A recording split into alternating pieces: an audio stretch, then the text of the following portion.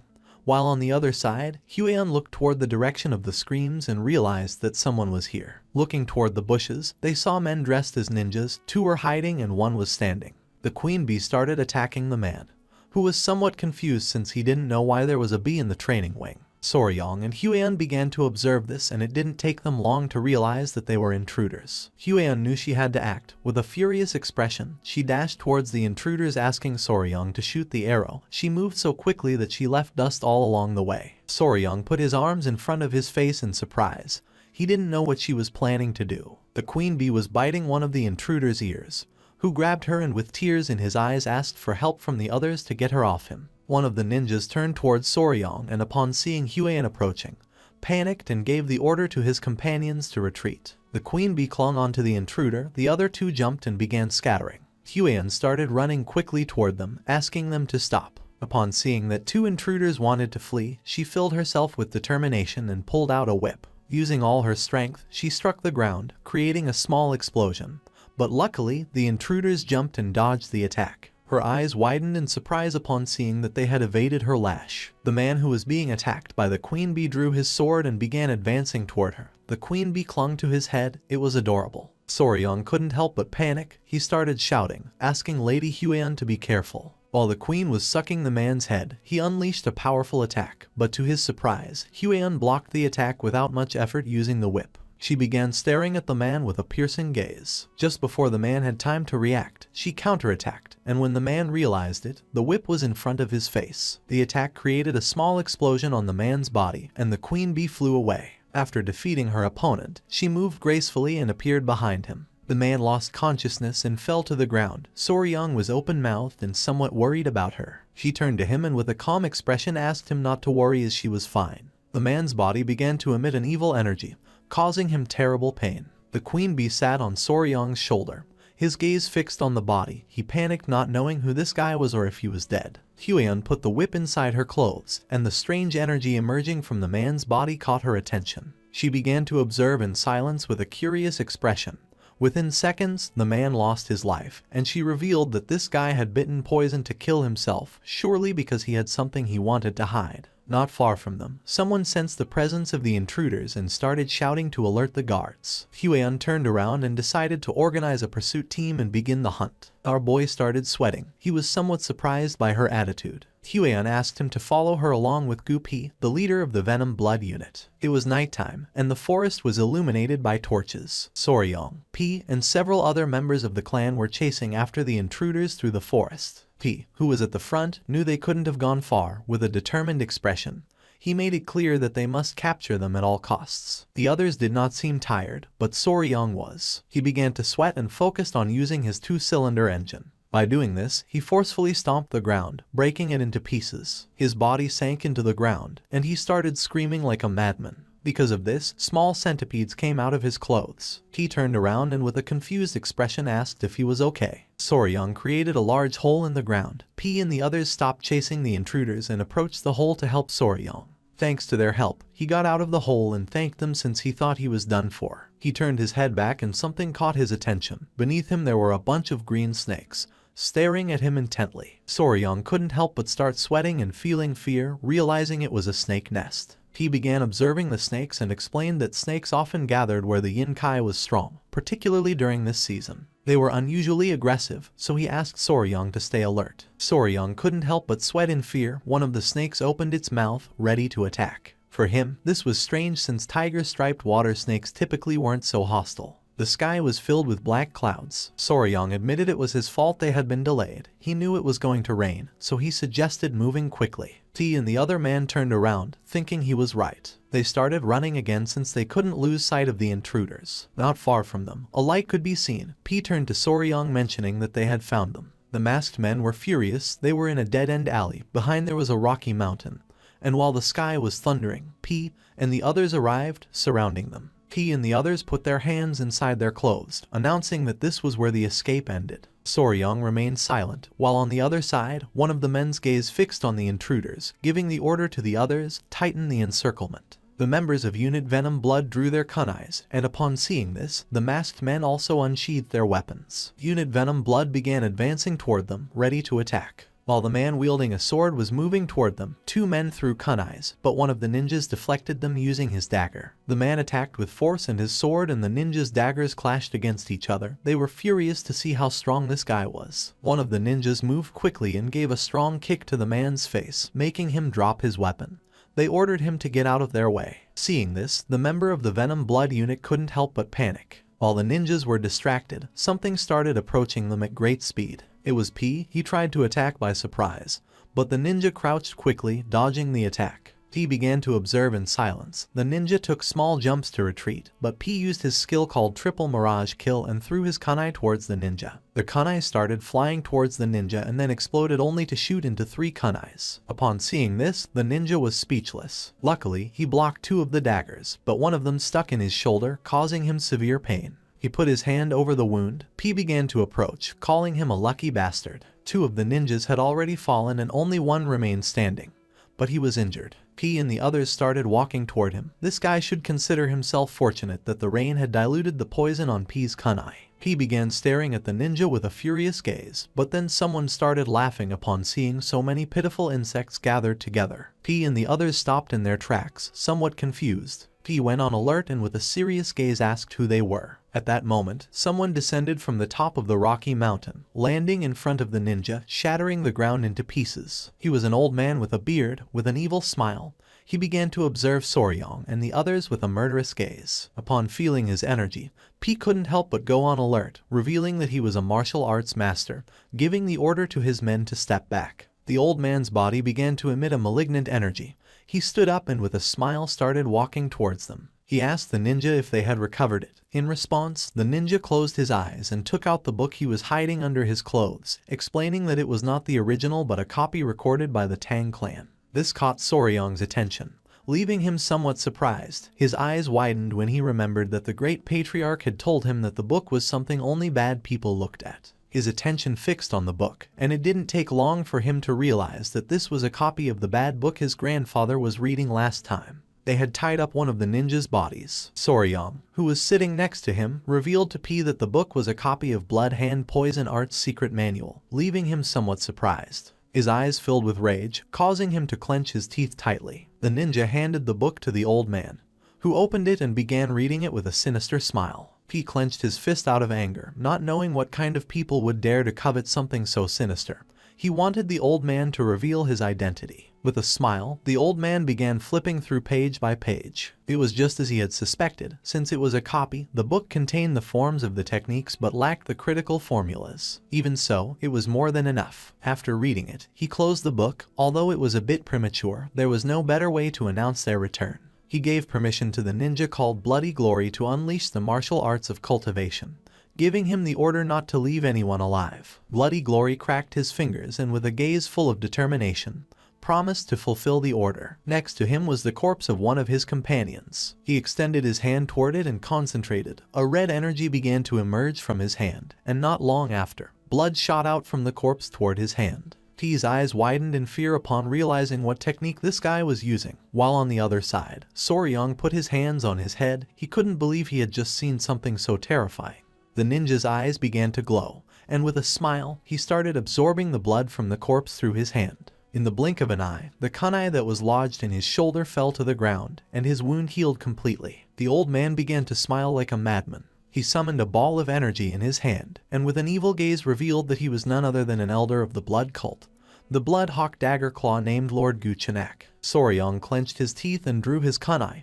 Guchenak's attention fixed on him, realizing that he was in good shape. Drool began to emerge from his mouth. He licked his lips and his eyes started to shine as it had been a while since he had tasted the pure blood of the young. It started to rain even harder. Guchenak put the book inside his clothes and with a smile gave Hyoleong the order to capture them, as there was nothing better to recover than the pure blood of a young person. The ninja nodded his head, and then the two began to rush towards Soryong and the others. He drew his kunais and couldn't help but go on alert. With an expression full of determination, he commanded his men to unleash the 5-position annihilation formation since they could not allow them to reach Soryong. Guchenak jumped, and while his body was emitting a suffocating energy, he started laughing like a madman, asking P to try to stop him. Everyone's attention focused on him, putting them on alert. Using his power, Guchenak unleashed a powerful attack, creating a great explosion in the area that shattered the ground into pieces. P knew this was bad, so he asked Soryong to be careful. The rocks were flung out, but Soryong put his arms in front of his face to avoid being hit. Just then, the ninja appeared behind Soryong and grabbed him by the neck with a piercing gaze. He began to choke Soryong using a rear naked choke, and while his eyes were glowing, he asked him to stay still since the elder wanted to take his pure blood. Little by little, Soryong started running out of air, causing his face to turn blue. But with his remaining strength, he gave the order to his children to bite. The small centipedes emerged and attacked the ninja, biting him on the wrists and neck, forcing him to release Soryong. The small centipedes were biting with all their might. They were adorable. Seeing that they were centipedes, the ninja couldn't help but feel somewhat confused. While the ninja was trying to understand the situation, someone threw a kunai which lodged in his head, leaving Soryong somewhat confused. The small centipedes returned with Soryong and the ninja's body began to burn in flames. He put his hands in front of his face and closed his eyes without knowing what was happening. Someone called out to Soryong. He turned around and his eyes widened with happiness. It was Huion, the elder of the clan, and Wolfgang. She had been the one who had thrown the kunai. She became serious, and Wolfgang clenched his teeth as something caught their attention. P and the others were using the 5-poison annihilation formation, so they didn't know what was happening. P's men began attacking Guchenak, who grabbed one of them by the neck and with a smile started releasing malignant energy. He turned toward them and with a nervous gaze revealed that they were being attacked by an elder from the blood cult. This made Huion's eyes widen in surprise and fear. She couldn't believe what she had just heard. She panicked, started running towards them and gave the order to everyone to assist Deputy Leader Gu P. Wolfgang began to follow her and nodded his head. With a serious gaze, he gave the order to everyone to transform the 5-poison annihilation formation into the 9-poison formation annihilation. Guchenak defeated one of the clan members and threw his body to the ground. But just then, P and the others surrounded him, adopting the 9-poison formation annihilation. A smile appeared on Guchenak's face when he realized that Soryong had been the one who had defeated Takanyong's blood hand poison claw. His eyes began to shine with malice, and he mocked Takanyong, saying that blood hand poison claw was just an overrated name since, after all, he had been bitten to death by none other than centipedes. Wolfgang, annoyed by the old man's attitude, gave the order to shut his mouth, revealing that he was going to be buried here. Upon hearing this, an exciting smile appeared on Guchenak's face. He went crazy, and while his body was emitting a powerful evil energy, he mocked Wolfgang and the others, telling them to try it if they had guts. The battle began, and under the intense rain, fire started to emerge. One of the clan members was injured. Soryong began to bandage his arm wound, causing him to writhe in pain, but he asked him to please hold on a little longer. Soryong bandaged the wound. He was somewhat worried since things were not going well as their side was becoming increasingly exhausted. Guchenak grabbed one of the clan members by the neck and with a smile began to use his power and absorb his blood. While P and the others grew weaker than before, this bastard from the blood cult became more energetic again as soon as he absorbed blood to recover. Guchenak attacked Huion, causing her body to crash against the tree. Soryong, who was bandaging the wound, couldn't help but go on alert. She fell to the ground, clenched her teeth, and began writhing in pain. Soryong, showing concern, turned around and asked if she was okay. He approached her and, worried about his future wife, placed his hands on her shoulders and asked if she was hurt anywhere. She lied saying she was fine, but then spat blood. She grabbed Soryong's hand, making him curious. With an exhausted look, she asked her future husband to please return to the clan and bring reinforcements, revealing that at this moment, they were not enough to defeat Guchenak. Soryong couldn't help but grit his teeth and feel furious knowing that she was right. Guchenak attacked again, absorbing the blood of another clan member, forcing P and the others to retreat. It was evident that Soryong could do nothing in this battle. Wolfgang, visibly nervous, asked Soryong to return and bring reinforcements for the sake of the clan. The elder promised to somehow hold back Gu Chenak, urging him to hurry. Soryang observed them silently for a moment and, with a desperate look, agreed, promising to return as soon as possible. He explained that his mobility arts were deficient, so he wasn't very sure if he would be able to do it. But just before he could finish the sentence, Huyen gave him a hug with tears in her eyes and, with a kind smile, said she trusted that Soryang could do it since he had been training hard all this time. She promised that next time they would go looking for poisonous creatures together again, leaving Soryang surprised. Huyen rested her hands on his shoulders and asked him to please go back and bring reinforcements from the clan. Then she ran out to support the others. Soryang stayed thinking in silence. With a sad gaze, he decided to return since this was driving him crazy. He started running back to the clan under the intense rain. He was panting heavily, and each step became heavier than the last. Soryang collapsed on the ground, causing centipedes to emerge from his clothes. The small creatures began encouraging him not to give up. He composed himself and began to stroke one of the centipedes. It was strange since even if he used his mobility art at full speed, it would take him almost half a day, not to mention that most of the clan's experts were also absent. Even if he called for reinforcements, they wouldn't arrive in time. It started raining even more intensely. Soryang began to observe silently and started pondering. A question came to his mind. He didn't know why they had sent him to seek help, realizing that they wanted to save at least him. He couldn't help but clench his fist as he thought the reason was because he was the youngest, weak, and needed protection, questioning whether this was what chivalry truly meant for martial artists. He remembered the kind smile of the patriarch when he mentioned that now Soryang was also part of the family. The word family began to resonate in his head. He had never seriously thought about this, thinking that he still wasn't a member of the Tang clan family from Sichuan. The exciting memories he had lived with them and the image of Huyen and the others smiling and extending their hand appeared in his mind. Everyone thought that he was already part of the family. He couldn't help but feel somewhat embarrassed and didn't take their hand since he was the only one who thought that he wasn't part of the family yet. Soryang began to smile, and then he caressed one of his centipedes, realizing that they were too warm-hearted to be a clan of assassins. He stood up, and his eyes began to shine with determination as it was time to save Mom. The centipedes made an adorable sound, indicating that they were happy. Soryang started running. He was determined to save them. He had to think of some way. The members of the blood cult could recover energy. The forest was full of poisonous creatures like snakes and frogs and poisonous plants. Soryang continued running until he stopped. In front of him there was a nest of snakes. He began to observe in silence, devising a plan. The nest of snakes was full of venomous snakes with piercing gazes. Upon feeling the presence of the creatures, one of the centipedes began to stir and become furious. Caressing the centipede, with a smile, Soryang asked it not to worry since he was going to be fine. He took the centipedes out of his clothes and left them on the ground. One of them was sleeping and the other two were crying. Without wasting time, Soryang left the centipedes behind and started running towards the snake's nest. And without hesitating for a second, he jumped inside, making the snake's attention focus on him. A confident smile appeared on his face. He was Spicy Fabry and had to resolve this matter in his own way. The blood-stained snakes were commonly called flower snake. They looked very cute, but they were undoubtedly venomous vipers. Soryang descended into the snake's nest, and within seconds, dozens of venomous snakes began to coil around his body, biting his hands and legs. Unlike venomous snakes that had hook-shaped fangs at the front of their mouths, these snakes had small venomous fangs in the molar area, which made injecting venom difficult. However, in terms of toxicity, they were the most poisonous terrestrial snakes in East Asia. Soryang began to sweat and with a smile asked the snakes to bite him harder. A snake bit him on the hand. His attention was fixed on it, and he clenched his teeth due to the pain. It was evident that these snakes had a stronger venom than the black mamba, but the technique for controlling internal energy of the Tang clan would help him resist the poison, so he was going to be fine for now. The little centipedes, somewhat worried about their father, peeked out and began to call for his attention. Soryang asked them not to worry and told them to stay calm since he would soon leave the snake's nest. Soryang's eyes widened in surprise as something caught his attention.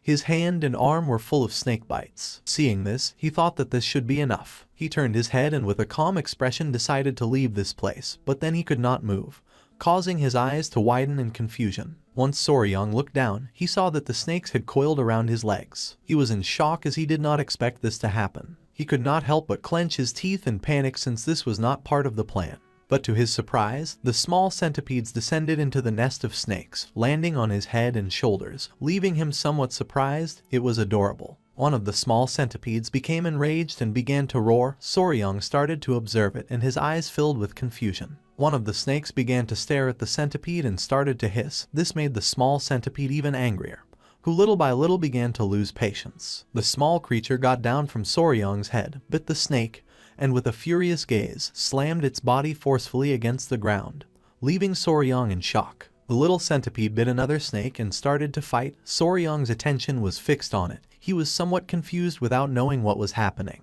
In an instant, the little centipede defeated the snake and its eyes began to shine with joy and it began to smile. Soryang could not help but thank it for scaring away the other snakes. Soryang crouched down and realized that they were worried about him. He began to caress the centipede's head and could not help but smile. The little centipede climbed onto Soryang's head and fell asleep. With a smile, he decided it was time to go to mom. Back in the battle, Hueon was somewhat exhausted, but her eyes were shining with determination. Many of the clan members had already fallen, and while several were surrounding Guchenak, he grabbed another by the neck and using his power, absorbed his blood, recovering energy. Hueon knew better than anyone that at this rate everyone was going to die. Foam began to come out of the man's mouth. Guchenak tightly grabbed his neck and began to absorb his blood. His eyes started to shine, and with a wicked smile, he mentioned that this was very easy. He was exhausted and sweating. He couldn't help but clench his teeth. Guchenak mocked them, asking if there was no one left who could stand against him. Hueon drew her whip. Instead of thinking about fleeing, she wanted to keep fighting and hoped that Soryang had escaped safe and sound. She stood firm and gave the order to everyone not to lose sight of Guchenak and to keep as much distance as possible. The rain was going to stop, so she asked them to send another signal to the nearby warriors. One of the men nodded, and Guchenak couldn't help but smile. One of the elders stepped forward and, with a sincere gaze, asked Hueon to retreat with Soryang. Upon hearing this, her eyes widened in surprise, and without hesitating for even a second, she refused. The men of the clan began to argue since there was no way that a direct descendant of the Tang clan could leave alone, abandoning the members of her clan while they fought. If they couldn't save her, they wouldn't be able to face the patriarch. Guchenak crossed his arms and remained silent. They asked Hueon to leave quickly, but she refused since she was not going to leave the clan behind. This made Guchenak gradually start losing patience. He interrupted the conversation and said that it was enough. He began to observe Hueon and the elder and made it clear that if his toys escaped, he would end up bored. He couldn't help but show an evil smile. He put his hand on his chin and revealed that if Hueon fled, he would turn the Tang clan into a hell since, to announce the return of the blood cult, it was necessary to give a great greeting. The elder couldn't help but clench his teeth upon realizing that this bastard had no intention of letting any of them go. Upon hearing this, Hueon drew her whip. With a determined gaze, she swore to take at least one of Guchenak's arms even if in the process everyone died. The others nodded their heads, her gaze fixed on Guchenak, and he couldn't help but smile. But just then, someone appeared behind them and mentioned that it was just as she had said. Someone from the clan never leaves the other members behind.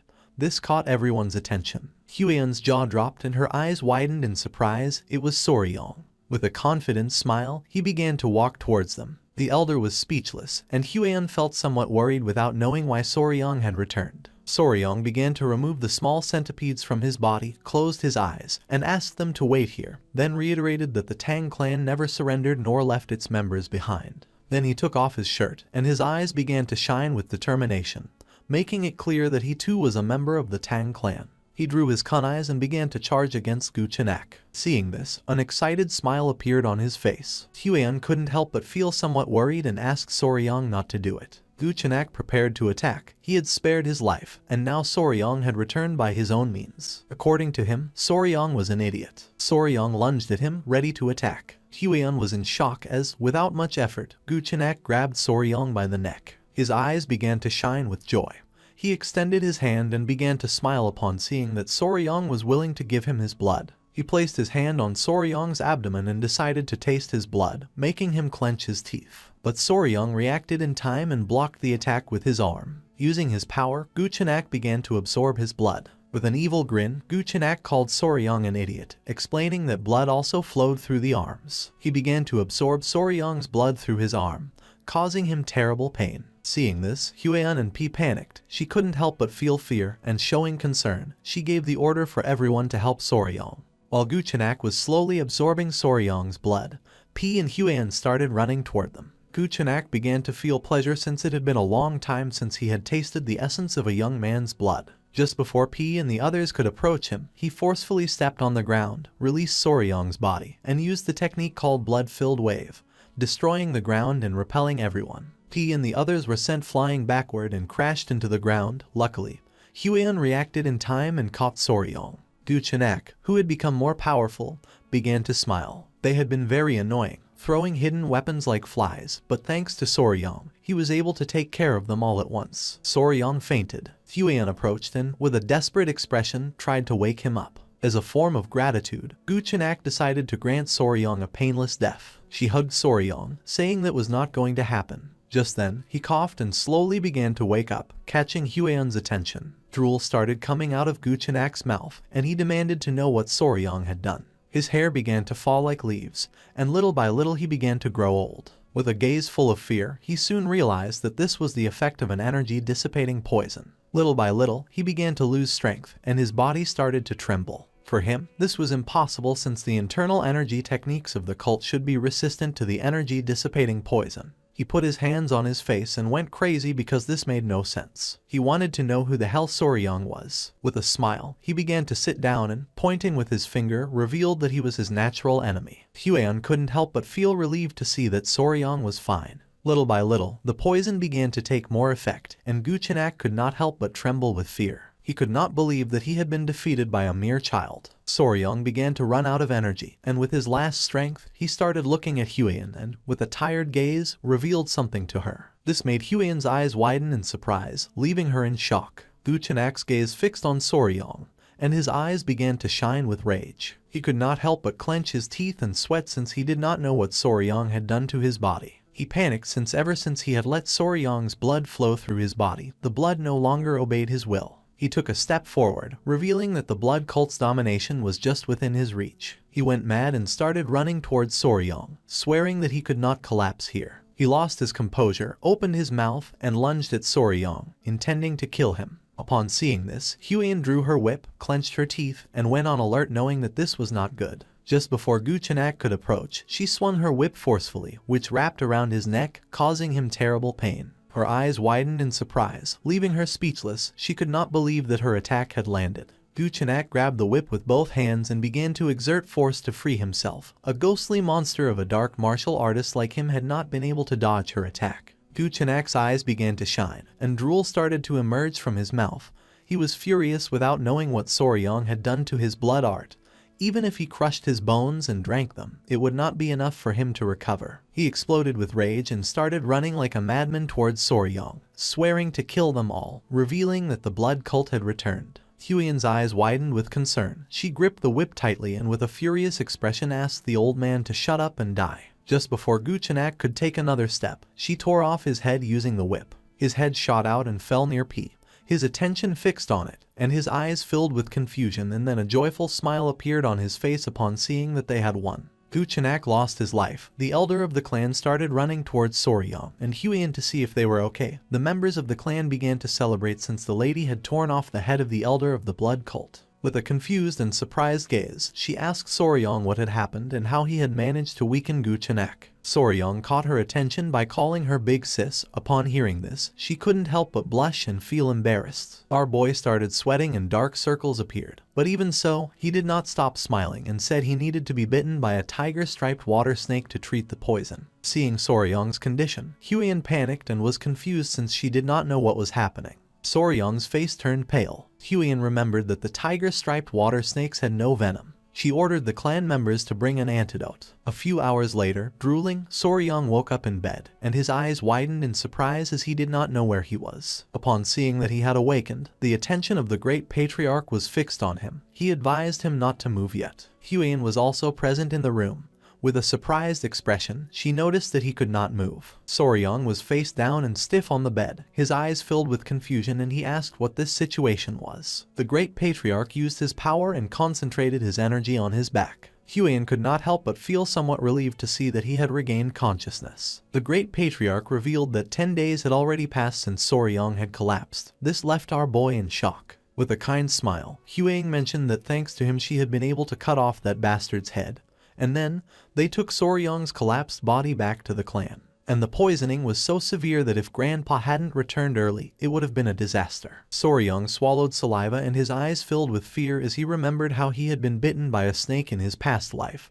He almost died twice from snake bites. A while later, the great patriarch finished the treatment, and now that Soryong had regained consciousness, he was going to be fine. He sat up with Huian's help and with a grateful gaze thanked him from the bottom of his heart. The great patriarch began to stare at Soryong and decided that it was time to talk about an important matter. He grabbed Soryong by the shoulders and with a curious gaze asked if the tiger-striped water snake really had venom and how he defeated the elder of the blood cult. Huian panicked and asked her grandfather to calm down. Little by little, our boy began to feel dizzy and decided to explain. With his hand on his head, he showed 2 fingers and with a calm gaze explained that the tiger-striped water snake was venomous and it had 2 types of venoms. One was inside of its mouth and the other came from the venom glands in the back part of its neck. Huian and the great patriarch sat next to Soryong's bed and became curious since this was something they did not know. Calmly, Soryong mentioned that it was because these snakes were shy and usually fled when they saw humans, and also their fangs were very small. In fact, it was not until the 1980s that people realized that tiger-striped snakes had venom.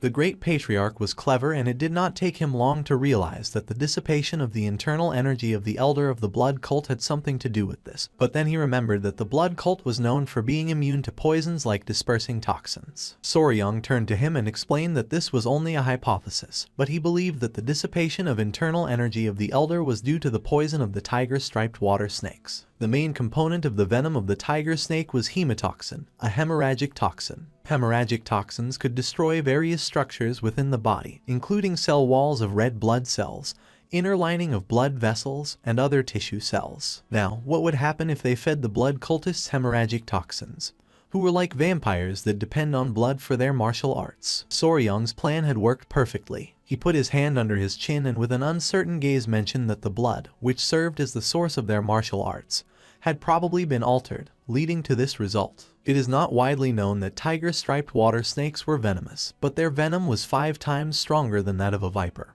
and if their venom was amplified with yin-kin, it became a deadly weapon. The eyes of the great patriarch widened in surprise, making him sweat. He was in shock to see that such a powerful venomous creature existed near Sichuan. Huian began to look at our boy with admiration and, with a smile, praised him for having achieved such a feat. The grandfather closed his eyes and coughed, catching the couple's attention. He crossed his arms and, with a smile, mentioned that Huian had told him that the elder of the blood cult called Soryong Nemesis of Heaven, his natural enemy. Our boy felt embarrassed because said like that it sounded exaggerated, like a high school delusion. He covered his mouth with the blanket, looked away, and couldn't help but blush. Seeing this, Huian and her grandfather placed their hands on his shoulders, since he had been able to perfectly seal the elder's martial arts, then being called natural enemy fit. The great patriarch began to smile and thanked him for having protected his family. He clenched his fist and could not help but get angry without knowing how they had dared to attack his family while he was absent.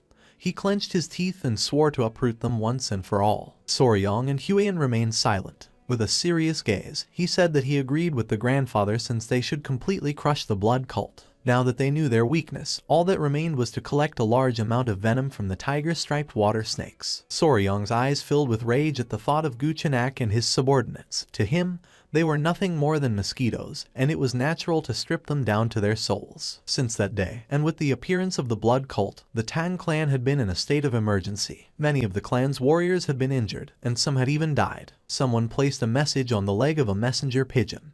Miram's allied orthodox factions were gathering at the Tang clan to provide their assistance. It was the great patriarch. He released the messenger pigeon and mentioned that considering they had faced someone at the pinnacle of martial arts, casualties had been minimal. But thinking about the blood that was going to flow again in Miram entirely because of the blood cult filled him with deep concern. They were not only content with kidnapping people at random to drain their blood, but 30 years ago they also committed a massacre, thus becoming the sworn enemy of the Miram as a sect. This was a very serious matter. While Soryong was distracted, the great patriarch placed his hand on his shoulder and said that this time things were going to be a little different. Soryong snapped out of his trance and became curious. With a confident look, the great patriarch revealed that the reason was that this time the Sichuan Tang clan was the natural enemy of the blood cult. Soryong couldn't help but get angry and sweat, not knowing if his grandfather was saying this on purpose. The grandfather turned towards him and showed a smile, confirming his suspicions. He put his arms behind his back and explained that he had a request, asking if he was going to be able to do it. He became curious and replied yes, and if it was something related to the clan, then he was going to give his best. The great patriarch's eyes filled with seriousness when he revealed that soon people from the Muram Alliance were going to arrive, and the military forces of the Alliance would be among those who arrived. He had planned to show them the poison that Soryong had discovered since they had finally uncovered the weakness of the blood cult. Soryong's eyes widened in surprise. He clasped his hands as a form of respect and with a smile said that if it was for the greater good, then they should do it. Upon hearing this, the great patriarch couldn't help but smile, knowing that Soryong would say that. Just before Soryong could leave, he mentioned that he had some news that was going to make him very happy. Upon hearing this, our boy's eyes filled with curiosity, and he turned around wanting to know what it was. With a kind smile, the great patriarch explained that the modifications to the Hall of 10,000 Poisons were complete and that from now on, Soryong was officially going to be in charge of managing the hall. Upon hearing this, he couldn't help but clench his fists and feel joyful. He began to imagine himself lying down and surrounded by poisonous creatures. This made his eyes widen with excitement. The great patriarch also mentioned that as he had suggested, they had also prepared a sunlit pavilion, since after all, to properly raise tiger-striped water snakes, a solid foundation was first needed. Soryong interlaced his hands and could not help but get even more excited. He had to think of it as if it were for the good of Muram and do his best effort. The messenger pigeon flew away. A few hours later, he arrived at the Hall of 10,000 Poisons, and his jaw dropped. It was beautiful, and there were 2 guards at the entrance. Soryong and Huiyan began walking toward the door. There was also a room called Toxic Creature Garden.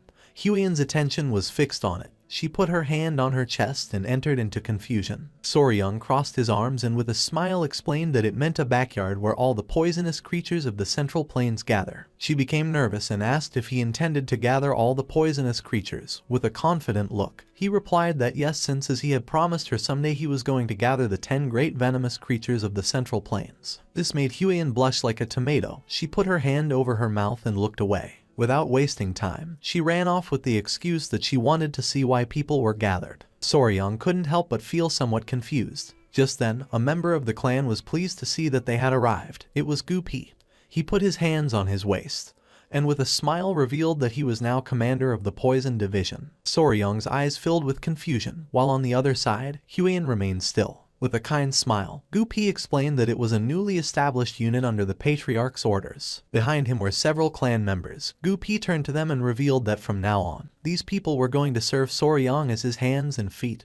Whether it was to find poisonous creatures or raise them, he could count on them. Upon seeing this, drool began to fall from Soryong's mouth, while on the other side, Huiyan could not help but feel envy. The eyes of our boy began to shine with joy upon thinking that this was like having staff from a pet store, realizing that they were truly giving him all their support. This was a moment in which Soryong's dream took one more step toward reality. The messenger pigeon reached its destination. A woman with black hair received the message, and after reading it carefully, she noticed that the blood cult had returned. She began to gaze at the sky, knowing that in the once peaceful Central Plains, a bloody storm was about to break out once again. The next day, early in the morning, Jiuchu and his men set off towards the Tang clan. One of the elders turned around and with a smile mentioned that they would soon arrive and assumed that they would finally have to stay at the Tang clan mansion that night. A smile spread across Jiuchu's face. He couldn't help but feel happy as it was a relief to escape sleeping outdoors. He began to imagine the leader of the Muram Alliance, the Emperor of the Fist, Ju Young-hak, with his fist clenched and his eyes shining with rage. With a nervous expression, Jiu-Chu realized that he had to bring at least one good piece of news.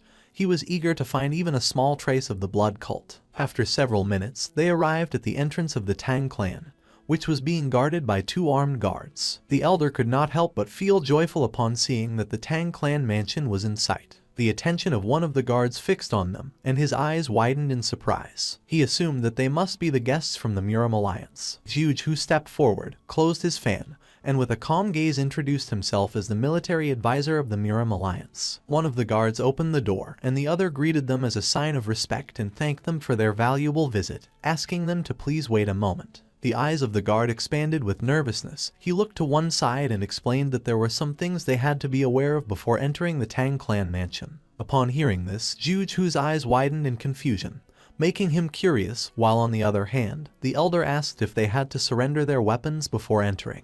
The guard began to touch his chin with his finger and with an embarrassed expression mentioned that this might sound embarrassing, but explained that no matter how small or insignificant a creature might seem, they should never take a life within the Tang clan. Jiuju began to imagine a golden statue of a Buddha and with a surprised expression wondered if the entire Tang clan had converted to Buddhism. The guard became nervous and explained that they would find out when they entered the Tang clan, but he asked them to keep this in mind. Upon hearing this, Jiuju and the leader became serious. Just then someone appeared and felt happy to see that the military advisor had arrived. Seeing this, Jiuju's eyes widened in surprise, making a smile appear on his face. They were Huiyan and Soryong. Both bowed their heads before him and greeted him as a form of respect. Jiuju also bowed his head to them and greeted them back, mentioning that it had been some time since he had seen Huiyan. She placed her hands over her abdomen and mentioned that it had been exactly 1 year since the last time they had seen each other. With a smile, Jiuju asked where the myriad poison's divine sovereign was. Huiyan closed her eyes and replied that her grandfather had gone to search for traces of the blood cult, asking that he please forgive her for the inconvenience. Jiuju's attention fixed on her, and with a serene expression, he asked how it could be an inconvenience to be received by one of the 3 flowers of Murim. His eyes widened with curiosity, and his attention fixed on Soryong. He asked who this young warrior was. With a kind smile, our boy said that it was an honor for him to meet the military advisor. He greeted them again and introduced himself as Y Soryong. Upon hearing this, Jiuju and the elders' attention focused on him. They were confused to see that he was not from the Tang clan. Huiyan placed her hand over her chest, looked away, and with a nervous expression revealed that Soryong was her fiancé. This revelation left Jiuju and the elder in shock. The men who had come with them started losing their minds and feeling jealous upon seeing that one of Murim's 3 flowers had a lover. They clenched their fists, and their eyes filled with tears. For them, this world was unfair, and they did not know where Soryong had come from. Envy also became evident in Jiuju's eyes. He opened the fan, and while gazing at the ground, he asked if they could guide them inside. He knew that at this rate, it was possible that the whole group would request a sparring match with Soryong. Just then, a strange sound spread through the air. The eyes of Zhenghu and the elder filled with confusion and curiosity since they did not know where that strange sound was coming from. The men's jaws dropped, they began to look at the sky, and with a surprised expression, they caught everyone's attention, revealing that there was something in the sky. The sound came from the golden-haired king bees, which were flying around the area. Everyone's attention was fixed on them. They were in shock upon seeing that there were such poisonous creatures as these bees in the Tang clan. The men stood in front of Huiyan and the others drew their swords and asked everyone else to be careful. They were ready to protect Huiyan. Seeing this, Soryong couldn't help but panic and, with a serious gaze, asked them to put away their weapons. His eyes widened in fear. He placed his hand on the man's shoulder and decided to explain the new regulations of the Tang clan. But the man became angry, pushed our boy's hand away, and with a furious gaze asked him to step aside, revealing that the golden-haired king bees were very dangerous creatures capable of killing an ordinary person with ease. Soryong tried to explain himself, but little by little the men began to crush his body. He could no longer contain his rage, pushed the men away, and with a furious gaze revealed that he was raising the golden-haired king bees, asking everyone to calm down. The man couldn't help but go into shock and swallowed hard upon seeing that Soryong was raising such poisonous creatures. One of the bees landed on Soryong's head as a form of love, and upon seeing this, Zhenghu and the others were scared shitless and backed away. With a smile, Soryong began to play with the bees and knew that they had missed him since it had been some time since they last saw each other. Huiyan's eyes widened with joy, and she began to show a smile. The gaze of the bees fixed on Zhenghu and his men. Our boy began to caress one of the bees and with a kind smile asked them not to sting the guests. The man's jaw dropped. He began to sweat upon seeing that Soryong was treating the golden-haired king bees as if they were children. And then, the spirits of the young warriors instantly calmed down. After this incident, Zhenghu and the elder accompanied Soryong and Huiyan inside. Zhenghu's attention was fixed on Soryong. He would never have thought that the young warrior from Hainan Island was the fiancé of the poisonous flower. He was in shock to see that despite being an outsider, Soryong had managed to become the son-in-law of Clan Tang. As they were strolling, something caught Zhenghu's attention. Not far from them, 2 men were sitting and arguing with each other. The black-haired man took out a small vase and, while pointing at it with his finger, with a furious gaze made it clear that a venomous scorpion would be more suitable for the Tang clan. The orange-haired boy took out a small chameleon and, with a gaze full of rage, asked what he was talking about and asked everyone to look at the shape of the chameleon's radiant crest. Zhenghu's eyes widened in fear.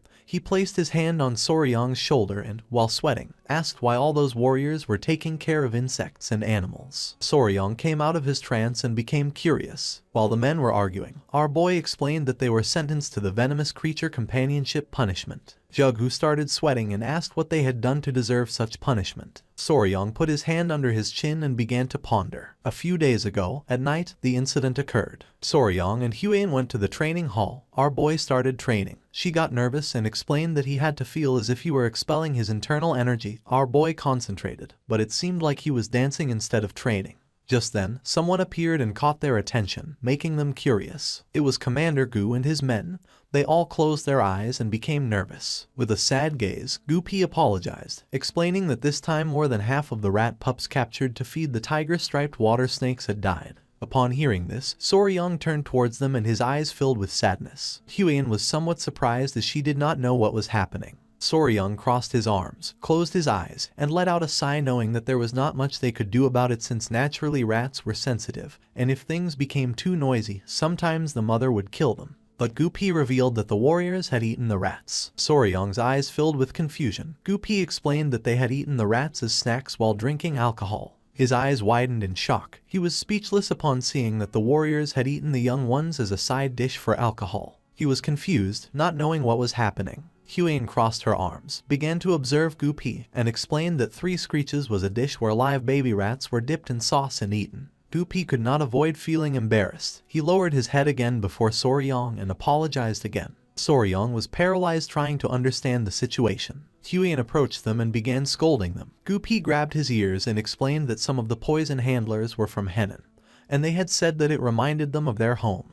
And one thing had led to another, causing this to happen. Soryong started staring at them with contempt and finally realized that the baby rats that had been captured to be used as food for the tiger-striped water snakes had been eaten by the warriors. He was furious and knew he had to do something so they would learn to value the creatures they raised. In this way, it was how the Tang clan of Sichuan established the venomous creature companionship punishment, and a new set of rules. Back in the present, Soryong crossed his arms and his gaze fixed on them, explaining that each of the warriors was now responsible for raising a venomous creature. The warriors began to argue among themselves. Jughu couldn't help but sweat, finally realizing why each one had a venomous creature. His eyes widened with curiosity and his gaze fixed on Soryong.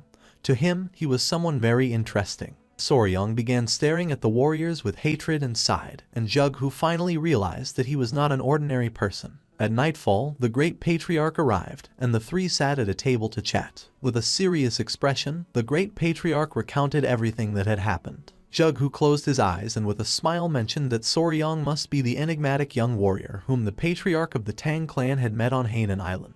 The great patriarch began to observe him and with a smile asked what he thought about the treasure of the Tang clan. Jughu praised our boy, saying that calling him enigmatic did not do him justice, admitting that the golden-haired king bees were astonishing. Soryong could not help but feel nervous upon seeing that he was being praised. Jughu's eyes began to shine with seriousness. For him, it was worrisome not to have found a single clue about the blood cult. With a smile, the great patriarch turned to Soryong and made it clear that they could not sit idly by and allow the influence of the blood cult to continue growing. Soryong's eyes widened with curiosity, and he turned toward him. The great patriarch asked our boy to bring that. This made Jughu's eyes widen in confusion and curiosity. The great patriarch began to show a finger and, using his power, created a barrier around them. Then, he closed his eyes and with a smile explained that they could not risk any sound leaking out, so for this reason, he had invoked a Kai barrier. Our boy put his hand inside his clothes, and Jughu began to observe the barrier, and his jaw dropped. With a confident smile, Soryong took out a small jar and placed it on the table. Jughu grabbed the jar, began to observe it, and his mind filled with questions. He asked what kind of object required even a Kai barrier to maintain secrecy. With a confident gaze, the great patriarch replied that it was a poison that dissipated internal energy. Jughu argued that the internal energy dissipating poison was quite common and hardly seemed like something that required a Kai barrier. Soryong and the great patriarch looked at each other and nodded with a smile. He revealed that this particular poison, which could dissipate internal energy, only affected members of the blood cult. Jughu's attention fixed on the poison,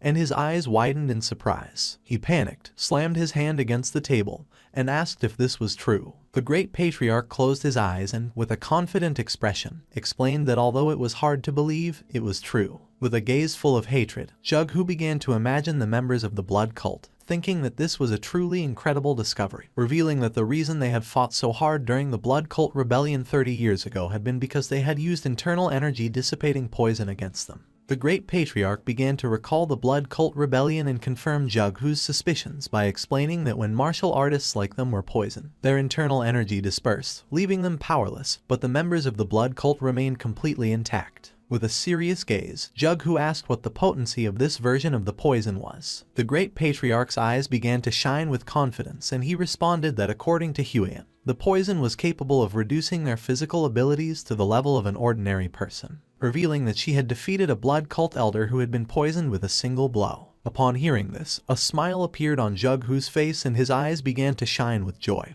realizing that this had the same effect as the internal energy dissipating poison from the past. He greeted the Great Patriarch as a form of respect and thanked him, since with a gift like this, even the leader of the alliance could breathe more easily. He turned to Soryang and mentioned that if Jughu wished to express gratitude, he should direct it to Soryang since he was the one who had made this discovery. He explained that Soryang had poisoned himself with the poison to lure the elder of the blood cult into absorbing his blood, and because of this, he had been on the brink of life and death for about 10 days. Jughu's eyes widened with admiration, thinking that he had great wisdom and bravery, sacrificing his own body. Our boy began to touch his neck and couldn't help but turn red. Jughu placed his hand on Soryang's shoulder, causing a confused smile to appear on his face. With a grateful gaze, Jughu said that if Soryang had any wish, he could ask him for it. Whatever it was, he would personally tell the leader of the alliance. Jughu started to smile. Waiting for an answer, our boy lowered his head and began to ponder. He started to touch his chin and with a nervous gaze, asked if it would be possible to obtain information about toxic creatures. Jughu was confused to see that Soryang was interested in information about toxic creatures and not in martial manuals, elixirs, treasures of gold and silver. His eyes filled with confusion, and he couldn't help but sweat. Seeing this, the Great Patriarch began to laugh. Jughu closed his eyes and realized that Soryang was unique since, even in Muram's long history, this was the first time he had seen such an eccentric person. He opened his eyes and, with a smile, explained that it might not be exactly the toxic creature he was looking for. He asked if our boy was interested in a mystical stone lizard. It was daytime, and somewhere on the island, there was a beautiful waterfall. Several men arrived at the area. The long-haired man turned around and told his uncle that they had arrived at the place. His uncle was none other than Jughu. They were on Mount Ganga in Sichuan. With a smile, the nephew mentioned that it was just as their ancestors had described. The waterfall, the turtle-shaped rock, and further in the distance, one could even see the summit of Mount Ganga. Jughu approached the water and touched it gently with his finger. He began to observe the water and, with a sincere expression, admitted that since this water came from the melting of perennial snow, it was freezing cold. He stood up and with a cheerful expression asked his men to stay here and his nephew Chen to stay close and follow him carefully. The men nodded their heads, and Chen's eyes widened with joy, making an excited smile appear on his face. Jughu gained momentum and jumped. Taking small jumps over the water, he began to move towards the waterfall. Chen did not fall behind, and imitating his movements, he started following him closely. A while later, they arrived at the waterfall. Jughu placed his hand on the stone and peeked out. His eyes began to shine with confidence as he remembered that beyond the turtle-shaped rock, if they climbed up the waterfall along the cliffside, there should be an entrance next to the fist-shaped rock. With a surprised expression, Chen mentioned that this matched perfectly with the records. Both looked at each other and with a smile, they nodded. They found an entrance, and Jughu decided to go first, asking Chen to follow him. Chen put his hands on his waist and couldn't help but get excited. They entered the cave, which had walls full of herbs. With a serious gaze, Jughu began to walk carefully, while on the other hand, Chen's jaw dropped as he had never seen a place like this. Using his hand, Jughu pushed aside the lianas and his eyes widened in surprise, leaving him speechless. They reached the heart of the cave, where there was a hole in the ceiling through which sunlight was illuminating everything. Jughu put his arms behind his back and mentioned that they had arrived. Chen's attention was fixed on the precious rocks.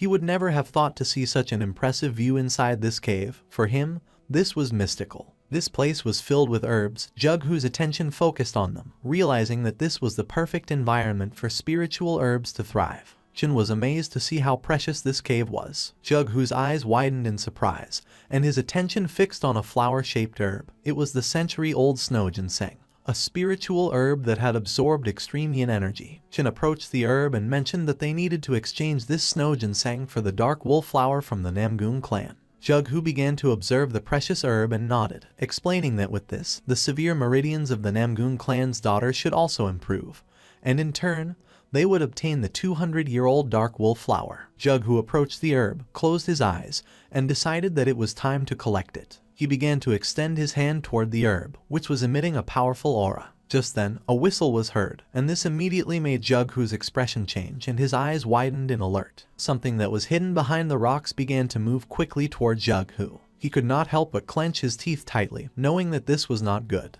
The creature attacked with speed, but luckily, Jughu stood up and using the fan blocked the attack at the last second. Then the creatures started bouncing against the rocks. Chen panicked and asked if his uncle was okay. The creatures started bouncing against the rocks with speed. Jughu's eyes filled with fear. He panicked and asked his nephew to be careful since it was moving extremely fast. The creatures tried to attack Jughu from behind, but he reacted in time, turned around, and blocked the attack again. The tip of his fan froze. His gaze fixed on the fan. He could not help but feel somewhat confused upon seeing frozen Kai. Chen, somewhat worried, approached and asked what was happening and what creature was attacking. Jughu remained silent, and then with a serene gaze revealed that they were being attacked by a lizard. Upon hearing this, Chen's eyes widened in surprise and confusion.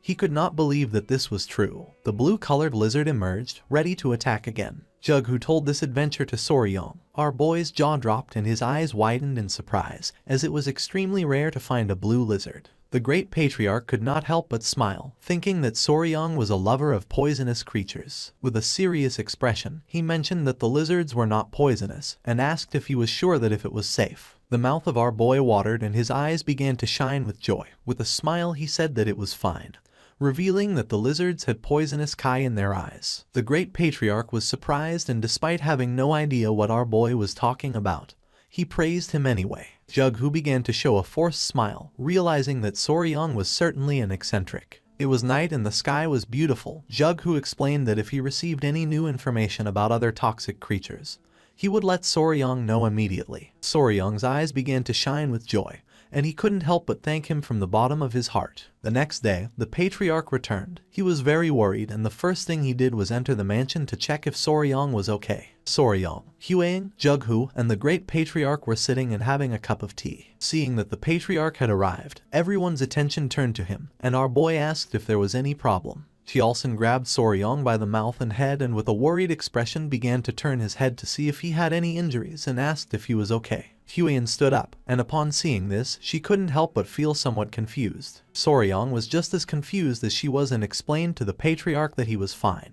With a smile, he began to show all the snake bites he had on his arms and explained that although he had woken up after 10 days with scars on his arms, at least he was alive. The patriarch's eyes began to shine with rage, and smoke started to emerge from his nose.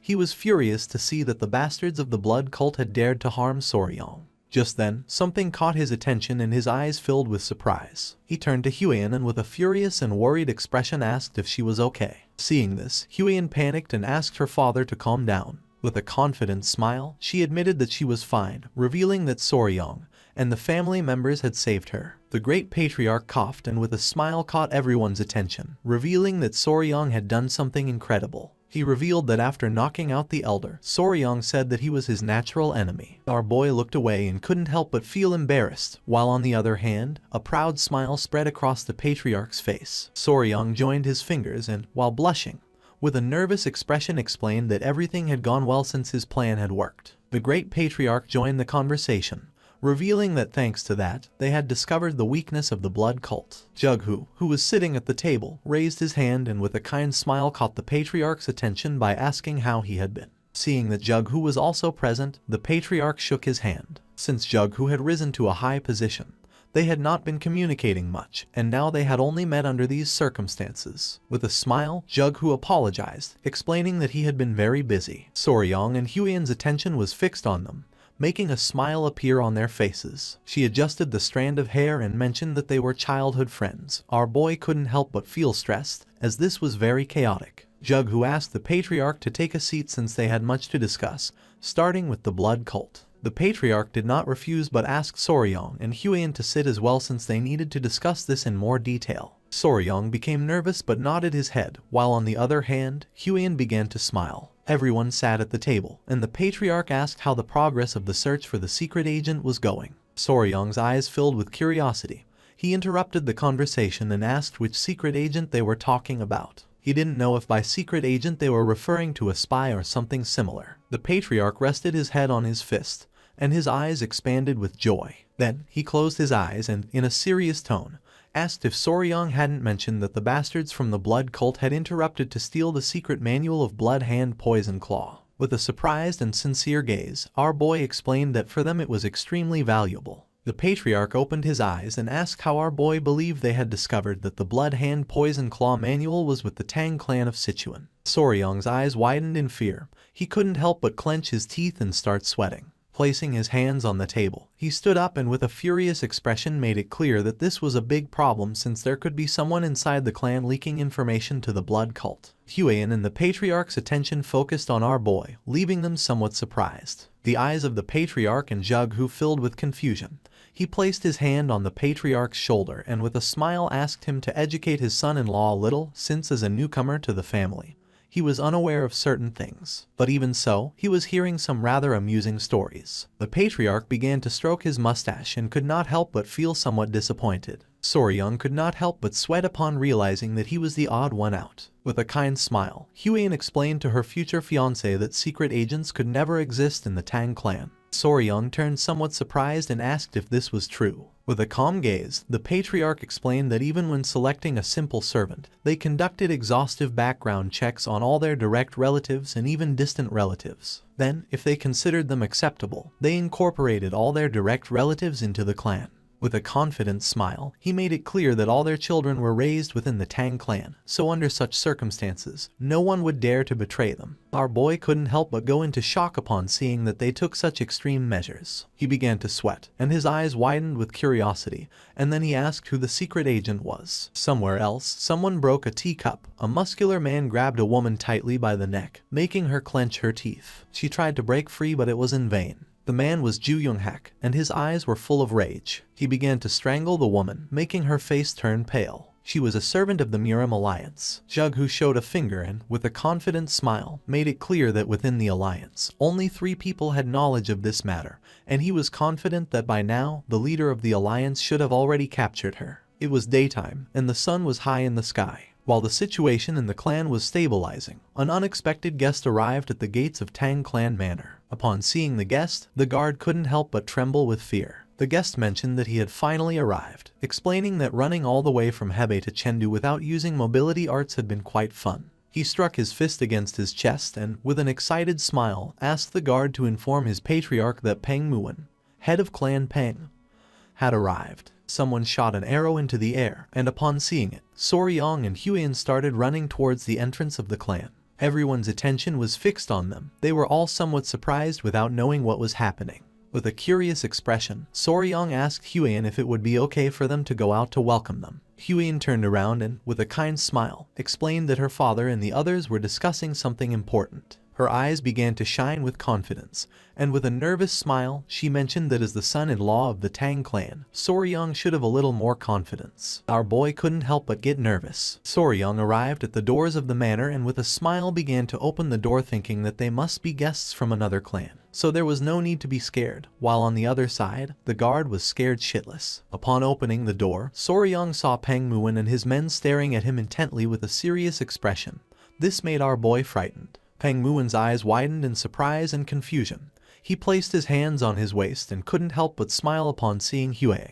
She joined her fist with her palm and greeted the head of the Peng clan with respect. With a smile, Peng Muin said that some time had passed. He had seen her when she was little and now she had grown so much that he could hardly recognize her. Huiyin closed her eyes and with a forced smile mentioned that had been 5 years ago, realizing that indeed a lot of time had passed. Peng Muin's eyes filled with seriousness and his attention focused on Soryong.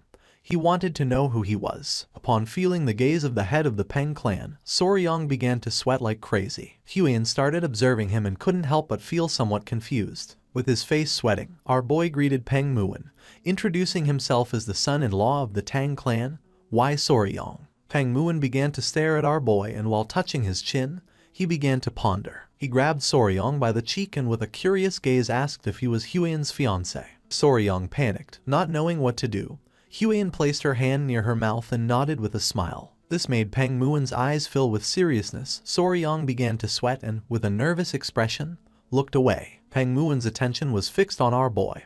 He put his hand under his chin and began to think with a curious gaze. Without wasting time, he touched our boy's private parts, which made Soryang turn as red as a tomato. Meanwhile, on the other side, Haoyun's jaw dropped and her eyes widened in surprise, leaving her in shock. With a smile, Peng Muin explained that he was wondering if Soryang was too young, but down there he was a full-grown man. Soryang, who was panting heavily, began to observe Peng Muin and couldn't help but feel somewhat confused. Our boy turned to Huiyan without knowing what was happening. Peng Muin placed his hand on Soryang's head, gave a thumbs up, and with a confident smile made it clear that in a few years, Soryang was going to be incredible. Huiyan turned as red as a tomato, looked away, and put her hands over her face. She remembered that the people of the Peng clan really didn't like formalities or rigid etiquette, so for this reason, the head of the clan had his own way of evaluating. Peng Muin placed his hand on Soryang's shoulder and began to smile. The attention of his men also focused on him, and their eyes widened in surprise,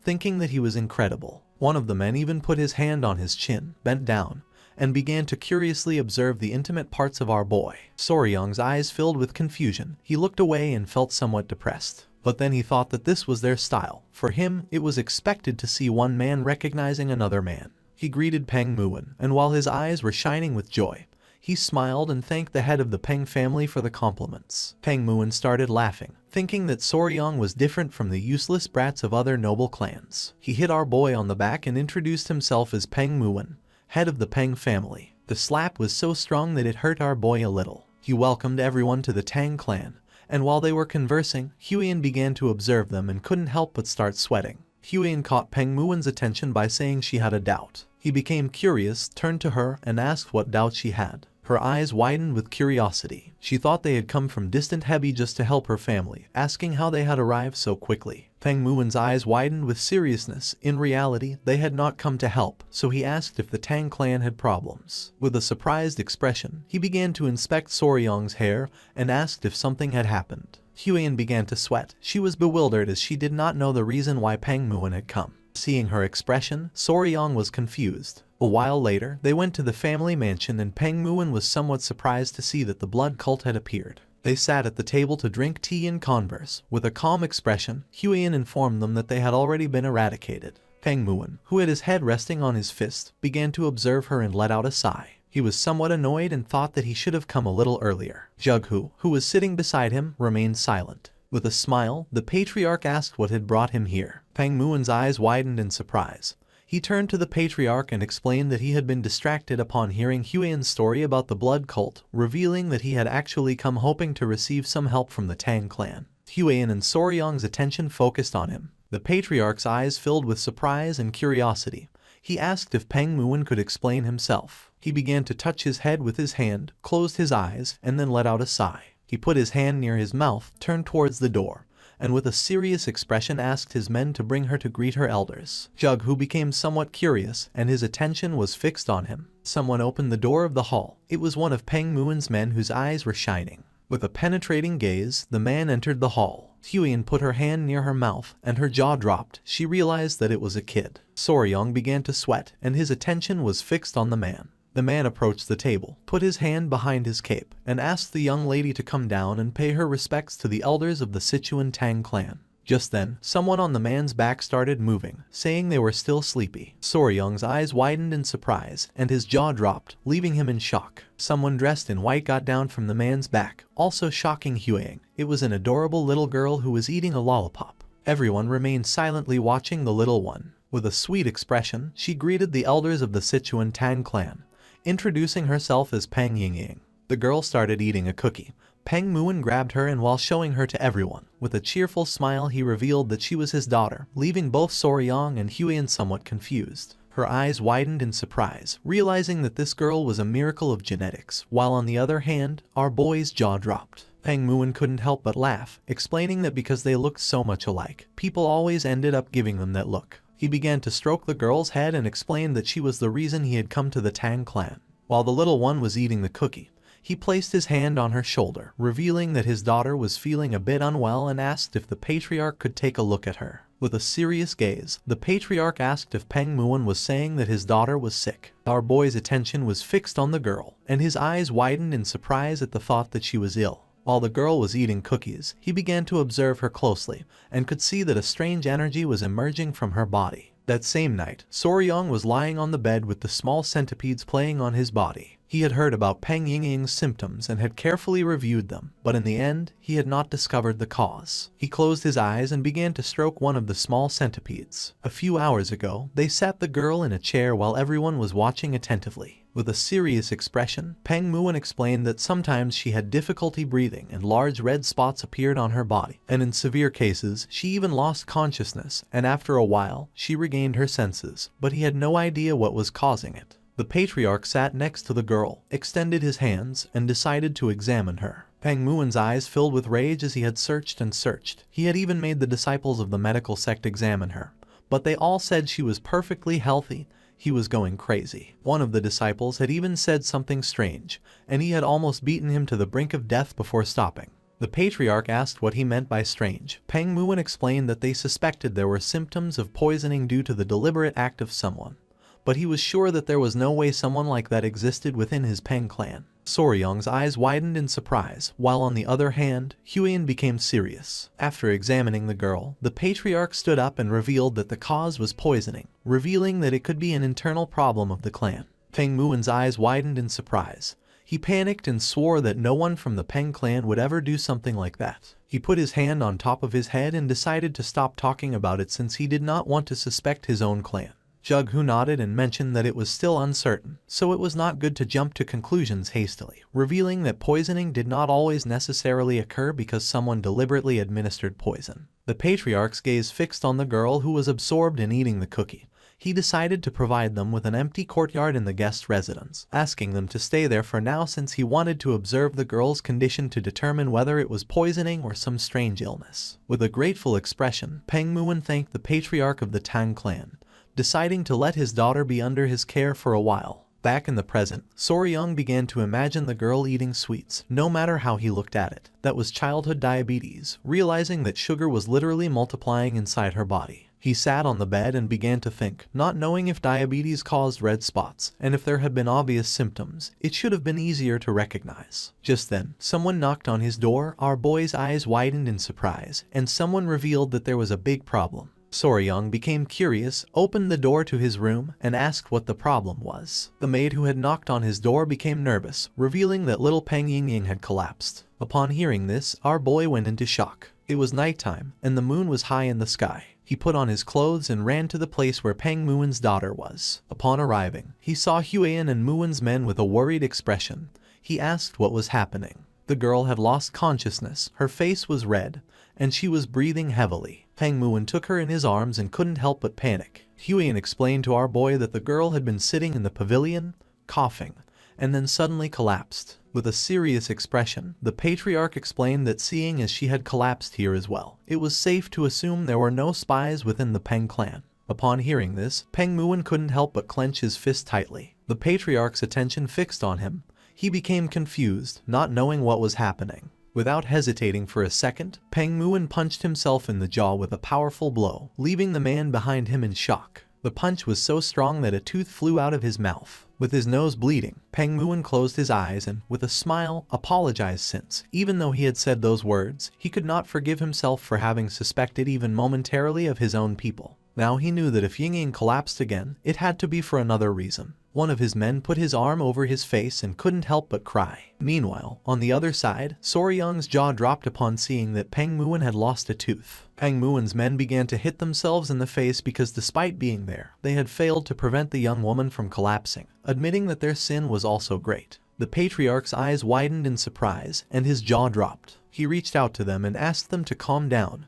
While on the other side, Peng Muon began to smile. More teeth started flying out. With a worried gaze, Huiyin approached Soryong and asked what they should do. Our boy put his hand behind his head and, with a sincere expression, mentioned that there was a way. He clasped his hands together and began shouting, asking them to calm down. Upon hearing our boy's voice, the men whose faces were covered in bruises stopped hitting themselves abruptly, and their attention turned to Soryong. Showing a finger and a confident smile, He revealed that there was a way to identify the cause of her symptoms and prove that no one here was guilty beyond all doubt. The attention of Peng Muon and the patriarch fixed on Soryong, and their eyes widened with curiosity. Soryong sat next to him and began to stare at him intently. Seeing this, Peng Muon's eyes widened in surprise. With a cold gaze, Soryong explained that first they had to remove Miss Peng Yingying's clothes. Upon hearing this, both the patriarch and Huan were petrified. Meanwhile, on the other hand, Peng Muon's eyes began to shine with rage. The patriarch was in shock upon hearing Soryong, while on the other side, Peng Muon's eyes widened in confusion and surprise.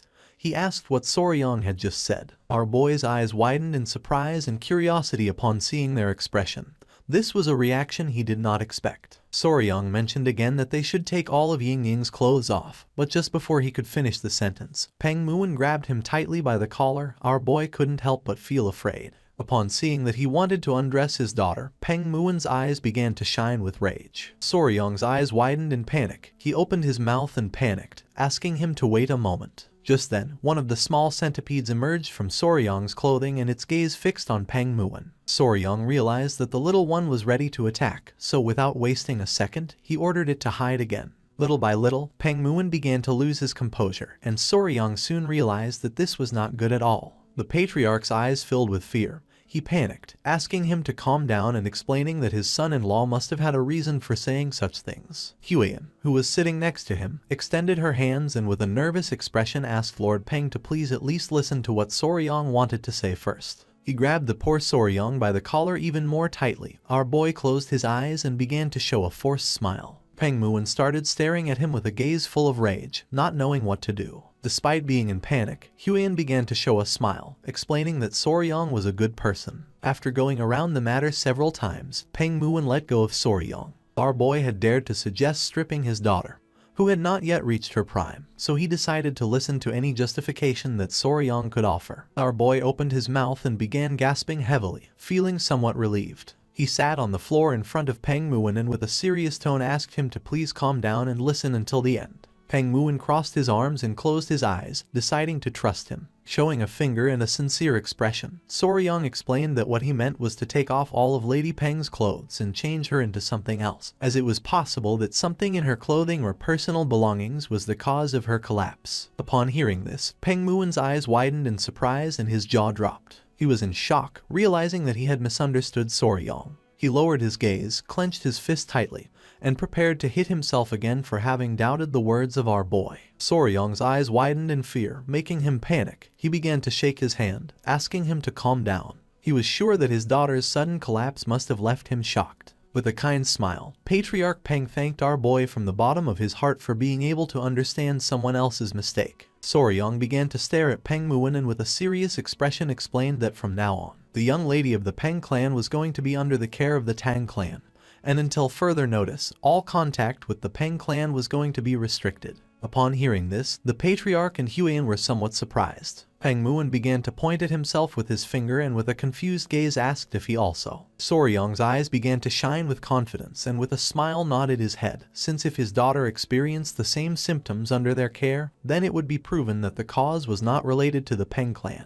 This was the method called controlled environmental adjustment, a technique commonly used by breeders who raised poisonous insects, snakes, and amphibians. In his past life, one day he took his little chameleon out of the terrarium. The little chameleon tried to converse with our boy by asking if he could add some vitamin D to the food. Soryong's eyes expanded in confusion, leaving him in shock. If only the creatures they cared for could tell them this part hurts, things would be much simpler. But there was no way since humans could not communicate with them directly. That's why they systematically changed aspects of their environment, such as habitat and food, to identify what was making the creature feel sick. Back in the present, Yingying, who had collapsed, had a red face and was breathing heavily. Soryong planned to use this method to diagnose her. He wanted to completely reset her environment and gradually reintroduce elements to identify the trigger since they couldn't just sit and let her keep collapsing without knowing why. The Patriarch began to touch his beard and with a curious expression realized that Soryong was right since, with some time, they would be able to discover the cause of her condition. He could not help but praise his son-in-law for having such a good idea. Soryong's eyes widened in nervousness, making him panic, while on the other hand, Huan closed her eyes and felt relieved. Peng Muon understood Soryong's plan, and his body began to tremble. He hugged his daughter and, with tears in his eyes, asked Soryang to please take good care of her. Our boy's eyes began to shine with confidence. He placed his hand over his chest and, with a smile, asked him to trust him. What no one knew was that he had raised countless creatures, and a little girl was nothing in comparison. The next day, little Ying woke up and her eyes filled with tears. This was not going to be as easy as Soryang had hoped. Ying started crying, and upon seeing this, our boy panicked, not knowing what to do. Ying started crying even more. Soryang put his hands on top of his head and his eyes widened in confusion since the moment she had regained consciousness. She had begun to cry. Meanwhile, Lady Huiyan and Soryang's mother-in-law were outside gathering essential supplies to care for Ying, so Soryang was left alone with an unpredictable little child. He approached the bed and with a confused expression asked if she was sleepy or hungry.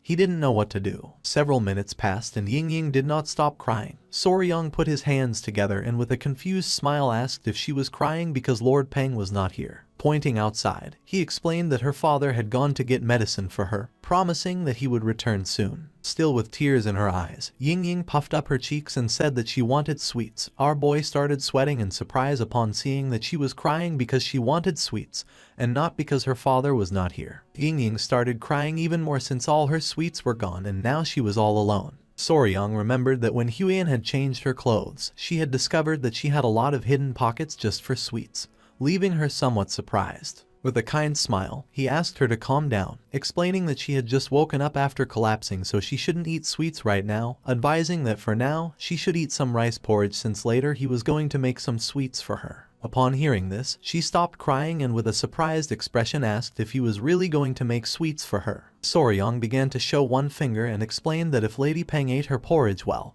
and was obedient, he would make candied fruit skewers just for her. The little girl's eyes widened in surprise. She closed her eyes and with a tender smile decided to make a promise with him. She clenched her fist and with a smile revealed that the Peng clan always kept its promises. If she broke hers, he could hit her in the face. Soryang lowered his head and couldn't help but feel somewhat disappointed, not knowing why the damn Peng clan taught these kinds of things to children. It was daytime and the sky was clear. Somewhere in the manor, Peng Moen was hiding among the bushes. His eyes were full of seriousness as lately he had been burdened with worry. Ying, who was playing with one of the bees, and Huiyan passed in front of him. Peng Moen's eyes filled with tears as he could only see Ying from afar. You see, due to the rule of no contact with the Peng clan, he could not see his daughter. Soryang's attention was fixed on him. He put his hand over his mouth and with a confused expression asked what he was doing here. Upon hearing our boy's voice, Peng Moen went on alert, and without wasting a second, grabbed Soryang and pulled him into the bushes. With a worried gaze, he asked how Ying was doing. Soryang's eyes, as he lay on the ground, widened in confusion. He sat in front of the patriarch and mentioned that she was eating well and was obedient. Upon hearing that she was eating well, the patriarch's jaw dropped in surprise. Our boy revealed that she had devoured an entire plate of fried pork. Peng Moen was in shock, not knowing how Soryang had made her eat, to which he responded that she had eaten it by herself. Peng Moen's eyes widened in surprise and confusion. Just then, someone wearing a red dress appeared. Their attention was fixed on it, and their eyes expanded in surprise. It was Huiyan. With a kind smile, she greeted the lord of the Peng clan with respect. In response, with a grateful smile, Peng Moen thanked her for taking care of his daughter. With a calm gaze, she mentioned that Ying was asking where older brother Soryang had gone. Upon hearing older brother, Peng Moen couldn't help but feel furious, while on the other hand, Soryang was somewhat confused. Peng Moen's eyes began to shine with rage since not even he had had a proper conversation with her, without knowing when they had become so close. Seeing his expression, our boy's jaw dropped in fear. Peng Moen exploded with fury, wanting to know since when she had started calling him older brother. Soryang clenched his teeth and without wasting another second, ran out of the place. Peng Moen put his hands on top of his head and started going crazy. Huiyan turned towards him and with a cheerful smile asked if he was heading to the training grounds again. Our boy explained to her that after playing a little with the golden-haired king bees, Ying was more obedient. Soryang started running towards the training grounds, realizing that the golden-haired king bees also felt affection for Ying. A few minutes later, he arrived at the training grounds where little Ying was playing with one of the bees. She held the bee in her arms and with a cheerful smile greeted our boy. Ying started playing with the bee and then more bees began to arrive. One of them climbed onto her head and another started licking her cheek. She couldn't help but smile as she felt ticklish. Soryang's attention, who had his arms crossed, was fixed on her, and a smile appeared on his face since thanks to these little creatures,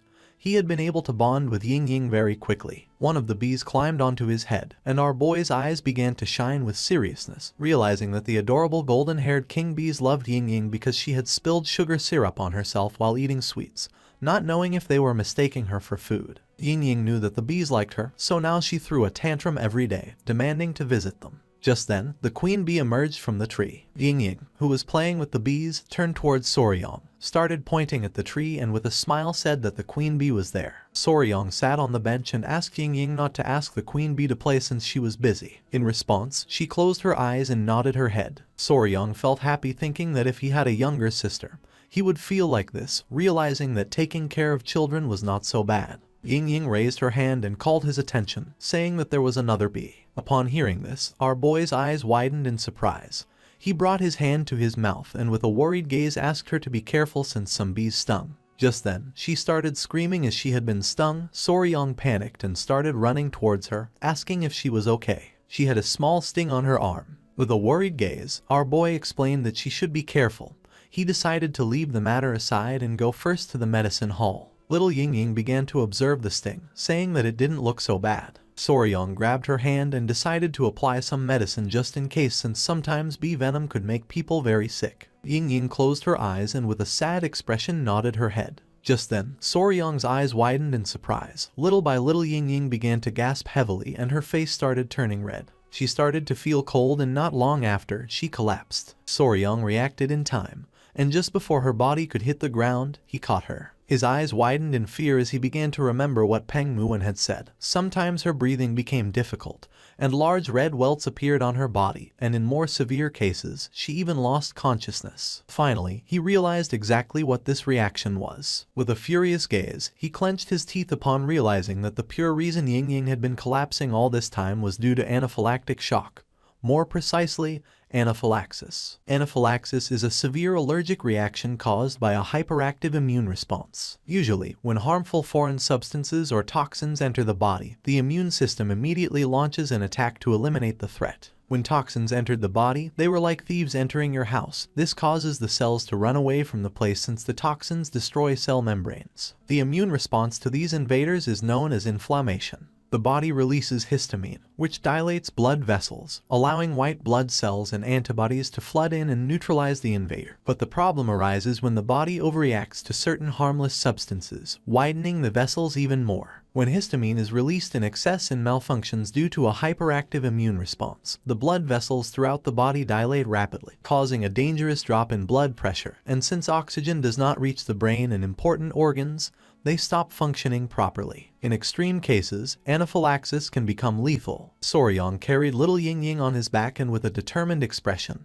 began to run at full speed, knowing that they had no time. He started running quickly through the area, and along the way begged Ying Ying to please hold on a little longer. Several minutes later, thanks to his incredible mobility arts, Soryong arrived at the entrance of the patriarch's residence. With a nervous gaze, he began to shout, informing his father-in-law that Ying Ying had lost consciousness. Upon hearing this, the patriarch opened the door. Ying Ying, who was as red as a tomato, began to pant heavily. Soryong picked up Ying Ying in his arms and clenched his teeth in worry, not knowing if she would be okay. The patriarch and Peng Muwen ran out of the residence, and upon seeing that Ying Ying had lost consciousness, they panicked, asking what had happened. With a worried gaze, Soryong explained that she was having serious trouble breathing. Peng Muwen took his daughter, and his eyes widened in fear. He reached out and decided to pour his internal energy to stabilize her. The patriarch sat beside them and remained silently observing. Little by little, the breathing of little Ying Ying began to stabilize, and the red rashes started to disappear. In a matter of seconds, the red rashes disappeared, and Ying Ying's breathing returned to normal. Seeing this, Soryong closed his eyes, fell on his butt to the ground, and let out a sigh of relief, thinking that internal energy was incredible. The primary treatment for anaphylaxis was to stabilize blood pressure and ensure an open airway for breathing. In modern medicine, this was done using epinephrine, steroids, and antihistamines, and in more severe cases, intubation was required to help with breathing. But in this world, Kai-based techniques solved everything, and it was no surprise that Soryong found it impressive. The patriarch's gaze fixed on Ying Ying, and his eyes filled with seriousness as he realized that the symptoms were the same as last time. He turned to Soryong and, remembering that he was with her, asked if he had seen what had triggered the reaction. Peng Muwen's eyes widened with curiosity. He asked if Soryang knew what had caused her to faint. Our boy sat in front of them and nodded his head, explaining that he had seen it clearly. With a confident expression, Soryang began to show a finger, revealing that Ying had collapsed after being stung by a bee. Upon hearing this, Peng Muwen and the patriarch's jaws dropped in surprise. They could not believe that a bee had been the trigger for the allergic reaction. The patriarch began to stroke his beard and thought that although it was rare, there were cases of people fainting after being stung by a bee. But he knew that this did not explain why she had collapsed all those other times. Peng Muwen's eyes widened in surprise. He thought that the patriarch was right, since if a bee sting were the cause, she would not have made it this far. He was somewhat confused because this meant that they still did not know what the cause was. The patriarch let out a sigh as they could not find any clear connection.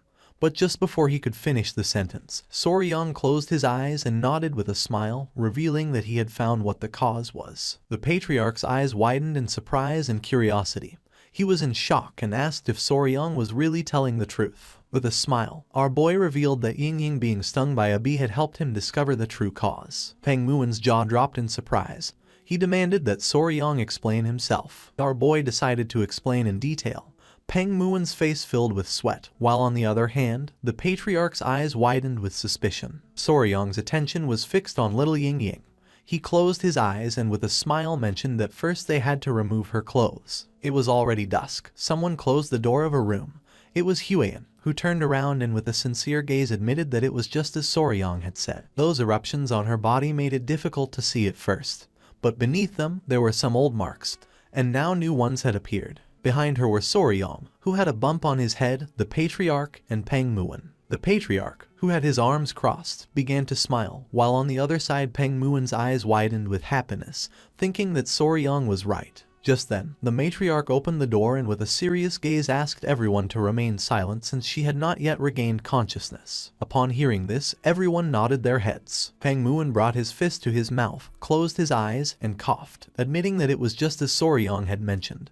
There were additional marks beyond just the rash. Soryang, who had a giant bump on his head, began observing him in silence. With a sad and confused gaze, Peng Muwen asked why his daughter had been fainting all this time. With a confident tone, Soryang revealed that it was due to bee venom poisoning. Peng Muwen's eyes filled with confusion as he recalled that the patriarch had said that was not the cause. Besides, there was no way they wouldn't notice a bee sting, and their courtyard had no flowers, only stone pavement, so there was no reason for the bees to be there. He wanted to know what made Soryang think it was bee venom. Soryang closed his eyes, started touching his chin, and thought that he was right since a bee sting would have been noticeable. But he had no doubt that her symptoms matched perfectly with anaphylaxis caused by bee venom. Little by little, our boy began to open his eyes, which started to shine. His mind was like a giant bookshelf full of books about poisonous creatures. His eyes began to shine with seriousness. He started touching his cheek and knew that what he needed to find out was another creature that had the same venom as a bee, one that contained melatonin or peptides that triggered swelling and difficulty breathing.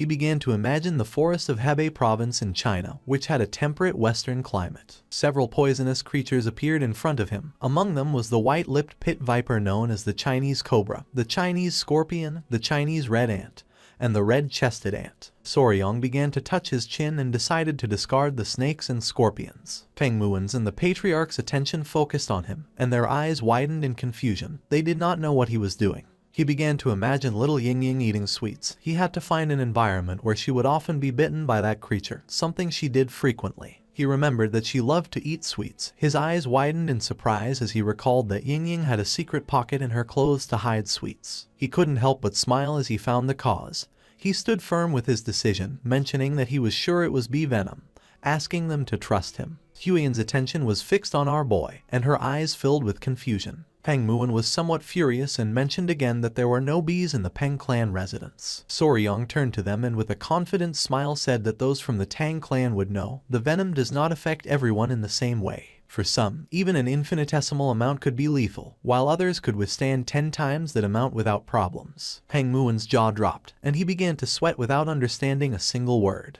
The patriarch reached out to him and, with a sincere gaze, argued that Soryang was right since even with the same poison, the effects varied from person to person. Soryang extended his hands, explaining that as they had seen, Ying was particularly sensitive to bee venom. Huiyan remained silently listening, while on the other side, Peng Muwen and the patriarch nodded their heads. Soryang's eyes began to shine with confidence.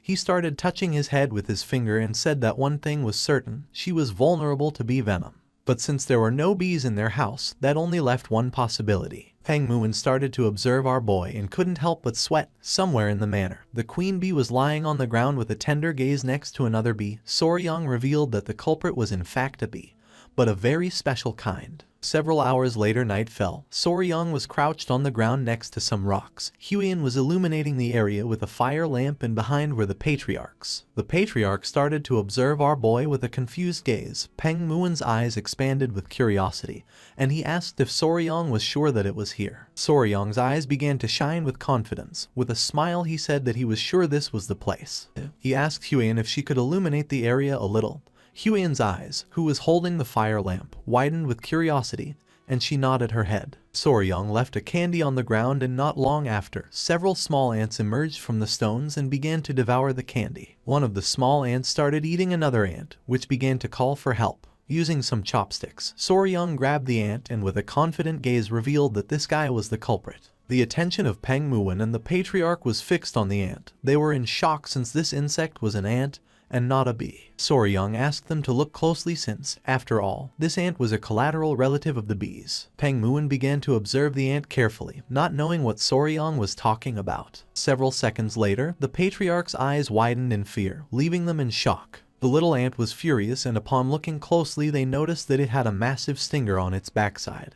They could not believe that an ant had such a large stinger. The patriarch finally realized what Soryang meant by them being collateral relatives, while on the other hand, Peng Muin was left open-mouthed upon seeing an ant with such a large stinger. Soryang began staring at them, revealing that this creature was the collateral relative of the bee that had caused Ying to collapse, a real stinger ant. Peng Muin's gaze fixed on the ant, and he couldn't help but sweat, while on the other hand, the patriarch was in shock. This ant was the true culprit behind Ying's condition. Belonging to the order Hymenoptera, family Formicidae, known as the Asian needle ant. The king stinger ant, or Pachycondyla chinensis, was from the order Hymenoptera, from the family Formicidae, and from the subfamily Ponrani. Many must be wondering what the hell ants had to do with stingers. It was simple. These stinger ants had evolved from the same ancestor as bees, which meant that they had retained many characteristics similar to those of bees. In fact, studies on the venom of stinger ants and bees had shown that people who suffered anaphylaxis from stinger ant venom also tended to react in the same way to bee venom. Soryang grabbed the ant with the chopsticks, making it become furious, pointing at it with his finger, and with a smile, our boy mentioned that he didn't believe the ant was targeting Ying specifically. According to him, it had probably appeared to feast on the demon beasts that had invaded the Tang household, revealing that the king stinger demon ant fed mainly on other demonic creatures. After being stung by the ant, one of Peng Muin's men carefully analyzed the sting. The mark looked like a common rash, so then they had no way of knowing what had really stung her. And by the time Ying regained consciousness a few days later, she simply assumed it was a residual spot from something insignificant. Peng Muin's eyes widened in surprise and his jaw dropped. Now everything made sense, and no one would have thought that Ying had collapsed because of such a pathetic and small creature. With a curious expression, he turned to the patriarch and asked if he could make an antidote. The patriarch closed his eyes and began to think. He opened his eyes, which were filled with seriousness, revealing that there was an antidote for bee venom. But cases like Ying's, where the body was highly sensitive to the toxin, often it did not work effectively. Peng Muin's eyes widened in surprise and his jaw dropped. The patriarch made it clear that just knowing the cause was a step forward, since at least now they could be careful before she collapsed again.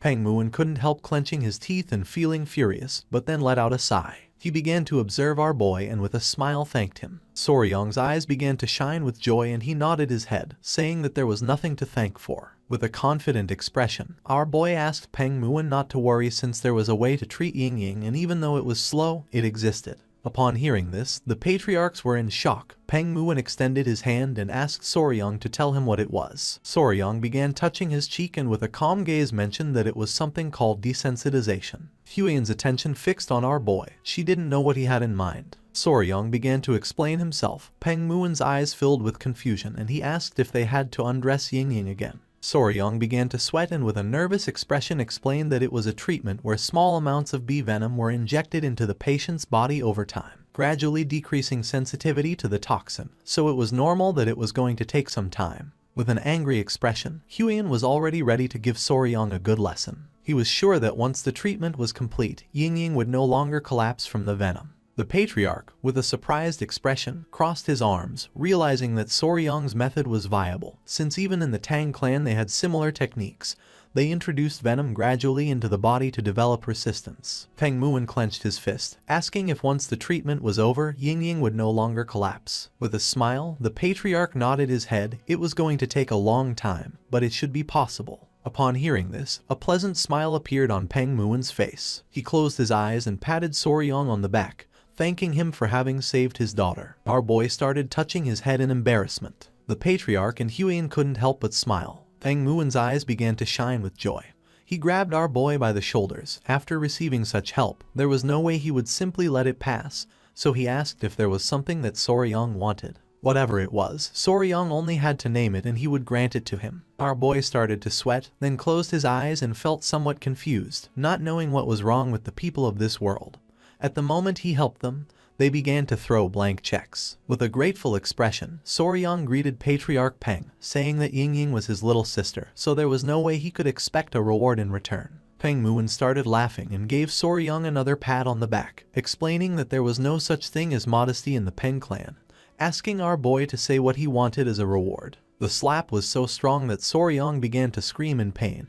He knew that if he didn't say something right now, he was going to die. Just then, our boy's eyes widened in surprise. With a joyful gaze and mouth watering, he asked if Peng Muin could join him for a mountain tour. Peng Muin became somewhat confused. The next day, Peng Muin, Soryang, Gupi and Huiyin went to Mount Gongga, which was in Sichuan province. Everyone's attention was fixed on the beautiful waterfall. No one had seen anything so beautiful. With a smile, Peng Muin mentioned that this was a magnificent mountain. Soryang began to laugh, explaining that it was said there was even a beautiful stone cliff. Huiyin stepped forward and her attention fixed on the waterfall. With a smile, she admitted that according to the general, this should be the place. With a confident expression, Soryang thought that she was right, since this should be the waterfall and the rock he had mentioned. Our boy felt somewhat confused since he didn't know how they were going to reach the cave that was behind the waterfall. Upon hearing this, Peng Muin turned toward them and an idea came to his mind. With a surprised gaze, he remembered that Soryang had said that he had only recently started learning mobility arts, realizing that he was not familiar with the technique of wave-stepping swallow flight. With a curious expression, our boy asked what that was. At first, Peng Muin began to smile, but then his smile disappeared and his eyes filled with confusion. He grabbed Soryang by the shirt and lifted him into the air. Explaining was painful, so he decided to teach him directly.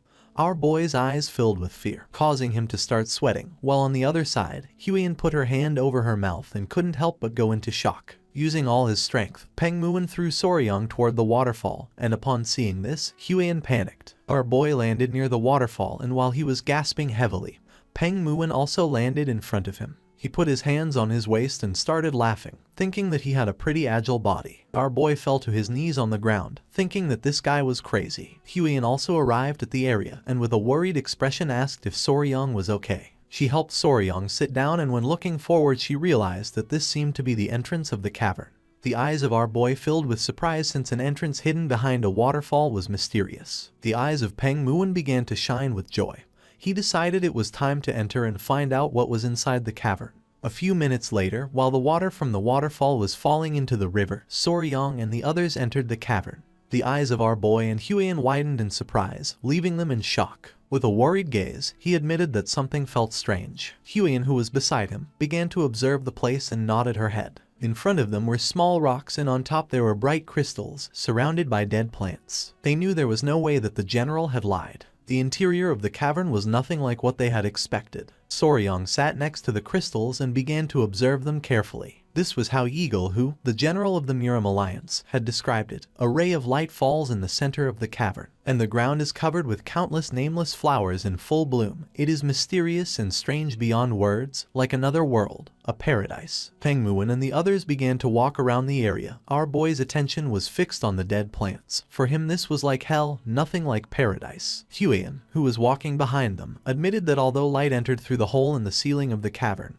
there were no blooming plants. In fact, they all seemed withered and wilted. With a serious gaze, Peng Muin realized that a sacred beast was altering the environment around it. His attention fixed on the rocks, realizing that a cold Kai was radiating from the center rock. With a sincere expression, Soryang admitted that the elder was right. Peng Muon grabbed his sword and asked them to stay behind him. Slowly, Peng Muon began to walk toward the rocks. His eyes began to shine with seriousness, realizing that this was a very serious cold. Just then, a creature let out a powerful roar. Soryong's and Huiyan's eyes filled with surprise. Peng Muon's eyes began to shine with seriousness. He unsheathed his sword, revealing that the creature was ahead, asking them to stay just behind him. Soryong's eyes began to shine with joy since for him the roar had been amazing. At that moment, a creature with bright eyes began to emerge from the rocks. It began to stare at our boy and let out another roar. Our boy's eyes widened in surprise and amazement, causing his jaw to drop. The creature was a chubby-tailed gecko. The creature began to walk toward them and its body began to emit a cold kai. It was approximately 1 foot long. It had small and round yellow eyes and a chubby little tail. Soryong put his hands on his cheeks and his eyes expanded with love. The gecko was so cute that he was about to lose it.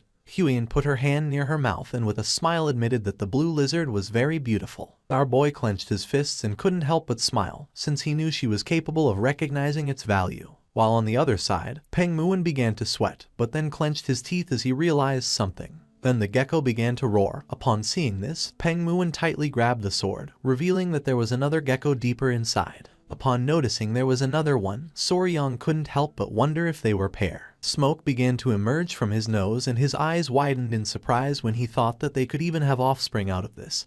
He explained to Lord Peng that they had to bring them back alive no matter what. The gecko started staring at Soryong with a murderous look and cold kai began to emerge from its body. Deeper within the rocks, there was another gecko that seemed to be injured. With a worried expression, Huiyan turned to him and asked if there was any problem. Soryong's eyes began to shine with seriousness and his attention fixed on the rocks. He had caught a faint glimmer, but he was sure of one thing. His eyes filled with concern and his gaze fixed on the gecko, revealing that he thought it might not be breathing. The other gecko opened its mouth and began to roar. Soryong decided to leave it to Commander Gupi. If something happened, he had to let him know immediately. The furious gecko was watching the entrance. Gupi, who was hiding, began to show a forced smile, asking Soryong to trust him. If the gecko showed any unusual behavior, he was going to inform Soryong immediately. Soryong left the cavern and decided to retreat for now. During the night, they lit a bonfire near the waterfall. Huiyan and Peng Muon began observing our boy who was standing near the entrance of the cavern.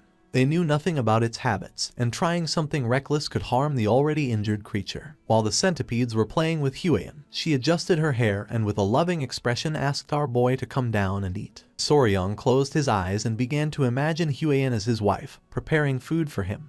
He couldn't help but blush since for him this was kinda sweet. Using the campfire, they started cooking the food. Peng Muon sat on the log, and with a curious expression asked if there had been any progress. Soryong, who was sitting next to Huiyan, began to ponder in silence, and then revealed that the creature hadn't moved at all. With a serious gaze, Peng Muon mentioned that when he had checked, the thing hadn't moved even a little bit. He asked if living creatures shouldn't at least be eating something. Soryong's attention was fixed on the campfire. For him it was strange, since usually geckos or common lizards fasted for several days when they were stressed. Especially fat-tailed geckos. They stored energy in their thick tails. If it hadn't eaten anything, it was likely surviving only on stored energy. They were reaching the point where a decision had to be made. With a serious expression, Soryong suggested checking on the gecko that wasn't moving. Peng Muon couldn't help but smile, thinking that they were finally going to catch the gecko. Soryong clarified that they were not going to catch it. He believed that they needed to check where it was injured, and if it got hungry, it could even eat something.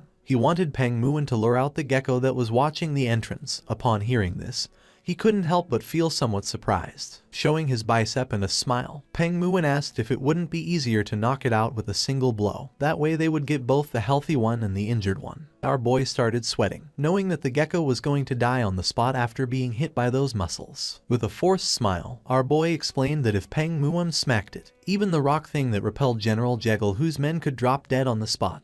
Lord Peng started laughing, thinking that our boy was right. He gave Soryong a strong slap on the back, mentioning that it was no wonder that a scholar like him, always glued to his desk, had been relegated by a phenomenon like that rock thing. He thought that if he hit the gecko, he could kill it. With a serious gaze, Peng Muon asked if the plan was to subdue the gecko gently. Showing one finger, Soryong said that was the best move. With the help of a stick, Soryong began to draw on the ground, explaining that first, Peng Muon was going to lure out the lively gecko, then he and Huiyan were going to check on the one that seemed to be injured during that time. Huiyan threw some rocks on the ground, explaining that in the meantime, the poison division could block the path to Soryong. The Lord nodded his head, thinking that this seemed to be the best approach. With a smile, Peng Muin asked if there was anything else he should watch out for. Our boy asked him just to make sure it didn't reach the wall since it could climb it and come over to his side. Peng Muin hit his fist on his chest, and his eyes began to shine with enthusiasm. He decided to move since his body was eager for action. He started running toward the cavern. Soryang panicked and asked him to please go slowly. A smile appeared on Huiyan and Soryang's face. Our boy knew that if the gecko was sick, then it might not have much time left. Peng Muin, who had the sword resting on his shoulder, Soryang and the others entered the cavern. Upon noticing that they had returned, the gecko's eyes began to shine with rage. Soryang brought his hand to his mouth and whispering gave Peng Muin that he could begin. Upon hearing this, an excited smile appeared on his face. Peng Muin drew his sword and while his eyes were shining, began to imbue mana in it. He and his men drew their weapons and began to advance toward the rocks. Upon seeing that they were planning to attack, the gecko's eyes began to shine with rage and it let out a loud roar. It jumped and using all its strength, attacked. But luckily, Peng Muin reacted in time and blocked the attack using his sword. The gecko struck hard at the sword using its tail. He couldn't help but smile as he couldn't believe that such a small creature was good enough to be a first-rate warrior of the Peng family. The creature backed away, only to gather momentum and attack again. Upon seeing this, an excited smile appeared on Peng Muin's face and his eyes began to shine. Using the sword, he deflected the trajectory of the gecko's attack, and when it realized it, it couldn't help but feel somewhat confused. With a serious gaze, Peng Muin told his men that this was their chance. In the blink of an eye, Peng Muin's men surrounded the small creature. It got angry and started roaring. Soryang's eyes filled with fear, but Huiyan grabbed him by the shoulders and whispering suggested moving quickly while they could. A while later, they moved away from the area and reached the rocks. Soryang's eyes widened in surprise. With a worried gaze, Huiyan asked if the creature was really injured. He replied that it seemed so. Upon observing closely, he noticed that the tip of the tail was necrotized due to an incomplete shedding. It had not been able to finish shedding, and now its eyes were also full of pus. With a curious expression, Huiyan asked what to do now. Resting his hand on the rock, Soryang explained that they should treat the gecko immediately, but there was no medicine or anything here. With a confident smile, he decided to strip it all off. Upon hearing this, Huiyan couldn't help but feel somewhat confused. With a furious gaze, she mentioned that lately, it seemed like he wanted to strip everything. Soryang started blushing like a tomato, but he knew this was the right method. Our boy took a step and the injured gecko woke up. He began to extend his hand toward it, explaining that he was going to treat it, asking it to stay still. The gecko closed its eyes. Soryang grabbed the creature and his eyes widened in surprise. Just like the queen bee, it seemed to understand speech to some extent. Soryang grabbed the gecko's skin, mentioning that these creatures, like snakes, shed their skin. However, wild fat-tailed geckos often ate their own shed skin, so it was difficult to find any remains. Huiyan's eyes widened in amazement. He left the gecko on top of the rock and took out his kunai, realizing that this skin was very tough, and doing this with bare hands wasn't going to work. With the help of the kunai, he got to work. Huiyan's eyes filled with surprise since according to her, it looked just like a precious stone. Using the kunai, Soryang cut a bit of the gecko's shed skin, revealing a beautiful and shiny color. Gently, Soryang removed the skin from the gecko's leg. Pointing at it with her finger, Huiyan couldn't help but feel tenderness since it looked like gloves. He knew she couldn't resist it because even during his days as a YouTuber, videos of peeling off shed skin went viral. Now the only parts left were the head and the tail. Soryang acted carefully since one had to be cautious around the eyes so as not to hurt the creature. There was pus accumulated in the gecko's eyes. It was because it had not been able to shed completely. Now the inflammation had filled its eyes. Very carefully and gently, Soryang managed to remove the skin from the gecko's head without hurting it. With a smile, our boy asked if it felt better. The gecko's body began to tremble until it opened its eyes. Huiyan couldn't help but feel somewhat excited. Soryang began to observe the gecko closely. Huiyan asked if there was any problem. With a sincere gaze, he admitted that yes. Pointing at the gecko's tail, he mentioned that he was debating what to do with its tail. He began to sweat since he knew that to stop the necrosis, he would have to cut off the tail. But in its current state, cutting it could kill it instead. Just then, Peng Muin began to shout, asking Soryang to be careful. Upon hearing this, he and Huiyan went on alert. Peng Muin revealed that they had lost the gecko. Just then, the gecko appeared behind them. The creature's eyes began to shine with hatred. Upon noticing this, our boy panicked and asked it to calm down. Showing the kunai and holding the gecko in his arms, Soryang explained that he was only trying to help and treat its friend. Our boy's attention was fixed on the kunai and his eyes filled with surprise and confusion. Upon seeing the weapon, the gecko exploded with rage and began to roar. The gecko's body began to release an intense frozen kai, repelling Soryong. Our boy panicked, realizing that it was pissed off. The gecko jumped, and upon noticing this, Huiyin stood in front of our boy and with a worried gaze asked him to be careful. Without hesitating for a second, she pushed Soryong. At that moment, the fierce gecko descended forcefully to the ground.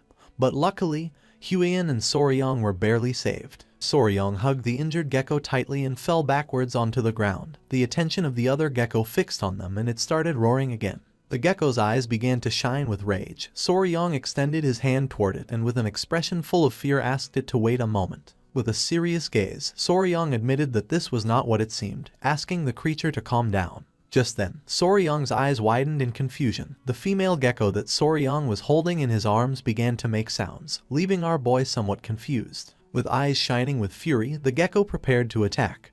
But then, it calmed down and felt somewhat surprised. The two geckos began to talk to each other and couldn't help but laugh. Soryong's attention was fixed on them, making his jaw drop. At that moment, Peng Muin and his men returned to the cave and with a worried gaze, the leader asked if Soryong was okay. Gripping his sword tightly, Peng Muin admitted that the gecko was vicious and fast. He didn't expect it to slip between his legs. Upon seeing Peng Muin's sword, the gecko clenched its teeth and began to roar. Just before things could heat up, Soryong stepped in the middle, raised his hand and with a serious expression asked Peng Muin to wait a second. With a confident smile, he told Peng Muin that he was fine and asked him to step back a little since he was going to try talking to him for a moment. Peng Muin's eyes filled with confusion as he didn't know if Soryong wanted to try talking to the gecko.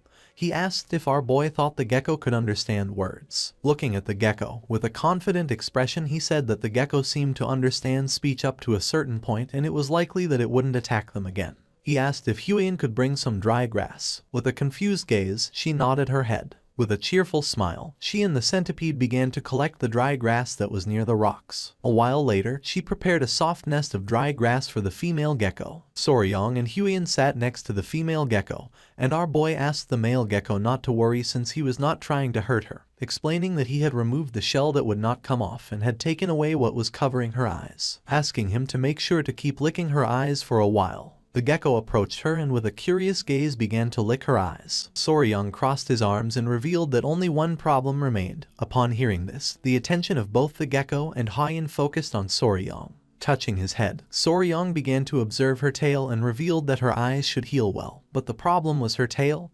Half of it was already rotting and he didn't believe that licking it would help. The gecko began to look at her tail and couldn't help but feel somewhat confused. He turned towards Soryong and nodded with his head, saying that he was right. Forming scissors with his fingers, Soryong revealed that they would have to cut the tail. The gecko's face filled with sweat and fear when he imagined Soryong cutting her tail. The creature began to roar again. Upon seeing this, our boy felt somewhat confused. The gecko jumped and with glowing eyes prepared to attack. Soryong put his arms in front of his chest and with a gaze full of fear, began to scream. A few hours later, Peng Muin's men lit a campfire inside the cave, while Soryong and Huiyin were sitting on the rocks. Using her finger, Huiyin began to apply a special balm on Soryong's cheek. Our boy let out a sigh and felt furious, since he was only trying to help but even so the gecko had bitten him. Huiyin, who was applying the balm on his wound, asked him to stay still, explaining that if he moved it could leave a scar. Peng Muin, who had his arms crossed, began to laugh, saying that Soryong was finally starting to act like a real man since after all, he had gotten a glorious scar in battle. Upon hearing this, Huiyin began to stare at Peng Muin with a sinister gaze. Feeling her gaze, the patriarch could not help but feel fear. Touching his cheek, Soryong felt relieved since the misunderstanding had somehow been cleared up. The small centipedes climbed onto Huiyin's body and began to play. Seeing how the centipedes were not reacting to any murderous intent, he realized that little gecko never intended to harm him in the first place. While they were distracted, Gupi appeared and called their attention. Upon hearing his voice, Soryong's and Huiyin's attention turned to Gupi. Gupi appeared alongside the gecko, revealing that the creature had something to say. With a forced smile, Soryong began to touch his cheek and asked if he was ready. The gecko nodded. Soryong stood up, promising to do his best effort. But before that, he wanted to ask something to the gecko. He began to observe our boy and became somewhat curious. Showing a finger, Soryong asked what geckos ate, since if he was going to cut her tail off, she was going to need to eat something nutritious in order to recover well. Taking small jumps, the gecko turned his back on them and began to move away. Soryang panicked and started to follow him. The little gecko moved several meters away and stopped near a small plant. Soryang's eyes filled with curiosity and his attention focused on the plant. Using his mouth, the gecko pulled out the plant and began to show it to Soryang. Our boy took the small plant in his hand. Pangmuin and Huiyan began to observe it closely. With a curious gaze, she asked if she could take a quick look at the plant.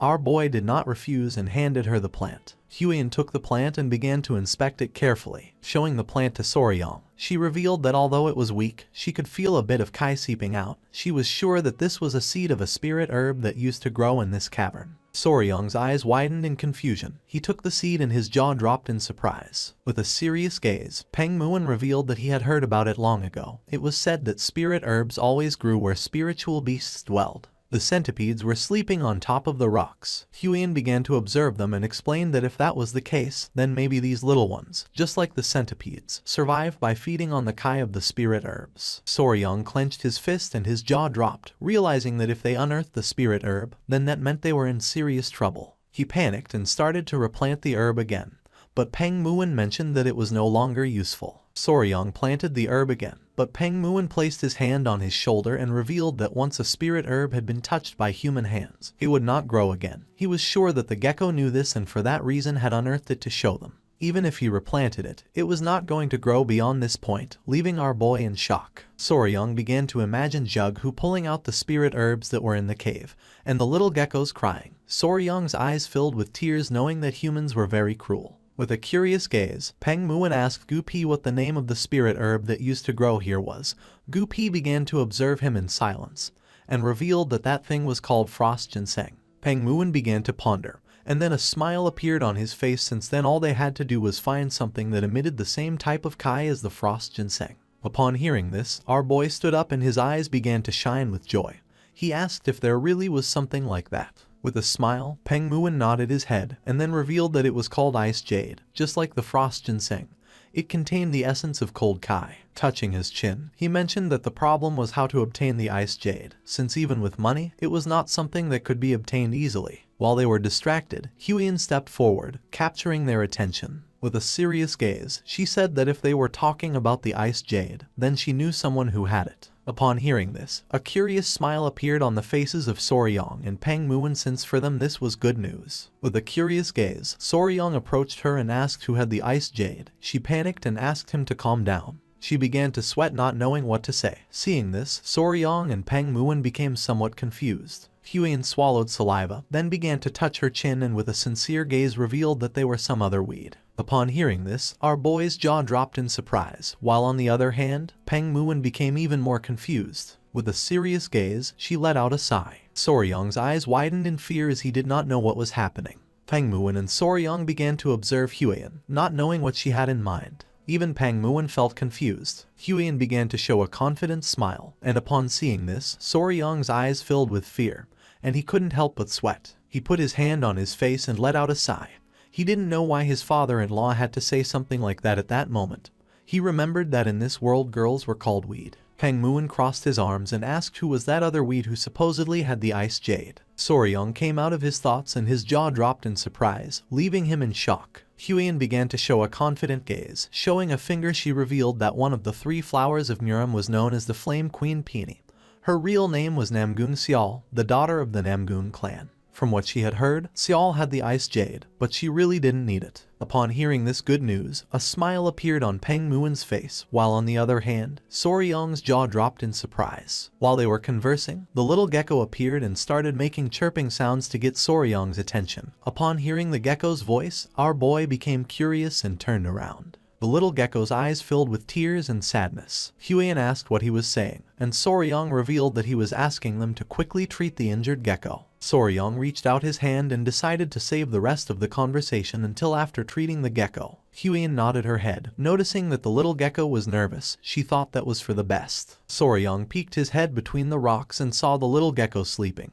He took her out of the nest and began to examine her carefully. The other gecko's eyes began to shine with concern. With a confused look, Huiyan remembered that geckos could cut off their own tails. She didn't know why it had held on until things had gotten so bad. With a sad expression, Soryang admitted that she was right, but also revealed that there were some geckos that weren't like that. Upon hearing this, Huiyen's eyes widened in confusion. When a lizard cut off its own tail, it was called autotomy, and depending on the species, the traits were different. Soryong began to observe the gecko carefully, remembering that there were some who could perform autotomy but couldn't regenerate. Some could both shed and regrow, and others couldn't do either of those things, so he couldn't assume anything and had to examine it properly. Soryong started to touch the gecko's tail. Once they confirmed it, they would find the detachment segment and press it with a finger to trigger the separation. Huiyen's eyes filled with confusion since she didn't know what that was. With a smile, our boy explained that although it seemed like the gecko's tail could be cut anywhere, in reality, the point where it breaks was predetermined. That was what they called the detachment segment.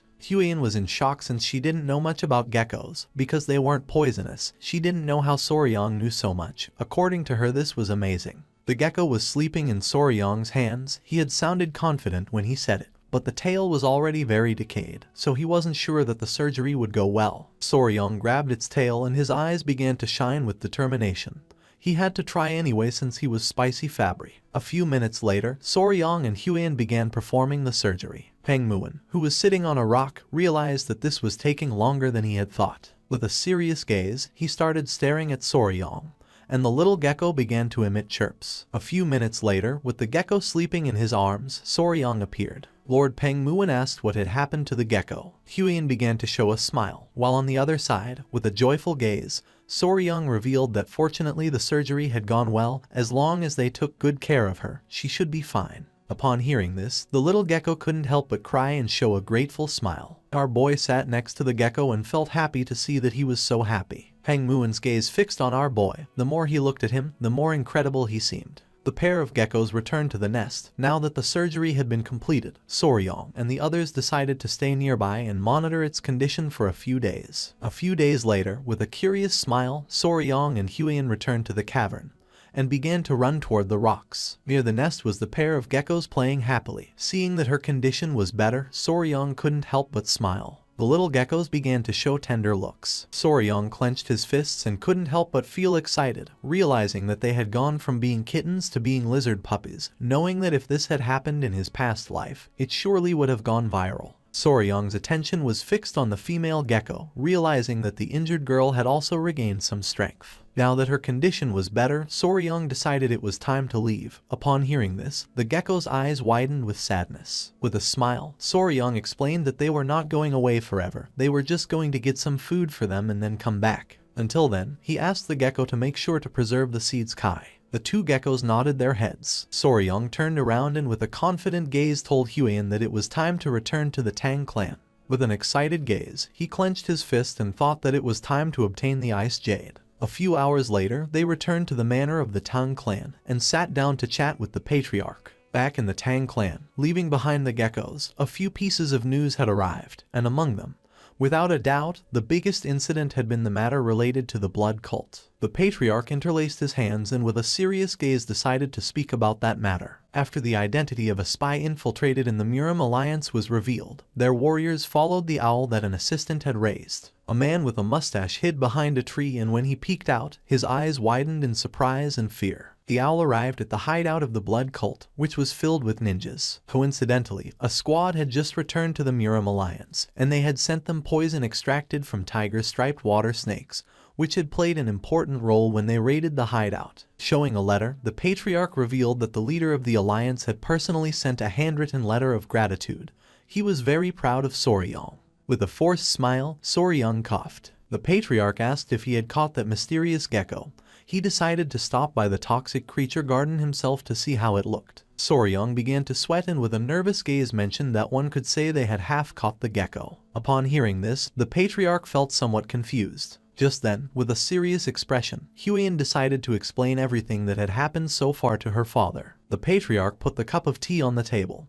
He began to stroke his beard and started thinking about the ice jade. Resting her hands on the table, Huiyen stood up and explained that for that reason, they had planned to go together to Anhui province to visit the Namgun clan. After thinking, with a calm gaze, the patriarch gave them permission to go. For him this was very convenient since he needed them to deliver something along the way. The timing wasn't the best because of the blood cult, but if Soryang was with her, he could be at ease. Soryang let out a sigh and his eyes filled with confusion since he didn't know if that had been a stealthy way of assigning him a task. Just before they could leave, with a serious expression, the patriarch asked them to wait a moment. He closed his eyes and revealed that some disturbing rumors had been circulating lately about the Namgun clan. Soryang and Huian began to look at each other and their eyes widened in surprise. It was nighttime and near the Namgun clan was Yellow Mountain. Two men were walking around the area. The bald man's eyes filled with surprise and he couldn't help but sweat when he asked if his friend was joking. With a confident gaze, his friend said that he was telling the truth.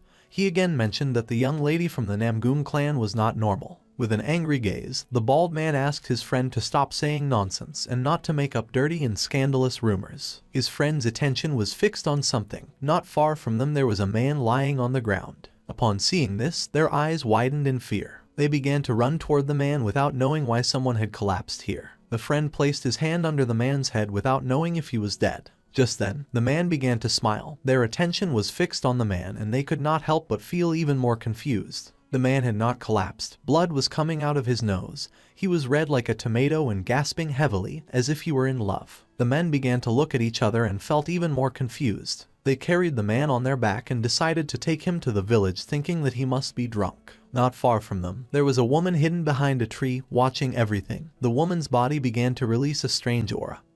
Her shadow became larger. She was like a spider hanging from its web. It was night and under the light of the moon, a woman was practicing with the sword. She concentrated and her eyes began to shine with determination. With precision and elegance, she swung the sword several times, cutting the leaves of the trees. At that moment, her body began to tremble, and the woman began to gasp heavily and felt frustrated. She had not managed to cut all the leaves, so she thought that she still needed more training. A woman with pigtails who was holding a lamp appeared and addressed the woman as Unnai. She was Namgun Yun from the Namgun clan.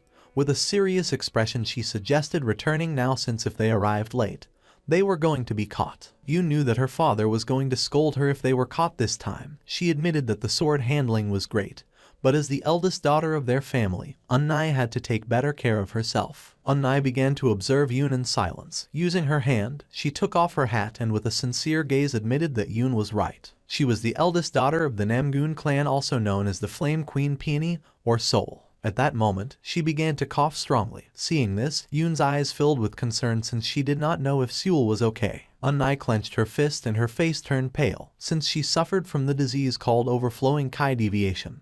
At first, everyone in the family considered it a blessing. That was because the Kai channels were completely open, which made the construction of internal energy much faster, and there was no blockage at all in the circulation of pure Kai. The old man who was treating her mentioned that too many of her blood points were open, and her innate Kai was being depleted too quickly. With a worried expression, the father asked if there was no solution.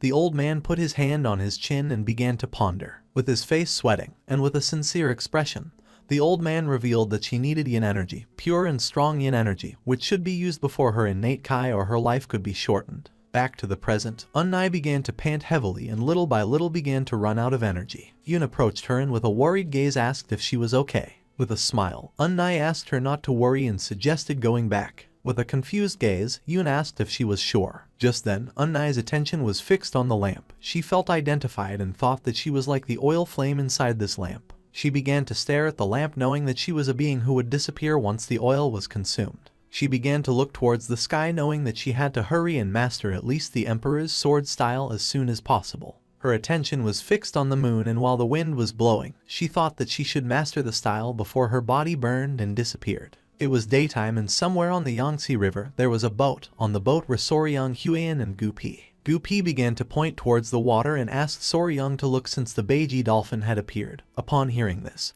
Soryang's eyes widened in surprise, realizing that it was the Yangtze River dolphin. The dolphin emerged from the water and began to play. Soryang was in shock since he could not believe that he was seeing with his own eyes a species that had gone extinct. And even though he liked insects and reptiles, dolphins were something different. With a smile, Huian mentioned that if they followed the Yangtze River, they would reach Wuhan, where the Murim Alliance was located. Soryang's attention focused on her. With a smile, he explained that according to his father-in-law's orders, they had to stop in Wuhan and deliver the red-necked keelback's poison. After that, they could get off the boat at Angyang, which was considered a safe zone. Huiyan began to show a smile and said that at this speed they could arrive at a much earlier hour. Soryong sat next to her and with a worried expression revealed that there was something he was concerned about. Huiyan sat next to him and with a curious gaze asked what it was. Our boy knew that if the ice jade was really so precious, then the Namgun clan would not hand it over easily. He extended his hand and explained that this fact kept bothering him, no matter how he thought about it. She started laughing and asked him to trust her. She started imagining Anai and revealed that the ice jade was of special use for the young lady Namgung Seol. She needed to be able to eat it. But the ice jade could not be eaten. She started to point at our boy, being sure that now that they had that, they were going to trade it for the ice jade, since after all, that could be eaten. Soryong put his hand into his clothes, then he started to touch his chest and mentioned that she was not entirely wrong about that. He felt worried since he did not know if this ice jade was safe. He also remembered that lizards were cold-blooded, so normally they hated everything that was cold. He did not feel good feeding them something he was not sure about. With a serious gaze, he called Huiyan's attention and remembered that she had said that the ice jade contained cold yin energy. He asked what that was, since he had heard about yin and yang energy before, but for him it was still difficult to understand. Huiyan turned towards him and while her eyes were shining with joy, she started to show one finger and began to smile. Because it was important for martial arts cultivation, she decided to explain, but asked our boy to listen carefully and remember. The yin kai was the kai that created the yin fire, and among the kiss of heaven and earth, it referred to the kai that sank downwards and gathered. With a serious expression she revealed that normally, yin energy suppressed the activity of living beings. Dark, cold and fearful things were all types of yin energies, so the expression cold yin energy was simply a type of yin energy. Soryong's eyes widened in surprise and he thought that yin energy was bad. With a smile, Huiyan said no, since in contrast to yin energy, yang energy created yang fire, but an excess of it accelerated living activities, causing faster aging and depleting energy. Soryong began to imagine lizards playing with ice, realizing that the reason those two children needed cold energy was that their bodies were cold energy in itself, and thus they grew by absorbing that yin energy. He thought it was something like recharging batteries. Soryong started touching his head and questioned if yin and yang were not supposed to be balanced, like male and female. He did not know how they achieved that balance when they had pure yi energy. Soryong started touching his head in confusion. Huiyan's gaze fixed on him and she could not help but blush like a tomato. With a nervous expression, she looked away and said that she did not know. She started shouting, saying that they were going to discover how to find that balance between yin and yang later. Upon hearing this, our boy could not help but blush and his mind filled with confusion. She put her hands on her face and felt embarrassed. Just then, Gupi appeared and announced that they had arrived, asking them to get ready to disembark. Their ship docked at the port of Wuhan. Once the ship stopped, Soryong and Huiyan got off. She introduced herself and revealed that they had brought the object he had requested. The man with a ponytail extended his hand and with a smile said that the general was already waiting for them. They started walking across a bridge and Soryong felt amazed. He was in shock to see how grand the Muram alliance was. Not far from the area, a woman grabbed a man by the ear, making the man start to scream. With his face full of sweat, the man asked the woman named Sword Phoenix to stop since he was about to teach that guy a lesson. With an angry gaze, she made it clear that he could not be dueling against his own allies. With a sincere expression, the other man told Seonghu that she was right since he had acted too hastily without verifying the facts first. Seonghu said that he was only defending the honor of the young lady. At that moment, something caught Seonghu's attention. His gaze fixed on Huiyan and he soon realized that she was the poisonous flower. Huiyan turned around and recognized the man with a white bandana as Slaying Dragon, the woman as Sword Phoenix and Seonghu as Spear Dragon. With a smile, she remembered that it was the first time they met since the Dragon Phoenix meeting. She asked how everyone had been. Seonghu could not help but smile since it had been a long time since he had last seen Huiyan. They began to talk among themselves and Soryong remembered that in Muram, only those with remarkable skills received titles like Dragon or Phoenix, realizing that all of them were elite martial artists. Sword Phoenix said that she had something to ask her, revealing that there was a strange rumor circulating about her. Upon hearing this, Huiyan felt somewhat confused. She revealed that there was a rumor circulating that she had a lover. Huiyan's eyes widened in surprise. Our boy started sweating and felt confused. With a confused expression she asked if it was true that this rumor was circulating about her. With a nervous smile Seonghu said yes, revealing that all the warriors were gossiping about it. He was about to challenge him to a duel in her honor for spreading nonsense. They were comrades who fought together, so he wanted to defend her honor. Our boy noticed that he had a crush on her. Huiyan looked to the side and made it clear that this rumor was false. Seonghu felt furious and decided to find the warrior who was spreading the false rumor and give him a good beating. Huiyan stepped forward and decided to correct that rumor. She grabbed Soryong by the arm, leaving him somewhat confused. She began to show off Soryong and with a proud smile revealed that she did not have a lover, but rather a fiancé. She introduced Soryong as her fiancé. Upon seeing this, everyone went into shock. With a surprised expression, Sword Phoenix noticed that Soryong was very young. With a forced smile, Huiyan apologized and thought that she should have introduced Soryong to them earlier. Soryong and the others greeted each other. Just when he raised his head, he saw Seonghu staring at him with a murderous gaze. He approached our boy and asked if his name was Soryong.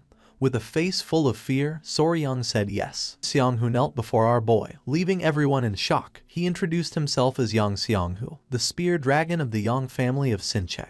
Our boy started sweating like crazy. With an angry expression, Seonghu challenged Soryong to a duel. Seonghu asked Soryong to accept the duel, leaving them in shock. Sword Phoenix and Slaying Dragon let out a sigh and felt somewhat disappointed upon seeing Seonghu's attitude. With his face full of sweat, Soryong asked if he really wanted to challenge him to a duel. With eyes shining with rage, Seonghu said that he wanted to have a duel man-to-man. Just then, Sword Phoenix grabbed Seonghu by the collar and pulled him, leaving him somewhat confused. With an angry gaze, Huiyan asked what Seonghu was doing, suddenly asking for a duel. With eyes shining with rage, Sword Phoenix began staring at Seonghu and asked him to take things seriously. Soryong's eyes began to shine with confusion.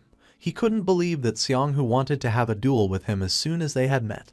He didn't know why he kept meeting strange people. At that moment, someone wearing white clothing approached them and asked why they were making such a fuss. This man was none other than the military advisor, Junju. Soryong closed his eyes and greeted the military advisor with respect. Upon seeing this, Seonghu's eyes filled with fear, and he couldn't help but panic. Junju hit Seonghu in the face with the fan and with a furious gaze demanded to know what he was doing to the guests. Upon receiving the blow, poor Seonghu panicked. With a kind smile, Junju suggested going together to the Heavenly Martial Pavilion where the leader of the alliance was. Soryong's eyes widened in surprise and he nodded his head. Junju, Soryong, and Huiyan went to the Martial Pavilion. Seonghu clenched his fist and his eyes began to shine with rage since he wanted to have a duel with Soryong. Seeing his expression, his friends felt somewhat confused and suggested that it was better to leave. It was daytime and next to the Heavenly Martial Pavilion there was a beautiful river. Huiyan decided to wait in the guest hall. Soryong, who was walking beside Junju, did not refuse and nodded his head. A girl who was in the guest hall began to sweat and with a nervous expression started pointing out the way, saying that first they had to go greet the leader of the alliance. Soryong's attention focused on her and he soon realized that she was a rookie and seemed a little lost. Junju began to smile and mentioned that they had caught that guy thanks to Soryong and explained that she was the one they had brought to replace the previous maid, who had turned out to be a spy, and because she was new, she was still somewhat inexperienced. Our boy began to show a forced smile. The maid closed her eyes and informed the leader that the general and the young warrior from the Tang clan had arrived. Upon hearing this, the leader gave them permission to enter. The door of the hall opened. The leader of the alliance was standing on the balcony enjoying the views. Junju and Soryong bumped their fists against their palms and bowed their heads to him as a sign of respect. Our boy introduced himself as Y Soryong from the Tang clan of Sichuan.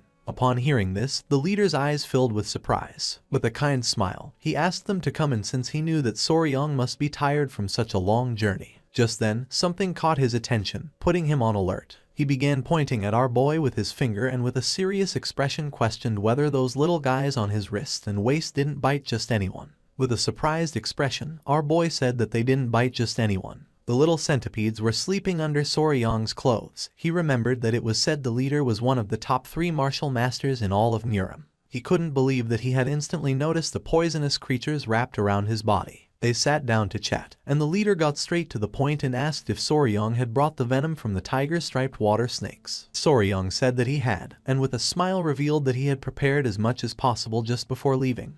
He had brought 3 bottles. Junju was in shock, and with a calm expression mentioned that when he was in Sichuan, he had seen the process of extracting that venom. A complicated task. It required a lot of work and effort to collect. He didn't know how to thank Soryong for having brought 3 bottles. The leader began to look at our boy and mentioned that he had heard that he had become the son-in-law of the Tang clan. Soryong turned his head toward him and nodded. The leader decided to ask about his parents, and Soryong revealed that he had no family.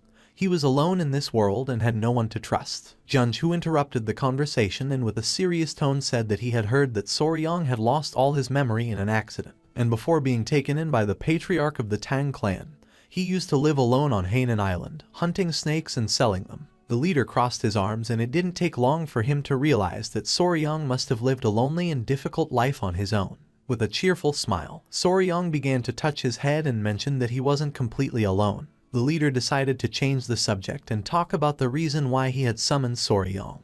He knew that our boy had played an important role in the recent blood cult incident and wanted to grant him a reward. The eyes of our boy widened in surprise. With a nervous gaze, he mentioned that he had already told the general what he needed the last time. Junju began to show a smile. What Soryang had discovered was something enormous, enough to ensure that those disgusting leeches from the blood cult would never set foot on the Central Plains again. And according to him, this kind of service deserved more than just a simple reward. With a nervous expression, Soryang began to shake his hands in denial, revealing that it had been something he had stumbled upon while trying to save his people from them. If it was that gift which had already been promised to him, according to him that was more than enough for him. The eyes of the leader and of Junju began to shine with seriousness. The leader placed his hand on the table and asked if he had really stumbled upon it while trying to save his people. He stood up, crossed his arms, and couldn't help but smile, as he had been wondering why he felt a sense of closeness with Soryang.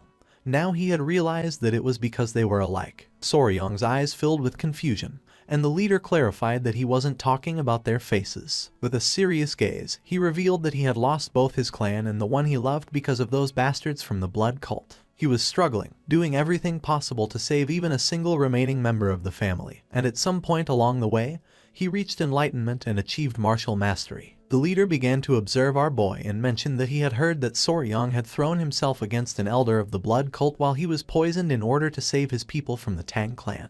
With a smile, our boy said it was true. A smile appeared on the leader's face since he had done the same thing 30 years ago. He began to walk towards Soryang. Despite being imposing, he had thrown himself in completely, with nothing but desperation in his heart. He placed his hand on our boy's shoulder, leaving him somewhat confused. With a smile, as a reward, he decided to grant our boy his unique martial art, called Iron Coffer Technique. The jaws of Soryang and Junju dropped in surprise. The leader couldn't help but smile and with a confident gaze revealed that he had never taken a disciple before.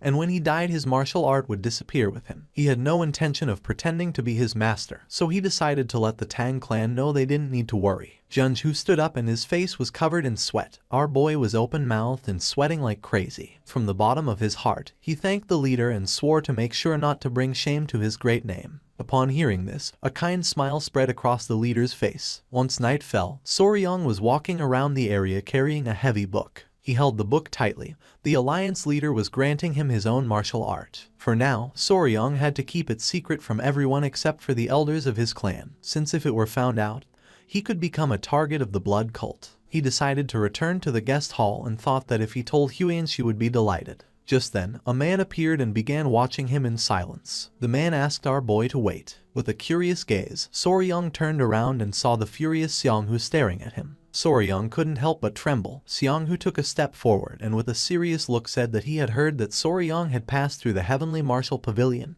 He had come since he still hadn't received an answer regarding their duel. Our boy was in shock to see how persistent this guy was. With a sincere expression, Xianghu admitted that he wanted to know if Soryang was a man worthy of marrying Huyen.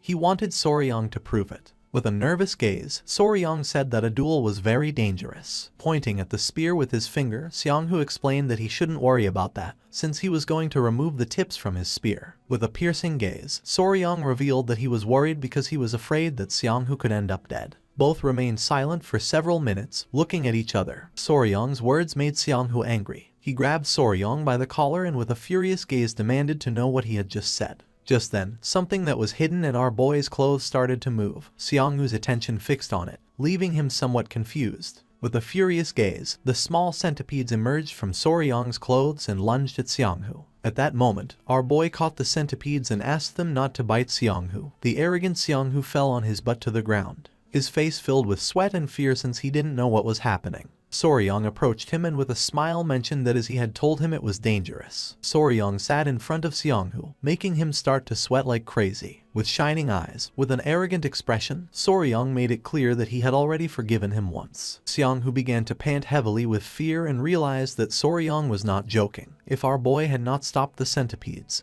he really would have died. Soryang stood up and began to show a penetrating gaze. Xianghu realized that he was a fearsome man. In Yan Xianghu's eyes, Soryang was like a monster. Our boy asked if he was okay, and at that moment, Hayan appeared and with a confused gaze asked what they were doing. Upon hearing her voice, Soryang's eyes widened in surprise, making him panic. With eyes shining with rage and a murderous intent, she questioned whether Xianghu was planning to harm Soryang. Resting his hand on Xianghu's shoulder, with a forced smile, Soryang explained that there had been a misunderstanding. He had gotten lost after leaving the pavilion, and at that moment Xianghu had appeared and offered to show him the way, so for this reason, they were together. Huiyan began to ponder in silence. She did not know whether to believe that Xianghu had offered to show Soryang the way.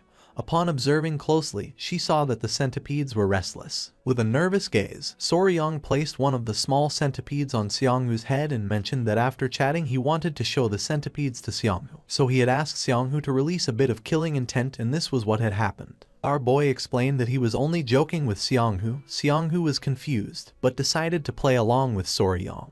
He stood up and placing his hand on his shoulder, with a smile mentioned that Soryang was right. Huiyan's eyes filled with suspicion. She didn't know if they were telling the truth. She thanked Xianghu for guiding Soryang and decided it was time to return to the reception hall. With a nervous smile, Soryang nodded and started running. Xianghu put his hand on top of his head and let out a sigh of relief since he had narrowly avoided getting into trouble. While Soryang was walking away, he turned around and with a smile made it clear that he had saved Xianghu's life twice. After saying this, they left. Xianghu's jaw dropped in confusion. He didn't know what was happening. The next morning, the ships began to arrive at the port. Soryang, Huiyan and Gupi got ready to leave. With a smile, she greeted Xianghu and the others by bowing her head and explained that they had something to do, so they had to go, thanking everyone for their kindness. Slaying Dragon asked both of them to take care. Just before they could leave, with a curious gaze, Sword Phoenix asked Soryang to wait a moment. Then, she placed her hand on Xianghu's shoulder, with eyes full of nervousness. He bowed his head to Soryang as a sign of respect. Sword Phoenix mentioned that she had heard what Xianghu had done and thanked Soryang for his generosity. Soryang's eyes widened in confusion. Xianghu started touching his head and with a nervous gaze thanked our boy, explaining that after talking with Sword Phoenix at night, he had realized how foolish he had been. A proud smile appeared on the faces of his friends. With eyes full of tears, he clenched his fists and revealed that he had convinced himself when he saw Soryang's great tolerance, who had covered up his bad manners. According to him, Soryang was the most suitable as Huiyan's fiancé. He asked our boy to take good care of her in the future. Soryang said goodbye to them and couldn't help but smile. He had heard that they would meet again at the Phoenix Dragon Conference, so there was no need to become enemies. Once Soryang and the others boarded the ship, Xianghu and the others bid them farewell with a smile. They departed in the sky filled with birds. Late at night, in the village below Mount Huang there was an inn. Soryang and the others stayed at the inn and sat down to eat. A maid brought them food and left. They had left Wuhan and arrived in Anqing. Gupi suggested that it was better to rest in this place since it was late. Mount Huang could be rough, and it took half a day to reach the Namgung clan. Soryang began to eat calmly. They decided to spend the night at this inn after hearing Gupi's words. Huiyan's eyes filled with confusion, leaving her in shock. She couldn't believe that Soryang had received the secret manual of the Iron Coffer technique, the exclusive martial art of the Fist Emperor. Soryang mentioned that he had said they looked alike and asked if that was a good thing. She nodded because although it was said that training for the Iron Coffer technique was painful, once he mastered it, it could even block swords and Kai-based attacks. With a cheerful gaze, she revealed that it was the exclusive martial art of the very Emperor of the Fist himself. Some even said that it rivaled Shailin's indestructible diamond divine art, and since it was an external martial art, it was not heavily influenced by internal cultivation methods. So Soryang wasn't going to have any problem learning it. Soryang was in shock as he knew that if he mastered the technique, he would gain bulletproof defense.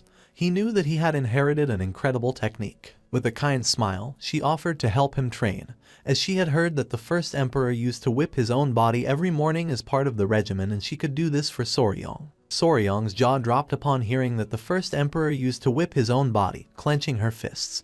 She said this was true since hardening skin through whipping was part of training. Soryang couldn't help blushing at the thought of Huiyan dressed as a maid holding a whip. Just then, an old man approached them and asked if they were planning to climb Mount Huangshan. Soryang's eyes filled with curiosity and he turned around. Huiyan nodded her head and questioned why the old man was asking this. The old man introduced himself as the owner of the inn and asked if they were heading to the Namgung clan. Our boy stood up and with a confused gaze asked if there was any problem. Huiyan remembered that her father had said that sinister rumors had been spreading. She didn't know if this could be related to them. The old man approached her and revealed that during the last few months, the people who had gone up Mount Huangshan had started to disappear. Eventually they had been found safe and sound, but all their yang energy had been completely drained. Upon hearing this, Soryang's face filled with fear, while on the other hand, Huiyan became suspicious since according to her this was strange. She questioned what all of this had to do with the Namgung clan. The old man coughed and couldn't help blushing when he revealed that each of the people who had come back to their senses had said the same thing. The person they had spent the night with was none other than Lady Namgung Xiao of the Namgung clan. Upon knowing this, Huiyan's eyes widened in confusion, leaving her in shock. She began arguing with the old man, saying that this was absurd. According to her, this must be a trap, a malicious slander. Soryang asked her to calm down. The old man panicked and with a nervous expression revealed that everyone had reacted like her. It was night and the moon was high in the sky, and not far away was the manor of the Namgung clan. Xiao was sitting in her room sewing. Just then, a maid opened the door to her room, making her curious. The maid informed that the patriarch had summoned her to the patriarch's hall immediately, leaving her somewhat surprised. Without wasting any more time, she left her room and began heading toward the patriarch's hall. She did not know if her father had found out that she had been secretly training fencing at night. Once she arrived at the patriarch's hall, her eyes filled with surprise. In front of the patriarch there were several men kneeling. When he saw that she had arrived, the father's eyes began to shine with seriousness. He gave the order to all the men to raise their heads, and asked everyone to say if the one they had seen was really his daughter. With a face full of fear and trembling, one of the men raised his head, and the others began to ask for mercy. With a furious gaze, the father gave them the order to speak the truth at once, leaving Xiao somewhat confused. With a serious expression, he asked if Xiao had been secretly going out to Mount Huangshan at night. He revealed that these men were saying that she had drained their yang energy. Her eyes widened in fear and confusion. Her face filled with fear and she couldn't help but cry. The father began to point at her and asked her to speak clearly. With a sincere gaze, she admitted that it was true that she had been training with her sword in the valleys of Mount Huangshan the last few days, but swore that aside from training with the sword, she hadn't done anything else. The father turned toward the men and said that his daughter had declared herself innocent, so they must provide solid evidence of what they claimed to have seen. With eyes full of tears, the fat man swore that they only spoke of what they had seen with their own eyes.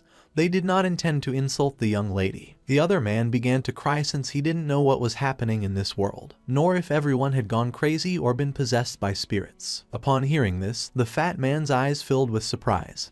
He stood up and said that there was a mole. The patriarch became curious and asked which mole he was talking about. Pointing at his chest, he revealed that the woman they had seen had a mole on her chest. With a curious expression, the father thought this was nonsense, turned around and asked Xiao if it was true. She put her hand over her mouth and her eyes began to shine with fear, leaving her in shock. Seeing her expression, the father couldn't help but get angry. He couldn't believe that this was true. Huiyan and Soryang left the inn and began to walk through the forest. Huiyan's face was full of rage. Our boy approached her and with a curious expression asked if she was still upset about what the innkeeper had said. Despite being so, she denied it. In front of them was Gupi, who carried all the luggage in his backpack. With a furious gaze, Huiyan turned around and made it clear that it was ridiculous to think that Namgung Xiao was absorbing men's masculine energy every night. Soryang's eyes widened in fear, realizing that she was upset. Huiyan let out a sigh. With a sincere expression, she apologized since she didn't want to get angry. But according to her, those rumors were nonsense. She revealed that Namgung Xiao could not have contact with men, leaving Soryang in shock. With a face full of sadness, Huiyan revealed that Xiao had a strange illness, and if she didn't constantly receive yin energy, her life expectancy would shorten. Due to that type of body, yang energy was like poison for her. That's why she was careful not to let any man get close to her. So spending each night with men was something impossible for her. With a confused gaze, Soryang realized that this scenario was like that of a fantasy heroine. He didn't know if this was going to end well. Several hours later, they arrived at the entrance of the Namgung Manor. With a serious gaze, the guard began looking at Soryang and asked what they had come for. Huiyan began whispering and her eyes started shining with seriousness, realizing that the family atmosphere in the Namgung clan wasn't good. So it was possible that the guards wouldn't allow them, and if they said they came to see Xiao without any reason. So she asked our boy to make something up. With a curious expression, Soryang decided to listen to her. Our boy approached the guards, coughed, and with his eyes shining with confidence said they had come to make a deal. The guards said nothing, and upon seeing this, Huiyan panicked since she didn't know what Soryang was saying. Seeing that the plan hadn't worked, our boy couldn't help but sweat. Just then, someone opened the door upon hearing the commotion. Upon seeing who this person was, Soryong and Huian's eyes filled with surprise, leaving them in shock. This person was Namgung Yoon. She was just as surprised to see Huian. Thanks to her, Soryong and the others entered the clan's manor and Huian and Yoon began to dance with joy. Yoon was happy since it had been a long time since the last time she had seen Huian. With a smile, Huian mentioned that it had been 2 years since the meeting of the 7 families. With a confused expression, Yoon asked what Soryong meant by making a deal. Huian closed her eyes and let out a sigh. With a nervous expression, Soryong began to show a smile. Huian explained that they needed the ice jade, and she had heard last time that Seol had it. Upon hearing this, Yoon felt somewhat surprised. With a sincere gaze, Huian mentioned that they really needed it, so they had come to see if they could get it. Yoon put her hands together and with a kind smile suggested first going to the patriarch's hall to talk about the matter with her father. She was sure that her father was going to be happy to see Huian after such a long time. Resting her hands on Soryong's shoulders, with a smile Huian revealed that she had brought something to exchange for the ice jade. Our boy's eyes widened in confusion. Yoon was in shock and asked if she wanted to exchange Soryong. Not long after, they went to the Namgung clan patriarch's hall. They told everything to the patriarch. He stood up and with a surprised gaze asked if it was true. His eyes widened in fear. He was in shock since he couldn't believe that they had brought an elixir that contained cold energy. Huian asked Soryong to show it. Upon hearing this, with a smile, our boy put his hand inside his clothes,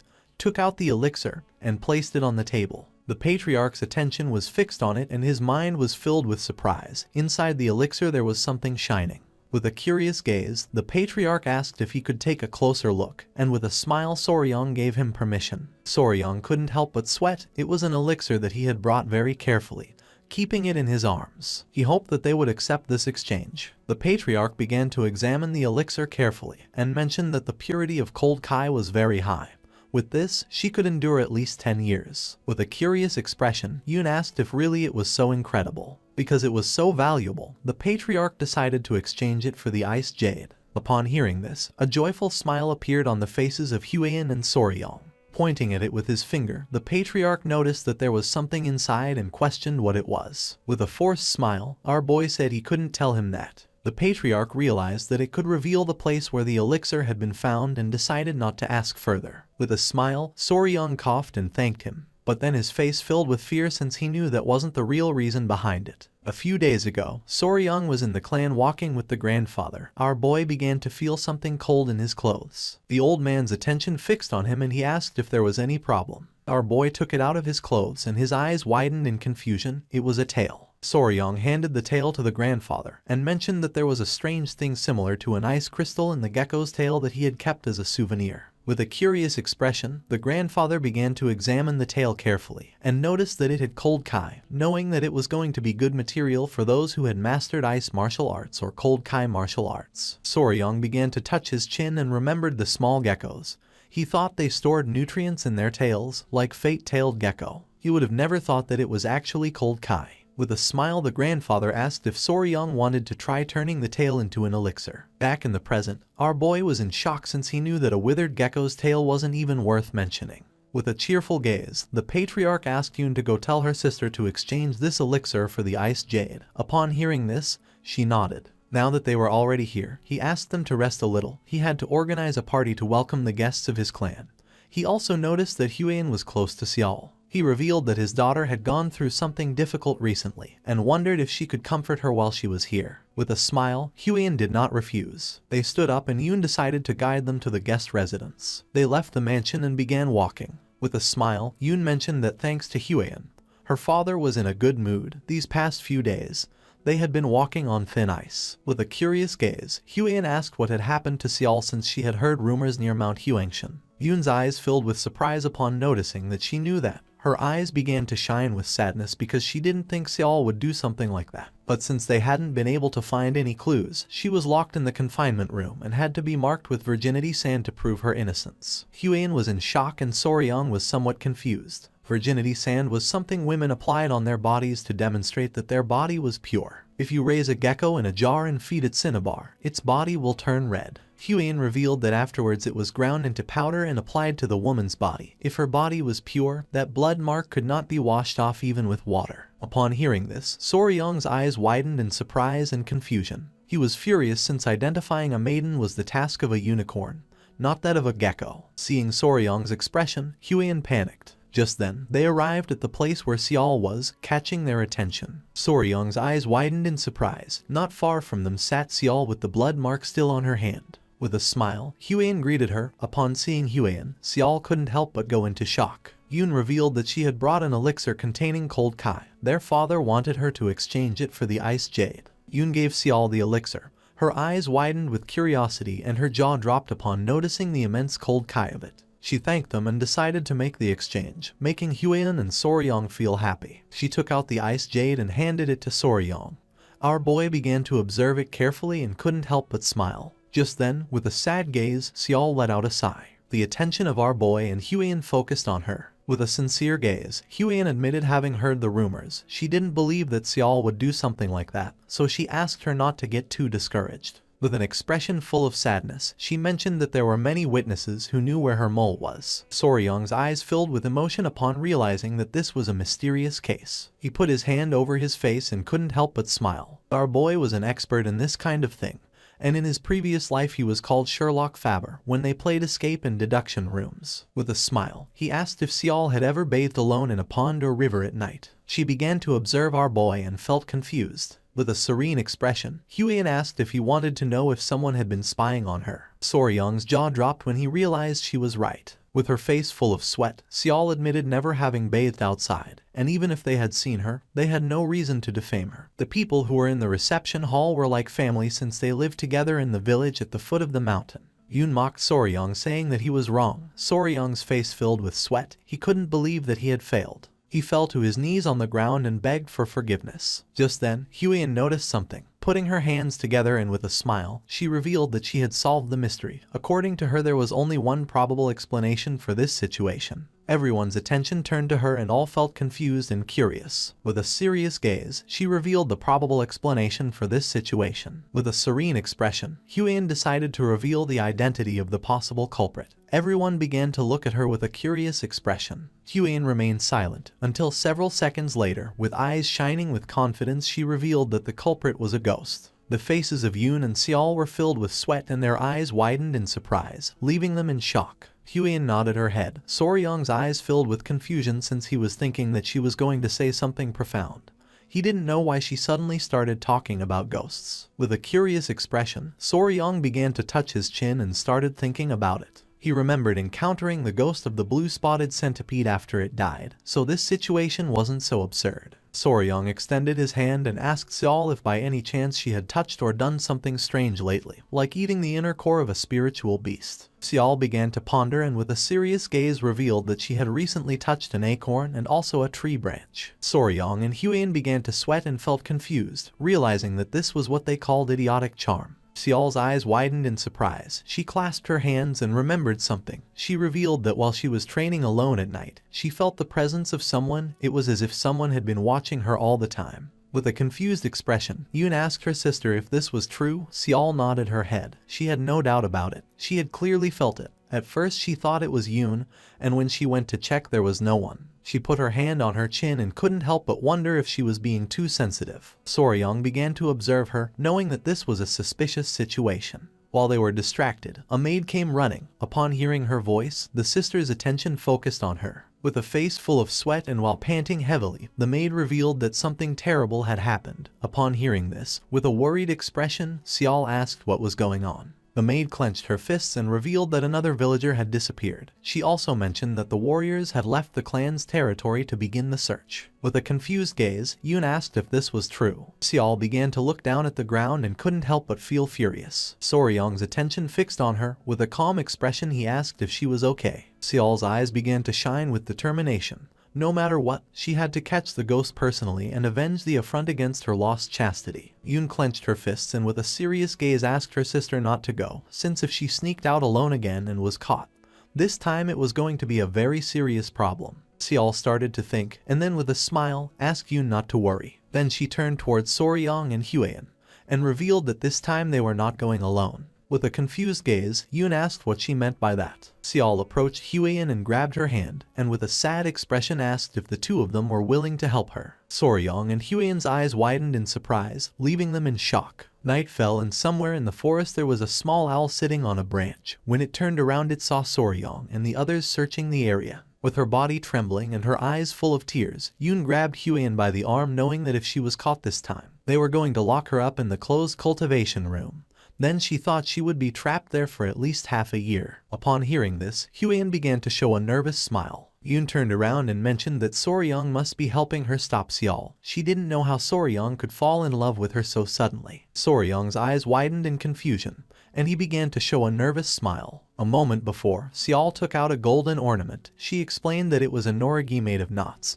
The central piece was designed so that an ice jade could be inserted. Our boy and Huan remained listening in silence. With a serene gaze, Seol mentioned that although she wasn't very sure why they needed the ice jade, if they were looking for something to carry with them, this wasn't a bad option. Soryong and Huan began to observe it closely, and their eyes widened in astonishment. She split it in half, revealing that even it could be split in half, it could serve as a symbol between the two. She promised to give it to Soryong if he helped her. Our boy went into shock. Their attention was fixed on the bright ornament. Back in the present, our boy began to think silently. He placed his hand over his chest and made it clear that, as he had already said before, it wasn't because he wanted the norigi. He simply wanted to protect Lady Seol's honor. Yoon's face filled with rage. She knew that Soryong was lying. Seol began to stare at her sister and asked her not to be so impulsive. While Huan was showing a forced smile, Yoon began to lose her mind since she didn't know what she should do. Several minutes later, they stopped walking. This was the area where she had felt someone's presence. There could be some kind of trace, so she decided to thoroughly check the area. Huan approached her and with a worried expression asked what they were going to do if the culprit really was a ghost. Seol began to show her sword and promised to cut the ghost with her sword imbued with the energy of destroying evil and revealing justice. Soryong began to observe carefully, realizing that this was intense. Just then, his eyes widened with curiosity and surprise as something caught his attention. Out of nowhere, fog began to appear in the area. Now none of them could see. Soryong began to look from side to side and became confused, not knowing what was happening. He began to shout and call for Seol and the others. He began to walk around the area without knowing if they had been separated. Just then Soryong's foot bumped into something. He became confused, not knowing what was happening. When he looked closely, he realized it was a spiderweb. He grabbed it in his hand and noticed that the thread was very thick, realizing that the creature that had created the web was enormous. At that moment, screams began to be heard. With a gaze full of fear, our boy turned around. He panicked since the voice was Yoon's. He didn't know what had happened to her. Our boy called the little centipedes, Grace and Myra, and asked them if they could find their mother. The little creatures began to smile. They jumped from Soryong's clothes and began to run. Soryong entrusted them with the mission of going and protecting Huan. Our boy began to run through the forest, realizing that they were being dragged deeper and deeper into the forest. He didn't know why there were spider webs. He began to pant heavily, remembering that spiders were divided into two types: sedentary and wandering. The sedentary ones built a web and stayed in one place, while the wandering ones roamed like vagabonds. The forest was full of spider webs. He knew that no way, none of them wove flat webs on the ground, which meant this was not an ordinary spider. Red fog was all over the forest, and once the fog began to clear, with a serious expression Soryong decided to hurry and find Yoon and the others. Several seconds later, our boy stopped walking. The trees in front of him were full of cobwebs. He began to observe this and his eyes widened in confusion since he didn't know what was happening. At that moment he heard Yoon's voice, and when he lifted his head his eyes widened in fear. She was wrapped in spiderwebs and stuck to a tree. Upon seeing this, our boy panicked. With a surprised gaze, Soryong turned around and saw a woman sitting on top of a giant spider. The woman began to smile. It was Seol, with her eyes shining with evil. She started staring intently at Soryong. With eyes shining with evil, Seol began to show a smile. Soryong's face filled with fear. He was in shock since he couldn't believe what his eyes were seeing. The area was covered in webs. It was a type of ground spider that our boy had never seen before. It wove its thread on the ground, not the air, so he thought it was a new species. Soryong clenched his teeth and began to stare at Seol, who was sitting on top of the giant spider. He finally understood everything that had happened. What was in front of him, under the form of Namgung Seol, was a pedipalp disguised as the spider. A pedipalp was, in essence, a sensory or manipulation appendage of spiders, often mistaken for a leg but actually being a specialized organ attached to the head, used for touch, mating or prey capture. He observed how, with a slight slide, it was revealing its shoulders and acting seductively to attract him. and thought that this must be the result of evolution to attract male prey. Soryong began to blush and thought there was no need for that, since he had already been captivated. Yoon regained consciousness and tried to free herself from the silk that was wrapped around her body. Her attention was fixed on Soryong. She was furious to see that even he had fallen into the trap. Without hesitating for a second, our boy began to walk toward her. Seeing this, a smile appeared on the spider's face. With his face full of love, Soryong mentioned that she was very beautiful. Without wasting another second, he hugged the spider, leaving her in shock. Her eyes began to shine with evil, and with a smile, she prepared to attack Soryong. At that moment, our boy gave the order to one of the centipedes to bite. In the blink of an eye, the small centipede emerged from Soryong's clothes and bit the spider on the neck. She opened her mouth and began to scream in agony. Soryong moved away. The little centipede jumped and returned with our boy. With eyes full of tears, the spider reached out to Soryong and tried to ask for help. Her expression was too realistic, and for our boy it was not surprising that people fell into her trap. She put her hand on her neck and began to feel dizzy. Not long after, she collapsed to the ground. Soryong began to pant heavily and his eyes widened in confusion. He did not know if the poison had paralyzed her. Using a stick, Soryong began to touch the body of the spider. The venom of a centipede was a neurotoxin intended to paralyze other insects. He thought that although centipede-type insects had quite strong venom, the size of this creature should correspond to its toxicity, so it would be fine. He began to pet the spider and asked it not to be upset since he had saved it from being captured and killed by the villagers. Soryong's eyes began to shine with excitement, and without hesitating for a second, he began to hug the spider. He was happy because the spider had a bright red body, 4 large spots on its back, soft and dense fur like velvet. He began to pet it again. According to him, it was like a scarlet spider. With a curious expression, he decided to see how pretty the spider's face was. He wanted to know what shape it had, and thought that it maybe had big fangs like those of a tarantula. Soryong lifted her skirt, and at that moment, Huion appeared and with a furious expression gave him a powerful kick in the face. Our boy's eyes filled with confusion, leaving him in shock. Soryong's body flew off and crashed against a tree. With eyes shining with seriousness, Huion made it clear that the spider was a monster. She asked him to try to breathe while circulating his internal energy, asking him to do it slowly. She put her hand over her face and her eyes filled with fear, realizing that she had not controlled her own strength when attacking. Soryong began to gaze toward the sky. He seemed to have lost consciousness. Several minutes later, he stood up. With a worried gaze, Huion asked if he was okay. Our boy became somewhat confused. With eyes full of fear, she revealed that the mist surrounding the forest was clearly the work of the spider. Inhaling the mist made men's desires increase so much that it was like an aphrodisiac. She inhaled a little and was very surprised, so she forced the mist out of her body with her internal energy, and then came to where Soryong was. With a serene expression, Soryong revealed that he had not felt anything strange. He put his hand on his chin and came to the conclusion that the villagers acting as if they had been possessed was the work of the mist. He did not know if it was some kind of pheromone that spiders released. He started to touch the spider and asked Huang what this monster was. It could release mist and was gigantic and poisonous. Huang couldn't help but feel afraid when she saw that Soryong was touching the spider. She began to look at the ground and apologized to Soryong. She put her hands over her face and started blushing like a tomato. She had thought that Soryong had been seduced by the spider. Soryong was confused, but she was right. In a different sense,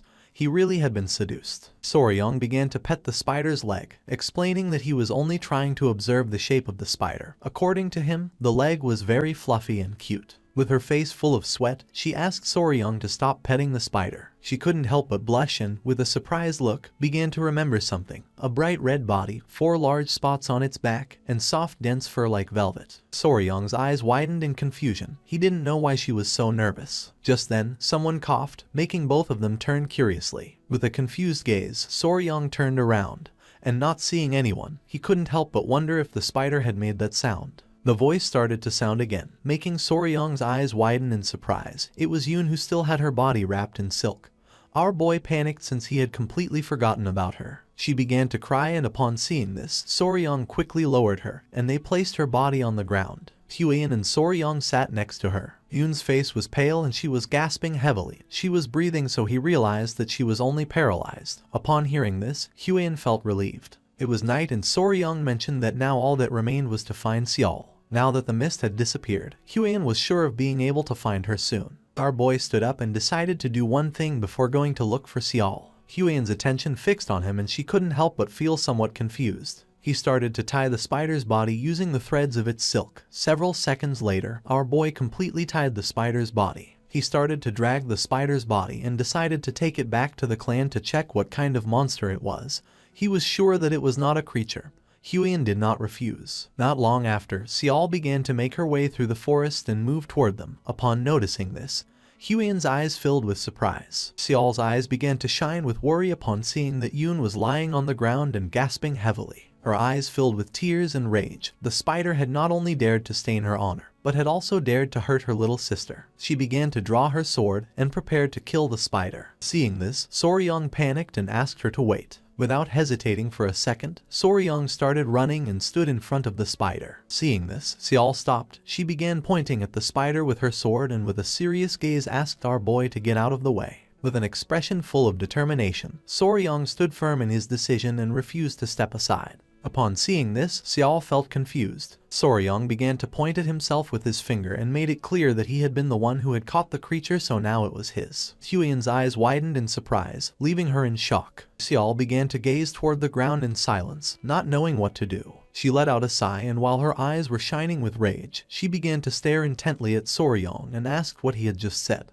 With a furious expression, Xiao asked what Soryong had just said. Our boy swallowed hard. According to him, killing the small creature was too much. He remembered that first she had killed a salamander with a poisonous chant, and now wanted to kill the spider. Huion grabbed Yoon in her arms and asked Xiao to wait, revealing that she was still alive. She was only paralyzed. Upon hearing this, her eyes filled with relief and surprise, and she asked if this was true. Huion confirmed it and asked her to calm down. Huion understood Lady Namgung Xiao's feelings, but warned that if the hosts were killed and the mimicry broken, it would change into another form, and then there would be no way to clear Lady Yoon's name ever again. Looking at the spider with a serious expression, she asked Xiao to think about it. If she took the spider and showed it to her family members, her grievance would be cleared. Besides that, it had been Soryong who had caught that host. He found the elixir that would be delivered to her and even saved Lady Yoon's life. It was Soryong who helped clear Lady Yoon's grievance, therefore Xiao should not wield her sword recklessly. Soryong and Xiao's eyes filled with surprise. She let out a sigh and began to think about it. She put away her sword and apologized to Soryong, explaining that she had not considered the kindness he had shown her. With a confused gaze, Soryong began to wave his hands, saying that this was not important. With a smile, he gave Huion thumbs up and could not help but praise her for being able to think so logically in a situation like this. Observing the spider carefully, Xiao asked what Soryong planned to do with the creature. Our boy explained that, for now, he planned to forgive it and take it back to the Tang clan. Soryong began to caress Xiao's head and with a face full of emotion mentioned that she was very cute. Upon hearing this, Xiao's eyes filled with surprise and she couldn't help but blush like a tomato. She misunderstood the situation, started touching her fingers and got nervous mentioning that Soryong already had Lady Huion. Huion let out a sigh and with an exhausted gaze explained to her that Soryong hadn't said it with that intention. He was only referring to the fact that the host spider itself was cute. It was red, its fur was soft and it possessed unique abilities, which is why Soryong had expressed that he found it adorable. Upon hearing this, Xiao's eyes filled with fear. Soryong's attention, who was caressing the spider, focused on her, leaving him somewhat confused. It was night and when he asked what the two of them were talking about, they changed the subject. At dawn, the spider and Lady Namgung Yoon were safely transported with the Namgung family. Everyone was in shock since they had never seen such a large spider before. The patriarch panicked and began to draw his sword, furious upon learning that this creature had stolen his daughter's appearance and insulted her. Our boy asked him to calm down, explaining that now the misunderstanding about the lady would be cleared up and the rumors corrected. Upon hearing this, the patriarch decided to calm down, and Soryong realized that he and Xiao were alike. After all, they were father and daughter. The patriarch extended his hand to express his most sincere gratitude to the young warrior. He declared that it was as if he had saved the lives and honor of his two daughters and assured that the Namgung clan would never forget such kindness, so they would honor his wishes. Pointing at the spider with his finger, our boy mentioned with a smile that, just as he had said, he would take that guest with him. The patriarch showed no objection but mentioned that there was one thing that worried him. Upon hearing this, our boy became somewhat curious. The patriarch was in shock to see that the creature was still in the form of his daughter Xiao. He reasoned that, if that creature had stolen his daughter's appearance, it could also change into another form. Therefore, he asked if it could not at least adopt a different appearance. He never wanted to experience such doubts about his own daughter again. Soryong put his hand under his chin and began to ponder. He understood that, although he had secured ownership of the creature, there still remained the matter of image rights, and he wondered what should be done about it. Just then, he turned around and his eyes filled with surprise. Suddenly everything was becoming chaotic. He ran up to Gupi and asked what was happening. Gupi reported that the crowd was very agitated. 3 old men appeared, visibly furious. They began shouting, referring to the creature as a cunning little thing and a bastard who had been imitating the young lady's appearance. They demanded to know what they were doing and why they weren't killing it. With a serious gaze, Gupi extended his hand and asked them to watch their words. He reminded them that this guest had been captured by his clan and asked if they were daring to defame the property of the clan. Upon hearing this, the old men panicked and begged for forgiveness. Soryong crossed his arms. Now that the misunderstanding was already cleared up and it seemed that almost everyone who needed to see it had already done so, he explained to Gupi that they should not accept anyone else, as he was concerned that the creature could be hurt if this continued. Gupi nodded his head and gave the order to the guards to close the entrance. Once the people left, the guards closed the entrance. But just then, someone appeared and asked them to wait. It was a bald old man with a cane, who was gasping heavily and whose eyes were full of fear. He began to cough and asked if he could take a quick look. The guard explained that he had orders from above and couldn't do anything about it. With his face full of sweat, the old man explained that he was just going to take a look for a moment. The guard started touching his head and mentioned that it wasn't allowed. With a smile, our boy asked the guard to show him, since he realized that he had come a long way despite his poor health. The old man's eyes filled with surprise and with a grateful expression, he thanked our boy. The old man approached the spider and began to observe it carefully. Soryong and the others remained silent. The old man's eyes filled with tears, and upon seeing that it was true, the spider's attention focused on him and its eyes widened in surprise. The old man turned around and asked if Soryong was going to kill the spider as the others said. With a calm expression, Soryong replied that he would by no means do so. He explained that it was a precious creature and he planned to take it to Sichuan to raise it properly in the Tang clan. Although its diet might seem unusual, it was simply a guest. According to him, this was something predetermined by the heavens, and it wasn't the little creature's fault. The old man's eyes filled with tears of joy, since he had never heard anyone say something like that. He decided to trust him. Without wasting any more time, the old man began to untie the ropes that were around the spider. Seeing this, Soryong and the others panicked. With eyes shining with concern, our boy revealed that this was very dangerous. After untying the spider, the old man began to caress it, and the spider's eyes began to shine with joy. With a confused gaze, Soryong let out a sigh. For him it was not surprising, since from the beginning he had felt that a familiar aura emanated from him. He began to observe the old man closely, realizing that he was a kindred spirit. There was no doubt about it, he was an enthusiast. The old man revealed that the name of the spider was Yowa. He explained that one day, after losing his entire family to the plague and falling into despair, he had found the little creature, who at that time was only about as big as his fist, and they started living together. That had been more than 20 years ago. When he still had vitality, he personally fed her with his yonkai in order to raise her. However, as his strength waned and he could no longer provide her with his yonkai, these kinds of things had begun to happen. He turned around and revealed that she had ended up doing something terrible to the young lady of the Namgung clan, and it was all his fault. Soryong's eyes filled with surprise. The old man couldn't help but cry, confessing that he didn't know what to do. He had been wandering in anguish, but now that a gentleman as kind as him had taken her in, he could finally rest easy, so he begged him to please take good care of his Yowa. Soryong greeted the old man with respect, bowed his head before him and promised to raise her well. With tears in his eyes, the old man explained to Yowa that he was already old and could no longer take care of her. He asked her, please, to follow Soryong and live a long life. Yowa and the old man gave each other a hug,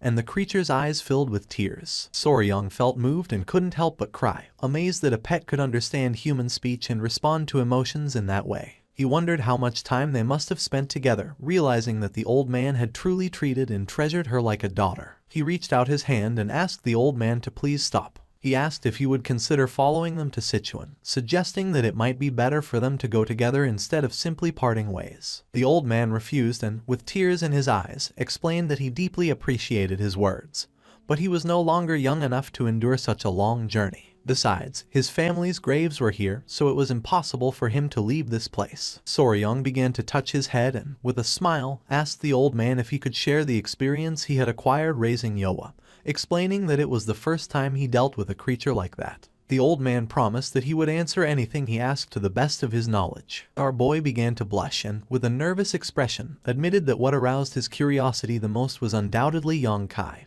and asked how it was provided. The old man extended his finger and Yoa began to suck on it. He decided to show him directly how it was done, explaining that the finger was simply inserted in that way. He added that apparently even just sleeping together was enough to transmit Yong-kai. The form of the host began to change and everyone's attention was fixed on her. The old man revealed that when Yong-kai was transmitted in this way, the creature would transform into the form it considered most beautiful in the eyes of its owner. Yoa took the form of a beautiful woman. It was the appearance of the old man's late wife when she was young. He had wanted to see that face before dying and, upon achieving it, he felt relieved. With a curious gaze, the old man asked if Soryong wanted to try. Our boy approached her and began to ponder silently. Our boy inserted his finger into Yoa's mouth, and not long after, her form began to change again, causing Soryong's eyes to widen in surprise. His eyes began to shine with excitement, as he wondered what form it would take, assuming that, naturally, it would be Lady Huian's. The spider began to change shape, and upon seeing the form that it had taken, the old man and Soryong went into shock. Goopies and the patriarch's eyes filled with fear and surprise. They asked if that new form was to her liking. The spider began to change shape and took the form of a wooden doll. The old man's eyes widened in confusion and surprise. According to him, this form was, without a doubt, the appearance that Yoa had shown only once before taking human form. Goopy panicked and asked Soryong why she did not appear as Lady Huian. Our boy was not very sure. Soryong began to sweat and feel dizzy. He understood that the reason why Yoa, or rather, the creature, had been able to maintain Namgung Xial's appearance all that time was because most of the villagers considered her the most beautiful woman. However, now it was about the most beautiful woman in all of the Central Plains, Tang Huian the poisonous flower. He himself had given his Kai Yang to the creature, and yet Yoa had not transformed into Lady Huian, which made no sense to him. Soryong turned his back on them and started to run. He was sure that the Tang clan would see this as nothing other than a betrayal against them. Seeing this, Goopy and the others were thrown into confusion. Soryong began to pant heavily. For him, this was inconceivable. He refused to accept that his fascination with poisons was stronger than his admiration for Lady Huian, much less that this was the reason why the creature had revealed its true form. He was convinced that there clearly had to be another explanation for what was happening. At the same time, Huang was in Namgung Yun's room at the guest residence. On the bed lay Yun. Not long after, Soryong opened the door running. Upon noticing this, Huang's eyes filled with confusion and surprise. She didn't know what was happening or why he was so out of breath. Soryong said he had a favor to ask her. With eyes shining with seriousness, he asked if he could hug her. This made her blush like a tomato. With a forced smile, Soryong began to wave his hands and asked her please not to misunderstand him, saying that it wasn't like that. Although later, changing his mind, he considered aloud that maybe a misunderstanding wouldn't be so bad after all. She stood up and clenched her fists and couldn't help but get nervous upon realizing that in the end he had found out. She put her hands over her face and revealed that she had not intended to hide it on purpose. She had only read about it in books, so she was not sure herself and, consequently, had not been able to say anything. Soryong became confused since he did not know what she was talking about. She began to gasp and decided to talk about that spider, revealing that it was one of the 10 great venomous creatures of the Central Plains,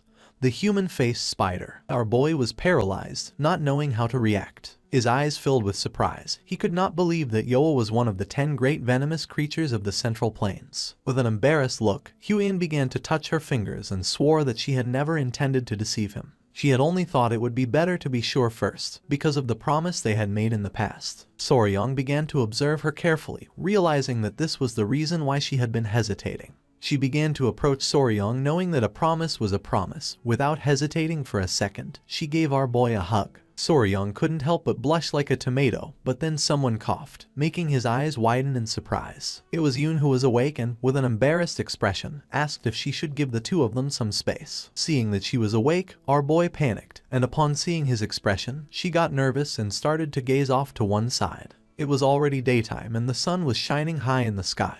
And 2 days later, Soryong began saying goodbye to Xiao and the others. Xiao began waving goodbye to them and thanked them deeply, promising she would never forget that debt of gratitude. The incident came to an end, and they departed from the Namgung clan. Fortunately, after Yoa consumed Soryong's Yong-kai, she transformed into the appearance of Lady Huian. He assumed they would no longer have to worry about those piercing gazes. With a kind smile, he asked her if she was okay, asking her to hold on a little longer and assuring her that he would let her out as soon as they arrived. Upon hearing this, Yoa couldn't help but feel happy. Yoa was inside a cage. Gupi reached out his hand and asked Soryong if he had any idea about the next part of the journey. Soryong explained that originally, after recovering the ice jade, he had been planning to head directly to Mount Gonga, where the fat-tailed geckos lived. But now that they had brought Yoa along, he was debating whether they should stop by the Tang clan first, since he wasn't sure if Yoa could endure an even longer trip. Yoa began shaking her head no, and upon noticing this, Soryong became confused, not knowing if she was okay.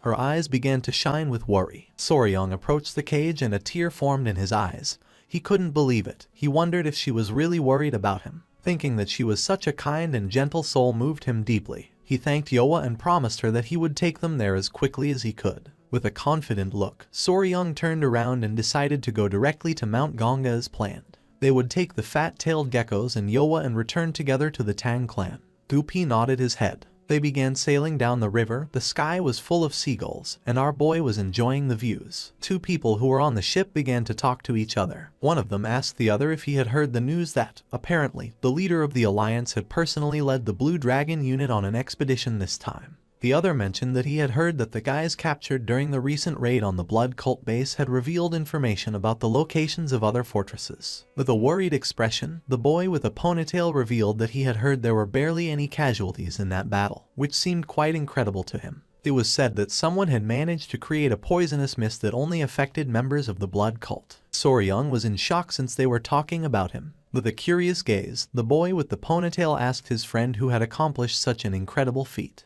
The friend mentioned that since there was a possibility that the cult could retaliate, the alliance had decided not to reveal his identity. Whoever it was, he was nothing less than a hero, and he had decided to admire that person from that moment on. Soryong felt excited as he began to remember his past life where he was a YouTuber. While he was distracted by the avalanche of compliments, before they realized it, they had arrived at Mount Gonga. They got off the ship and reached the area where the waterfall was. With a sincere gaze, Soryong explained that he wasn't very good at Lightfoot techniques, so he wouldn't be able to cross by himself. Therefore, he asked if Lady Huan and Commander Gupi could go and bring back the little ones. He knew there wasn't anyone there this time to throw him across to the other side. Gupi began to touch his head. He was not sure if the geckos would follow them without Soryong. With a sincere gaze, Huang admitted that Gupi was right. She told Soryong that it would probably be better if he went in person, or else she asked him if she should try to extend a wild kudzu vine to the other side. With a confused expression, one of the warriors began to point toward the sky and asked Soryong to look. Our boy became somewhat confused and turned around. Yoa was climbing the mountain. Soryong panicked and asked her to come down. At that moment, the spider decided to use its silk and made a beautiful jump, passing over Soryong.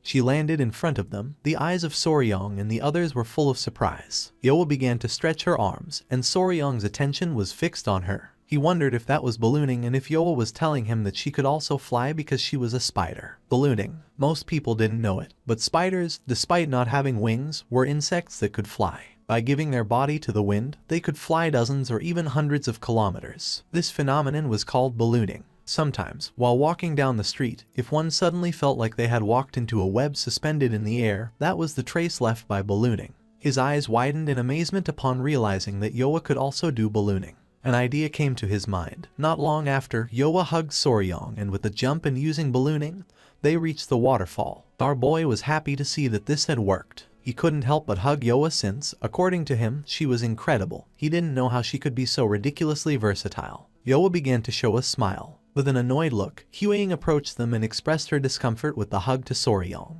She explained that, since Yoa had her appearance, the situation made her feel as if it were herself who was being cradled, which felt strange to her. Soryong got nervous and stopped hugging Yoa. He asked them to wait a moment and decided to go bring the geckos. Our boy entered the cavern. Sunlight was coming in through the hole in the roof, and in front of Soryong were the geckos. He started to show a smile and caught their attention. The geckos turned around, and upon seeing Soryong they felt somewhat surprised. They jumped and Soryong started running toward them. He was worried and wanted to know if they had been okay and if they weren't hurt anywhere. The geckos started licking our boy's face, and he couldn't help but smile. He realized they had become even more affectionate during his absence, and was very happy to see them looking healthy. He began to show the ice jade and promised to take good care of them if they came with him. The geckos began to watch it closely. They started to show a smile. Soryang decided to name them. He called the female Snow and the male Ice. Carrying the geckos in his arms, Soryang decided it was time to go to their new home.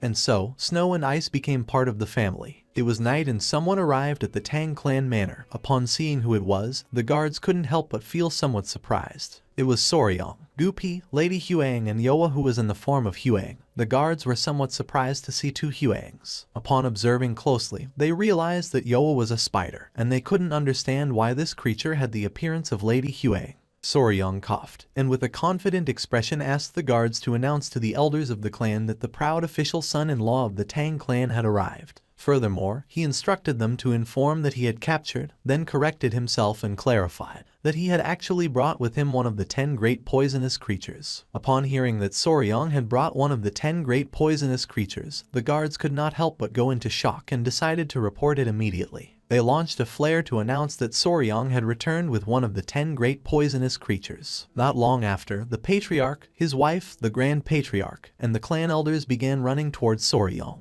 The great patriarch remembered that Soryang had said he would go look for food for the lizards, questioning with disbelief how, instead of this, he had ended up bringing a spider. The patriarch demanded to know where Soryang had been and what he had been doing. The eyes of the patriarch and his wife widened in surprise and confusion upon seeing that the spider looked just like their daughter. With a pleasant smile, Soryang explained that they had found the spider by chance when passing through the Namgung clan, leaving the patriarch somewhat confused. The elders were somewhat confused. In their entire lives, it was the first time they had heard of someone encountering one of the 10 great poisonous creatures by chance, and they could not understand how a human-faced spider, which was said to be so fierce, could have been captured. They couldn't help but smile. With a proud expression, the Grand Patriarch mentioned that Soryang was always doing incredible things. After clearing his throat, he stated that at least in this way, one could truly be called the son-in-law of the Tang family. The Patriarch began to laugh, declaring that Soryang was officially their son-in-law. Huang's mother began to show a smile and mentioned that now the promise between Soryang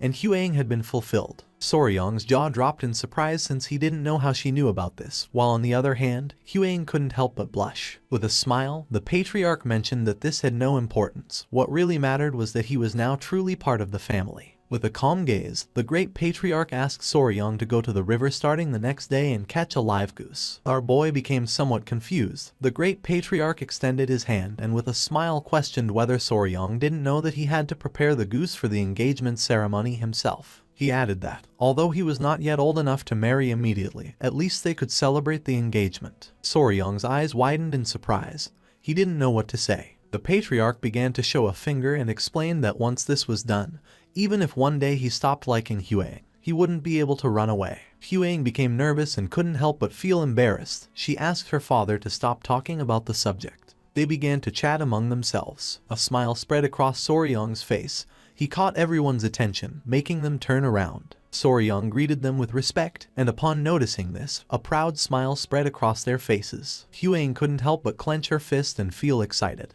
With a confident smile, Soryang declared that, as a member of the Tang clan of Sichuan and as the official son-in-law of the Tang clan, he hoped to get along well with everyone from now on. Thus, once they arrived at the Tang clan, the first thing Soryang did was assign places where the children could stay. First, Yoa chose as her residence a large tree next to the well within the village of the Tang clan. Because lizards behave similarly to dogs, he didn't want to separate them, and instead of sending them to the garden of poisonous creatures, he allowed them to stay in his room. Once everything was more or less organized, Soryang sat down with them to chat. When our boy asked if they liked this place, the geckos began to show a smile and Yoa nodded her head. Then, he told Yoa that if she was hungry, she could come directly to where he was, asking her if she would know how to get there. She began to show a smile, and then started pointing at the spiderweb with her fingers. Soryang's attention focused on it, making his eyes widen with curiosity. She had spread the spiderweb all over the place. If someone bad came, she would punish them and send out an alert with her web. Huang was somewhat confused, while on the other side, Soryang's eyes widened with joy. Showing a finger, he asked if what she meant was that, in case someone suspicious invaded, he should touch the spiderweb and she would come running. She started clapping. With eyes shining with joy, the geckos began to look at our boy. Soryang understood that they also wanted to say that he shouldn't worry because they were going to protect him. He put his hand over his mouth and couldn't help but cry with joy. He got ready to give them a hug, realizing that they were very trustworthy. He was very happy. Thus, once the new home for the new family members was prepared, the engagement ceremony was held. For this, the elders of the clan gathered and, in a simple ceremony, engagement gifts were given as an oath of marriage. However, there was a small misunderstanding during the preparation of the gifts. While Soryang was waiting in the hall, Huyen appeared carrying the geckos in her arms. Soryang's eyes widened with surprise and confusion. She began to show a confident gaze, and our boy noticed that she wanted the gifts to be the lizards, and he couldn't help but wonder if they weren't just a simple ornament. Our boy's face filled with sweat, realizing that this was a problem. He regretted that it had to be precisely this, and he didn't understand how he was supposed to offer the geckos as an engagement gift. He began to remember Huang. He knew that she had liked the geckos, but he didn't think she would say it directly. With a confident expression, he apologized and explained that this was going to be complicated. She became somewhat confused as she didn't know why. Soryang grabbed her arm, began to look into her eyes, and explained that originally engagement gifts existed to promise eternal love. He clarified that although lizards were pretty, the gifts should be immutable objects, like ice jade, to properly symbolize this promise. Huang couldn't help but blush like a tomato. With a kind smile, Soryang mentioned that both geese, which symbolized 100 years of life together, and oath letters had deep meaning. He continued by explaining that in celebrating the engagement, everything he owned would essentially be hers. Upon hearing this, her eyes widened with love. She turned around and thought that this was true, and decided to follow Soryang's will. Our boy was happy and praised himself. She caught our boy's attention, making him curious. With a confident gaze, she asked our boy to call her Huang from now on instead of Lady Huang. Now that they were engaged, they shouldn't use titles between them. Soryang's face filled with sweat, making him blush like a tomato. While the geckos were playing, with a nervous expression, he nodded his head. The next day, when the sun came out, it was time for the meeting with the patriarch. He asked if Soryang and Huang had rested well. Our boy was somewhat curious, wondering why he had called them and whether it would be to give them some advice. With a serious expression, the patriarch revealed that they had been called because they had something to say about Soryang's great technique. Soryang's attention was fixed on him and his mind filled with confusion. Huang explained to our boy that the great technique consisted of learning the internal art of the Tang clan and accepting the poison. Soryang realized that she was referring to the 10 poisons. With a smile, the great patriarch explained that this time it had been a very good thing for Soryang to bring the spider with a human face, since being the weakest among the 10 great poisonous creatures, it was the best one to accept first. Soryang questioned if he was now going to train the great technique. The patriarch shook his head and mentioned that Soryang had said he would use the 10 great poisonous creatures for the great technique, but he originally had another proposal. Our boy's eyes widened in surprise and confusion. With a serene expression, the patriarch revealed that upon reviewing the poisons Soryang had and those he would bring, he had remembered something the clan had forgotten for a long time. With a smile, he asked if Soryang knew what 5 poisons meant. Soryang's eyes widened with uncertainty, wondering if he was referring to the 5 poisons return technique that he had learned. The patriarch nodded his head. Then, he began to show one finger at a time and named the centipede, the lizard, the scorpion, the snake, and the toad. He explained that these 5 poisons formed the basis of the 5 poisons return technique. With a serious expression, he suggested to Soryang the idea of practicing the divine 5 poisons return technique. Our boy couldn't help but sweat. He didn't know what to say. The patriarch interlaced his hands and explained that in the Tang clan they divided poisonous creatures into 2 main categories: common beasts and spiritual beasts. His eyes began to shine with confidence as he revealed that the common beasts were ordinary poisonous creatures that could be found anywhere. The spiritual beasts, on the other hand, were those that possessed mystical powers, intelligence, or even an internal core. Soryang felt somewhat confused and questioned whether the golden-haired king bee he brought, the fat-tailed geckos Snow and Ice, the blue-spotted centipedes, and the human-faced spider would then be considered spiritual beasts. The patriarch nodded his head. It was precisely because of this that he was going to propose something else. The great patriarch began to laugh and made it clear that the 5 venoms returning technique was limited in its mastery, as it only absorbed the venom of ordinary poisonous creatures. But its origin technique, the 5 venoms true returning technique, was different. It could absorb the venom of spiritual beasts. He pointed out that with the blue-spotted centipedes and the fat-tailed geckos, he already had 2 of these beasts prepared. if they also managed to obtain the venoms of the snake, scorpion, and spiritual level toad, then all conditions would be met to master the 5 venoms returning divine art. That was why he suggested training in said divine art. Soryong's eyes widened in surprise.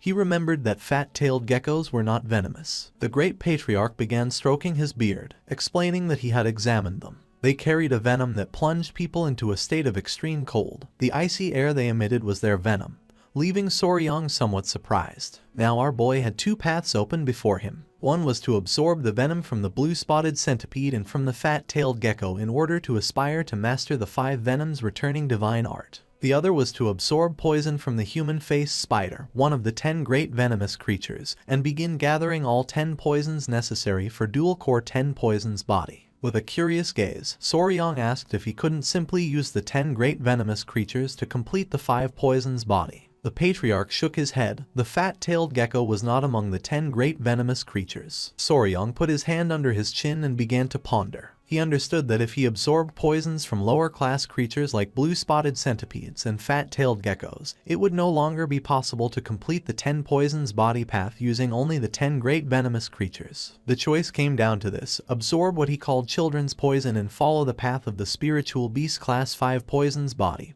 or collect the 10 great venomous creatures and fully commit to the 10 poisons body path. Huang began observing our boy closely, not knowing what he had in mind. Soryong realized that this was like choosing a skill tree in a game. He remembered well from his past life, when playing RPGs, that the most important thing was always the skill tree. This choice determined whether one became a useless character or a god-level character. The patriarch asked our boy to think it over carefully. He explained that the 5 venoms returning divine art was an incredible martial art, and without truly heavenly luck, not even he would encounter the 10 great venomous creatures, much less tame them. Soryong came out of his thoughts and couldn't help but get nervous, not knowing what to do. He was torn between taking the easy and fast path of the 5 poisons body, or the arduous and punishing path of the 10 poisons body, one that would allow him to reach even greater heights. Our boy started going crazy, falling into a spiral of indecision. A few hours later, Soryong was still thinking about what to do. Huang's attention turned to him, and she couldn't help but feel somewhat confused. She called his attention and mentioned that if it was because of that promise, he didn't have to tie himself to the 10 poisons body. The 5 venoms returning divine art was more than enough since it was an incredible martial art in its own right. While her eyes were shining with concern, she asked our boy not to rush into a decision out of anxiety. She assured him that, no matter which path he chose, he would still be Soryong. Upon hearing this, Soryong turned around, and while his eyes were shining with sincerity, he was honest and said that even the patriarch had mentioned that the preparation process was the same in both cases and only the final poison changed. He decided to take his time to think it through. A few days later, Soryong was lying in bed. Even though 2 days had passed while the grand technique was being prepared, he still couldn't decide easily. While the geckos were playing, our boy, completely undecided, asked them what they thought he should choose. Just then, Huang opened the door to Soryong's room with a surprised expression. Our boy became somewhat curious and asked what was going on. With her face full of sweat, she revealed that the blue-spotted centipedes were about to shed their skin again. Soryong got out of bed and his eyes widened in surprise. Without wasting any more time, he went to the pavilion where the centipedes were. Upon seeing them, both he and Huang felt tenderness. The creature's skin had become hard as stone. Soryong remembered that they had been growing very fast lately and hadn't thought that the second shedding would begin so soon. With a curious smile, Huang asked if the appearance of the blue-spotted centipedes would change again. With a confident smile, Soryong nodded his head, revealing that this time, blue spots would start to appear on their bodies. Our boy's eyes filled with excitement. Just the idea that they were becoming like their mother made his heart race wildly. Huang began to show a kind smile. She was very eager to see how the centipedes would change. Soryong was sure that they were going to be even cuter than before. Just then, his eyes widened in surprise and his attention focused on them. Suddenly he realized that this was not something to celebrate. What if they didn't manage to finish drying their bodies in time for the day when the grand technique would take place? Soryong put his hands on top of his head and couldn't help but feel worried. He knew that ordinary centipedes took an entire day to dry their bodies, and based on the last molt, this process would definitely take even more time. Huang's attention was fixed on our boy and she couldn't help but feel somewhat confused. Soryong knew that the venom of fat-tailed geckos was special and needed proper preparation before it could be extracted. He had debated between using the venom of the blue-spotted centipedes or Yoa's for the first dose. But if this happened, then he could no longer use the venom of the blue-spotted centipedes. Our boy began to think. He understood that if he tried to forcefully extract the venom now, something would go wrong. However, he also couldn't just sit around waiting for their bodies to harden. He started imagining Yoa, the gecko, and the centipede in a ring, with Yoa raising her fist. It was then when he realized why in hell he had been tormenting himself over these past few days. 2 days later, the grand technique prepared for him was finally carried out. The ritual took place in the Grand Technique Hall, deep within the Hall of 10,000 Poisons of the Tang clan. He had considered postponing it for the sake of the blue-spotted centipedes, but the preparation for the grand technique was so meticulously complex that delaying it simply wasn't an option. The process was elaborate. First, hundreds of decoction cauldrons were used, each to boil different herbs and extract their medicinal essences. Then, these extracts were cooled and gathered into a massive jar. This constituted the first step. Next, into that jar, a precise mixture of various poisons and blood from poisonous beasts was added. Although this might sound simple, working with hundreds of herbs, poisons, and blood, each with its own volatile properties, and managing them all at once in perfect harmony was an extraordinarily difficult undertaking. In addition to this, with the slightest delay, all the medicinal liquid they had worked so hard to prepare would become useless and would have to be completely discarded. Because of this, sitting idly by waiting was not an option either. His mind was already made up. He would accept Yoa's poison, one of the 10 great venomous creatures. Soryang began to observe the liquid closely, realizing that the color was incredibly dark. The great patriarch approached our boy and informed him that they would now begin the grand technique, ordering him to take off his clothes and enter the jar. Soryang came out of his trance and nodded. Soryang took off his clothes, first put his foot into the jar and then began to insert the lower part of his body. His eyes widened in surprise, as for him, this felt strangely familiar, like an herbal bath. While the great patriarch's eyes were shining with joy, with a smile, he mentioned that they were going to add a single drop of Yoa's poison into this herbal decoction to provoke a reaction. Then, they would add the already prepared medicinal compounds so that his body could begin to absorb the poison. The great patriarch began to laugh, revealing that normally the process would be unbearably painful. Luckily, Yoa's poison was of a paralyzing type, so it wouldn't hurt too much. Upon hearing this, Soryang felt somewhat worried and couldn't help but sweat. The patriarch decided to go look for the rest of the necessary ingredients and asked him to wait a moment. After saying this, they left the room, leaving Soryang alone. Not long after, Huyen, who was carrying the geckos in her arms, and Yoa entered the room and greeted our boy with a smile. With a cheerful expression, Huyen revealed that the centipedes were awake, they had shed their skin, now had spots, and their bodies were emitting an intense glow. The centipedes began to play, and Soryang noticed that Nova, Myra, and Grace were now even more adorable. They began to climb onto the jar in which Soryang was submerged. The change was not as drastic as he expected. In fact, their appearance now resembled that of pillow-shaped stuffed animals, which, in a strange way, made them even more adorable. The centipede's attention was fixed on the liquid. Soryang started laughing since he realized that it must be strange for them to see their father inside there. He knew it was dangerous, so he asked them to stay with Huang. With a smile, she began calling the centipedes to come with her. Nova didn't listen and its attention was fixed on the liquid. When it tried to get down from the jar, unintentionally the liquid came into contact with its ear. It began to writhe in pain, and upon seeing this, Soryang's eyes widened with caution. He revealed to Huang that Nova's antenna had touched the medicinal liquid and asked her to wash it with water immediately. Huang's eyes widened in surprise and concern. Without wasting more time, she grabbed Nova. In the process, it opened its mouth and its saliva came out of its mouth and fell into the liquid. Soryang began to observe closely. Nova's saliva caused the liquid to start reacting and began changing color. Huang's eyes filled with fear upon realizing that the poison was seeping into the jar. Soryang clenched his teeth tightly and not long after, he began screaming in agony. Our boy began to scream in agony. With a worried expression, Lady Huang asked Soryang to regain control. The liquid began to burn Soryang's skin, making his face turn red. He did not know this kind of pain. It was as if all his skin were being torn off while his entire body burned. He remembered that he had been told he must not move at all during the grand technique. Even though he desperately wanted to jump out of there, somehow he barely managed to restrain himself. Foam began to come out of our boy's mouth. For him this was too much. Upon seeing this, Yohua and the geckos were in shock. Lady Huang put her hand near her mouth and her eyes filled with worry. She didn't know what to do. The great patriarch and the patriarch returned, and upon seeing what was happening, they went into shock. They started running toward our boy. Huaying turned around and with a sincere expression explained to the great patriarch that the centipede had accidentally dropped a bit of venom. Soryong began to collapse while begging to be saved. The great patriarch grabbed Soryong, supported one hand under his head trying to calm him down. The patriarch asked our boy to stay alert, calm his mind, slow his breathing and above all not lose consciousness. Our boy opened his mouth and started to bleed. He could no longer bear the pain. Not long after, he dropped his hand because he no longer had strength. The patriarch's attention was fixed on him and his mind was filled with surprise. Everyone panicked, not knowing if Soryong was okay. Little by little our boy's eyes began to close. Soryong felt as if he were underwater. Little by little he opened his eyes and his attention focused on Nova, who was asleep. She made contact with Soryong and a strange energy began to emerge from her body and entered Soryong's body. Several hours later, our boy began to open his eyes. Noticing this, Lady Huaying felt relieved and with a surprised expression informed the great patriarch that Soryong was regaining consciousness. Once Soryong fully opened his eyes, Huaying couldn't help but cry and feel relieved to see that he was okay.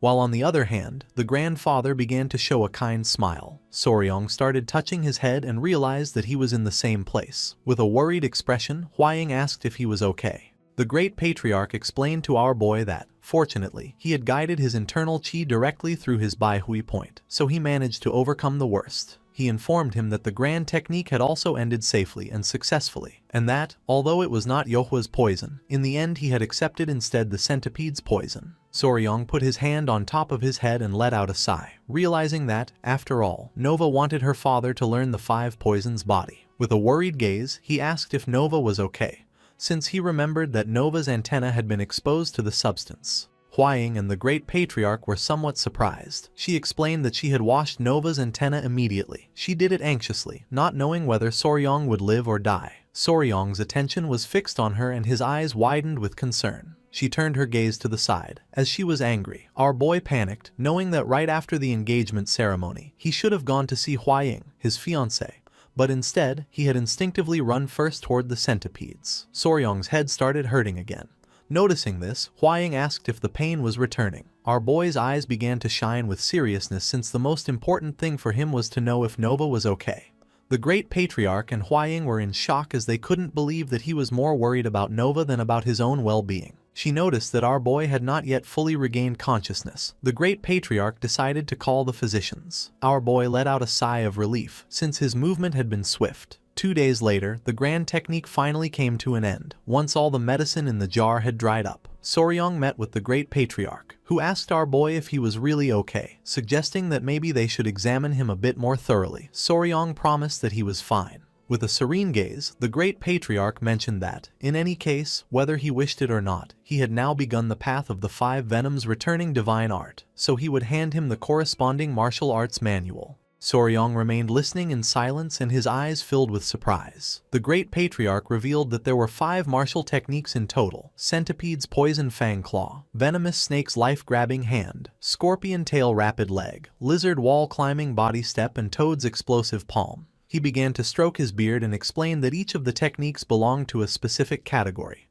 claw technique, hand technique, leg technique, step technique, body technique, and palm technique. This martial art allowed one to reach a realm where one became poison, and poison became oneself, achieving a true unity between being and poison. Soryong's eyes widened with excitement and joy. Seeing our boy's expression, the great patriarch realized that he liked it. Soryong nodded his head, although he admitted to being surprised. They were not poison arts or assassination techniques as he had expected. The great patriarch coughed. According to him, Soryong had been perceptive in noticing it, since the truth was that this martial art did not originally come from his Tang clan. He closed his eyes and revealed that the 5 venoms returning divine art, and these 5 poison techniques were the martial arts of the 5 poison sect, which had already been annihilated.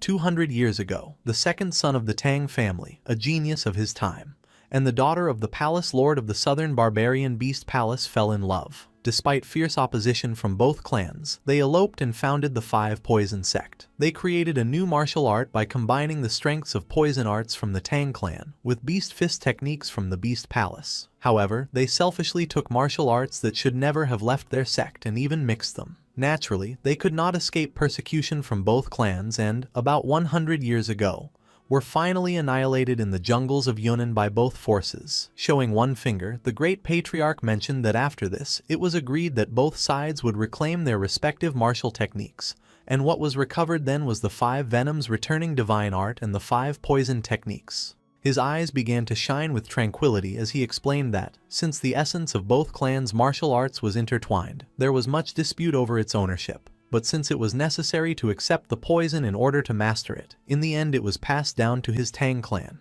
It was said that the sect master of the 5 poison sect at that time had been able to withstand the joint assault of both the Beast Palace and his Tang clan, so without a doubt, it was an extraordinary martial art. He had thought that it would be the perfect style for someone like him who had an affinity for poisons. Soryong was somewhat surprised to realize that the Great Patriarch had had this in mind all along. Our boy thanked him and promised to train diligently. The Great Patriarch was happy, since as long as he continued with this dedication, he was destined to achieve greatness. And so, Soryong took his first step in the 5 venoms returning divine art. Soryong left the poison hall and began to stretch his arms, wondering how long it had been since the last time he saw sunlight.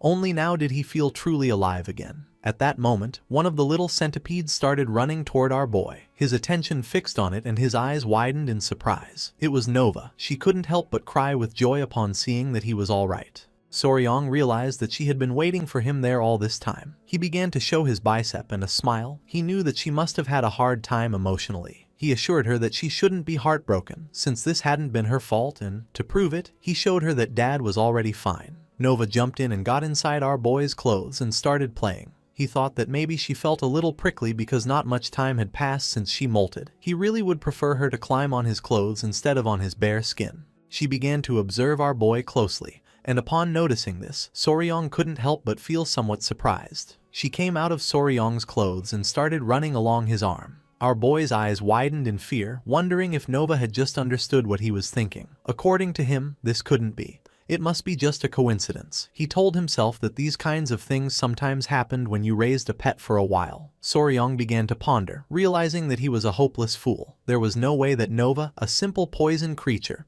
could really do this. Nova's eyes began to shine with rage. She was furious with Soryong. Our boy panicked, not knowing what was happening.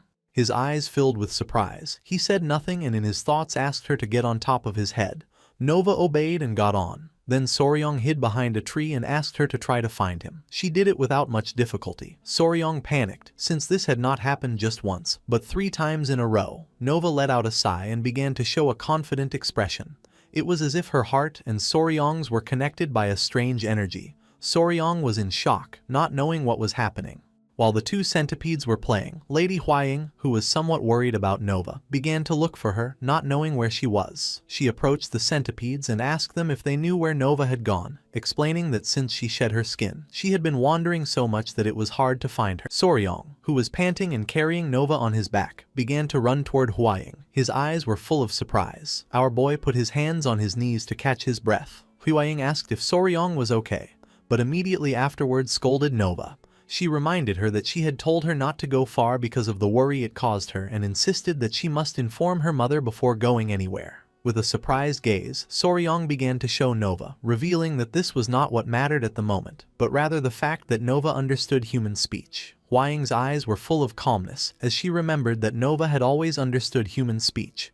This was nothing new. Soryong couldn't help but sweat and feel somewhat confused. He panicked and explained that she understood him even when he was only thinking to himself, leaving Huaying somewhat surprised. Carrying Nova on his back, Soryong decided to go see the Great Patriarch to find out what was going on. With a worried gaze, Huaying suggested they go together. It was daytime and, several minutes later, they arrived at the Patriarch Hall. Our boy left Nova on the table and asked them to please take a look. He explained that Nova understood him just as well even when he only spoke in his mind. Considering that the other children couldn't do this, he proposed that perhaps it was due to the influence of the grand art. The Great Patriarch began to stroke his beard and his attention was fixed on her. With a serious expression, he explained that this was not the case. He pointed out that in the history of the Tang clan, more than a few people had accepted the poison of spiritual creatures. If supernatural abilities like this had been discovered, there should be records, but he had never seen or heard of them. Soryong's eyes widened with curiosity. With a serene expression, Huaying questioned what could be the cause. The Great Patriarch began to think. He concluded that this was undoubtedly due to the 5 venoms returning divine art. The patriarch interrupted his thoughts and confirmed that the grand art was created to absorb poison, and Soryong was the only one who had absorbed the poison of spiritual creatures using the 5 venoms returning divine art. The great patriarch came out of his trance and couldn't help but smile. He knew that the reason this was happening could be the influence of the southern barbarian beast palace, since they treated beasts as if they were their own limbs. Their secret, he concluded, could be embedded in the 5 venoms returning divine art. The patriarch began to stroke his beard. According to him, it would be impossible to find out why this was happening. Soryong's eyes filled with confusion. He didn't know why. The great patriarch explained that there was no reason for them to reveal their most precious secret. He added that if they found out they had mastered a martial art affected by that influence, it would be impossible to predict how they would react. Huaying felt somewhat worried, not knowing if there was any way to avoid this. The great patriarch closed his eyes and began to think, coming to the conclusion that it would not be easy, unless they owed them a great favor. A while later, Soryong came out of the patriarch hall. He was depressed since this was somewhat disappointing. He began to imagine himself with his pets. He had the hope of gathering Nova, Myra, Grace, Snow, Ice, golden-haired queen bees and Yohua to form something similar to the Bremen town musicians. While our boy was distracted, someone caught his attention, making him curious. When he turned around, he saw Commander Gupei, who greeted Soryong with a smile and expressed his joy at seeing that he was feeling better. Gupei started touching his head. According to him, it was lucky to have run into him there. He explained that there was a slight problem with the venomous creature garden and asked if he would like to accompany him. Soryong couldn't help but feel somewhat surprised to see that there was a problem. Soryong began to ponder. He decided that he should take care of the problem in the venomous creature garden first and then think about the southern barbarian beast palace. He realized that he had completely forgotten about the garden, since he had gone directly to the engagement ceremony as soon as he returned. His eyes began to shine with joy, and with a smile he decided to go together. Behind Gupei there was someone. He also wanted to entrust that person to Soryong. Soryong's eyes widened with curiosity. Behind Gupei was Yingying, who with a smile started running toward our boy to give him a hug. Soryong grabbed little Yingying's hand and they started walking with Gupei following them from behind. Our boy decided to take Yingying to the venomous creature garden, as she clung to him and wouldn't let go. He turned around and asked why Yingying was here. Gupei began to show a smile, explaining that she was there for treatment and would stay in the Tong clan for a while, since it was a request from Patriarch Peng. While little Yingying's eyes were shining with joy, with a smile, she asked her older brother why he hadn't come to see her if he had already been back for several days, explaining that this was exactly why she had been waiting for him today. Soryong felt somewhat surprised to notice that she had lost her front teeth in the meantime. Our boy began to show a forced smile and apologized to Yingying. He explained that he thought she had already gone back and asked her if she had gotten very bored being alone. She began to show a bag, making it clear that she hadn't been bored since she had been playing with Clicky. Soryong opened the bag and his eyes widened with curiosity. Gupei also came closer to see what the bag contained. The bag contained a spring beetle. The spring beetle, known in the West as click beetle, was characterized by its ability to produce a clicking sound when flipped onto its back. It was a pest that bored into potatoes and sweet potatoes and destroyed plant roots, but for children it turned out to be a familiar and adorable insect. Gupei felt somewhat confused, not knowing if it was a snapping beetle. Yingying made it clear that it was Clicky, not a snapping beetle. Soryong began to remember his childhood. As a young boy, he called these insects click bugs. This was the first insect he raised in his past life. He could consider it an introductory insect, the one that had led him to where he was today. He sat in front of her and with a smile realized that Yingying liked bugs. She nodded, affirming that she did like them, and she also liked Queen Bee and Clicky. Soryong's eyes began to shine with excitement, as she seemed like a small version of himself when he was young, and he wondered if he should give her some kind of training with poisonous creatures. He picked up Yingying in his arms and with a smile asked her if she would like to learn about insects with her older brother, assuring her that they were very special and fun. Yingying's eyes began to shine with joy and she couldn't help but smile. They started chatting among themselves. Gupei felt somewhat confused since he didn't know what to say to Patriarch Peng. They arrived at the venomous creature garden. Yingying's attention was fixed on a turtle. Soryong opened one of the drawers, which contained a striped snake. He turned and asked Gupei how the rat breeding was going. Gupei mentioned that at that moment, after giving birth only once or twice, there would no longer be a shortage, estimating that in about 2 months the population would probably exceed 1,000. Soryong noticed that the feeding of the tiger-striped water snake had been solved, so he wondered what was then the problem. Ying Ying took out the small turtle that was inside the cage and began playing with it. Gupai began to touch his head, explaining that the number of crickets they were raising as food was not increasing at all, and that because of this, some creatures were starving. With a confused gaze, Soryong put his hand under his chin.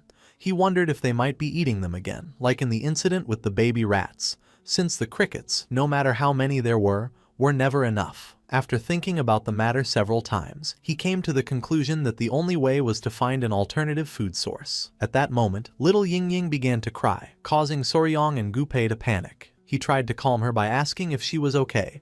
Ying Ying continued crying, revealing that there was a strange smell, leaving Soryong somewhat confused. She began to show her hand, as a strange smell was coming from it. With a surprised expression, Soryong asked Ying Ying if he could see her silk pouch. Soryong opened the silk pouch using chopsticks and his eyes widened in surprise, realizing that it was just as he had thought. She had made the same mistake he did when he was young. He let out a sigh and asked her to look closely because these were not clickies, but something else. Ying Ying stopped crying. Using the chopsticks, Soryong took another bug out of the silk bag, and Gupai noticed that it was a flower weevil. The name of this insect was mealworm beetle. Upon reaching adulthood, it emitted a terrible stench when touched due to the substance secreted by its odoriferous glands. It looked similar to a click beetle, which is why this confusion sometimes happened. Showing one finger, Soryong explained that click beetles made a clicking sound with their abdomen, but the mealworm beetle did not, so she should not confuse them next time. With a gaze full of determination, Ying Ying clenched her fists and nodded her head. With a proud smile, Soryong told Ying Ying that, even so, she had done a good job, since her older brother really needed these friends. Gupai became somewhat confused, as he did not know why he would need those stinky insects. Showing the silk bag, Soryong's eyes began to shine with determination. He revealed that, from that moment on, they would raise the mealworm beetles that Ying Ying had caught in the venomous creature garden. Although it didn't seem like much, these mealworm beetles were actually the most commonly used food for insects and lizards. Soryong was happy, as it was the perfect moment. If they replaced the crickets with mealworms, the food supply would be sufficient. With a smile, he mentioned that, thanks to Ying Ying, they could take care of the immediate problem. He decided to go to the cricket breeding facility to see what the problem was. With a cheerful look, Gupai nodded. They went to the cricket breeding facility. Our boy put his hand under his chin and began observing carefully, noticing that the breeding facility and environment didn't seem to have any problems. He opened the cap of a jar and his eyes widened in confusion upon seeing that the cricket's legs were detached. His eyes filled with fear as he thought cannibalism was occurring. Because of this, the numbers were not increasing, leaving Gupai and the other in shock. He was sure he had given enough food to the crickets. Soryong turned toward him and with a serene smile revealed that he himself had experienced this problem when raising them on Hainan Island too, since sometimes these things happened regardless of food. Soryong began to ponder. He didn't know much about crickets either, which was somewhat frustrating. He was spicy Fabre, not just Faber, so unfortunately he did not possess the knowledge for large-scale breeding of ordinary non-poisonous insects. He knew this was a big problem, since they couldn't figure out the cause. At that moment, one of Gupai's men approached them, started touching his head and with a nervous smile mentioned that, if it was someone familiar with crickets, he just happened to know the right person. Gupai became somewhat curious upon seeing Huang Geon. He extended his hand toward him and explained to Soryong that, besides himself, Huang Geon was the only volunteer in the poison division. Soryong felt somewhat surprised to see that he had volunteered. This seemed trustworthy to him. With a nervous expression, Huang Geon was honest. He admitted that sometimes he went to the cricket fighting arena to pass the time, although he clarified that he didn't do it often, just enough for some drinks. Our boy felt somewhat confused, but Huang Geon explained that it was a game of chance where crickets fought each other and bets were placed. Since the bigger and stronger crickets were traded at high prices, they were usually raised in facilities inside the gambling den. There was a cricket caretaker there. Somewhere, where the light barely reached, someone began to pet a cricket. It was a woman with long hair. She had bandages all over her body and messy hair. Huang Geon had heard that she knew everything about crickets. Night fell and the streets of the Tang clan lit up with red lanterns. Everyone had gone out to have fun. The women had put on makeup and the men were drinking. Not long after, Soryong, Gupai, Lady Huaying and Huang Geon arrived at the place. They headed toward the gambling den in the capital to meet the cricket caretaker that Huang Geon had told them about. Soryong and Gupai wore elegant suits. Our boy had thought they would use the Lightfoot technique, believing that their destination was far away. However, they were advised to dress well and use a carriage since they were heading to a gambling den. While he was distracted, someone informed him that they had already arrived at the gambling den in the capital, causing him to snap out of his trance. In front of them was a man next to two muscular guards. Gupai approached, extended his hand and informed the man that Lady Huaying, the direct descendant of the Tang family, and her fiancé Soryong were there, asking him to show them the way. The man's eyes widened in fear upon hearing that it was the direct descendant of the Tang family. He and his men greeted them with respect. The man introduced himself as the owner of the Golden Phoenix gambling house, welcomed them and expressed what a great honor their visit was. Seeing the man's attitude, Soryong couldn't help but feel somewhat confused. With a smile, Huang Gyeon asked the owner if they could see the fighter crickets. The owner nodded his head, mentioning that on this very day the battle between the cricket generals was being held. He began to guide them and asked them to enter. Passing through curtains, Soryong and the others entered the betting den. Our boy's attention was fixed on several excited warriors standing around a table. A battle between two crickets was about to begin, and one of the men decided to bet all the prize money he had won last time. The crickets began staring at each other and then attacked. While the two creatures were fighting, people started cheering for the fight. Soryong was somewhat surprised to see that this is what a cricket fight looked like. With a smile, Huang Gyeon asked if it wasn't exciting, explaining that the one who turned its back on the other would lose. One of the crickets gave a strong bite to the other in the abdomen, causing it to start fleeing from the fight. The owner of the winning cricket couldn't help but smile upon noticing that the battle of the cricket generals had ended. Not long after, several men began showing bags full of money. Huang Gyeon revealed that they also immediately auctioned off the winning cricket general. According to rumors, one could reach a price of about 30 silver taels. Soryong was in shock at seeing so much money. His eyes began to shine with excitement and, with a smile, he decided that he might dedicate himself to selling crickets later on. With a serious look, Lady Huaying called our boy's attention, telling him that he had already seen enough and that it was time to go meet the caretaker. A few minutes later, they began to descend some stairs, and the owner opened the door to the basement of the place. He couldn't believe that they had come to meet the cricket caretaker. He explained indifferently that, although sometimes other guests wanted to see her, there was nothing special about the girl. Her only task was to feed the crickets and clean, since they didn't care who would win. The owner began pointing at the woman with his finger, revealing that she was the caretaker. He added with disdain that the girl was useless, and for this reason he left the care of the crickets to the brat. Finally, he complained about how incredibly gloomy she could be. The woman turned her back on him, and upon noticing this, the owner started shouting, demanding that she get up immediately. Soryong and Huaying were important guests. He couldn't believe that she wasn't even greeting them. With an expression full of fear, she stood up and apologized. Soryong's eyes widened in surprise and confusion. Upon observing closely, he realized that the caretaker was a woman. With eyes shining with fury, she began to stare at them silently. Soryong remained silent, approached her, extended his hand, and with a serene gaze mentioned that they came from the Sichuan Tong family, and that they simply had a question about the care of crickets, asking if they could consult her about something. She nodded her head. Showing one finger, our boy explained that he was raising several crickets in one place, but they kept eating each other. He wanted to know if she knew the reason for this. She began to ponder and then revealed it was because they wanted meat. She thought Soryong had probably only fed them grass. The crickets were omnivores, so it was necessary to give them meat to avoid cannibalism. Soryong's eyes widened in surprise, and then he began to think that this hadn't even occurred to him. Cannibalism was solely due to the lack of protein. The woman's body began to emit a strange aura. Soryong wondered if this was what it meant to be a true expert in crickets and knew he had to recruit her immediately. With a smile, our boy turned toward Lady Huaying, and she understood what he had in mind. She took out a bag, extended her hand, and asked the owner if she could buy the woman.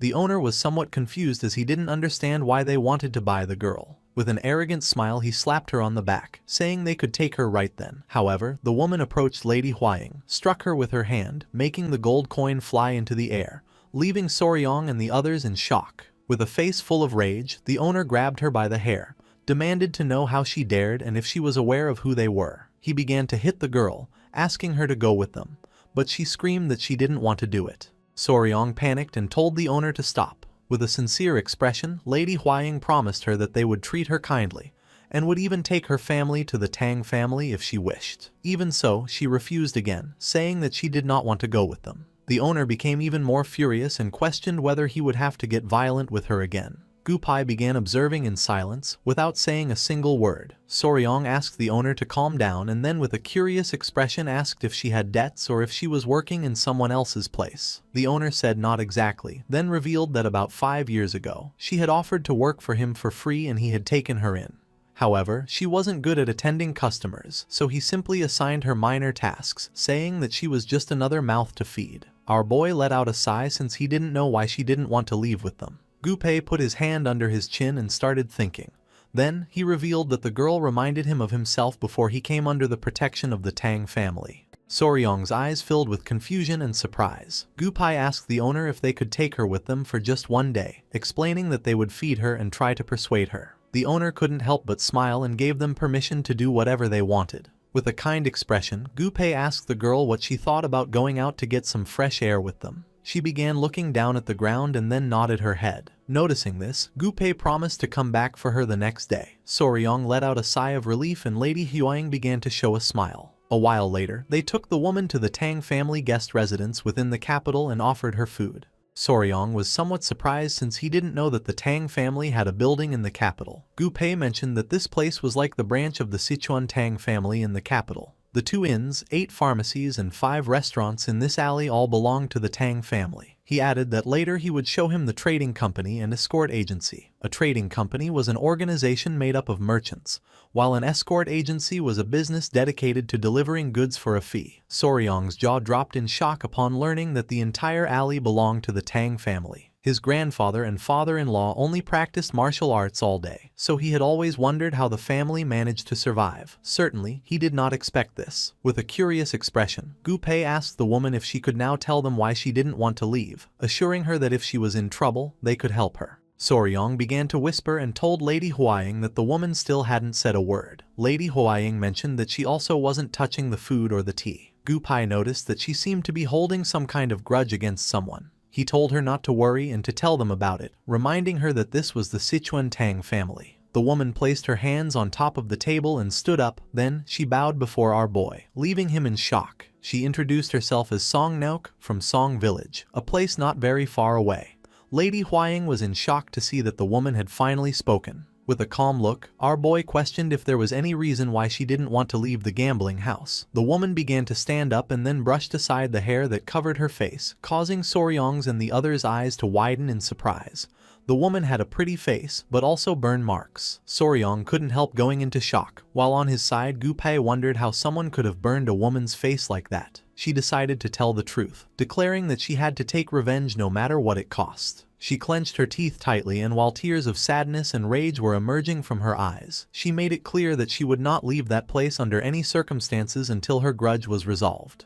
Song Naik decided to tell her past. Her story dated back to a quiet day in the areas near the Sichuan Song village, where she and her younger sister, Nyeon, lived in the small town where the Song family gathered. After losing their parents at a young age, Song Nauk took it upon herself to raise her younger sister, and because of this, they both became quite well known in the village, due to their beautiful appearance, and especially their pearl-white skin.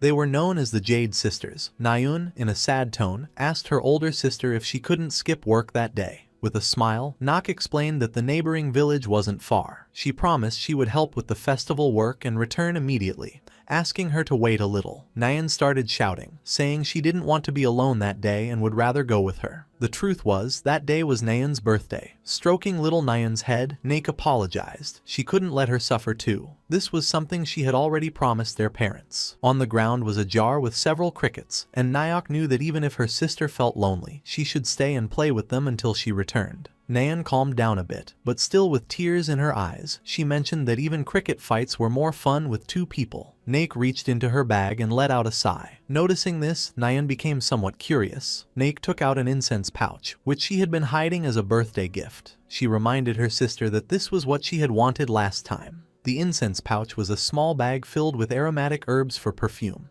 Little Nayun was in shock. Since she recognized it as an incense pouch, she knew it must be very expensive. Naok explained that she had gotten it as a reward for helping out the previous time. She was giving it to her in advance, asking her to please wait patiently that day. Nyan grabbed the incense pouch and thanked her older sister, promising to treasure it. Now that Naeun had calmed down, Naek decided to leave. With her eyes shining with joy, Naeun began to say goodbye to her sister, asking her to come back as soon as possible and assuring her that she would be waiting. Seeing how happy her sister was, Naek couldn't help but feel joyful. However, more guests arrived than expected, so things took longer, and the promised time quickly passed. Once night fell, the workers lit lanterns and warned Naek to be careful, as it was dark and she could get hurt. She asked them to excuse her. Naeun must be hungry, so she needed to hurry. As she wanted to celebrate her sister's birthday with the delicious festival food, she rushed off without a lantern. In the middle of the night, there was a man in her village. The man turned a corner and the heedless knock bumped into him. She apologized, and the man advised her to watch where she was going.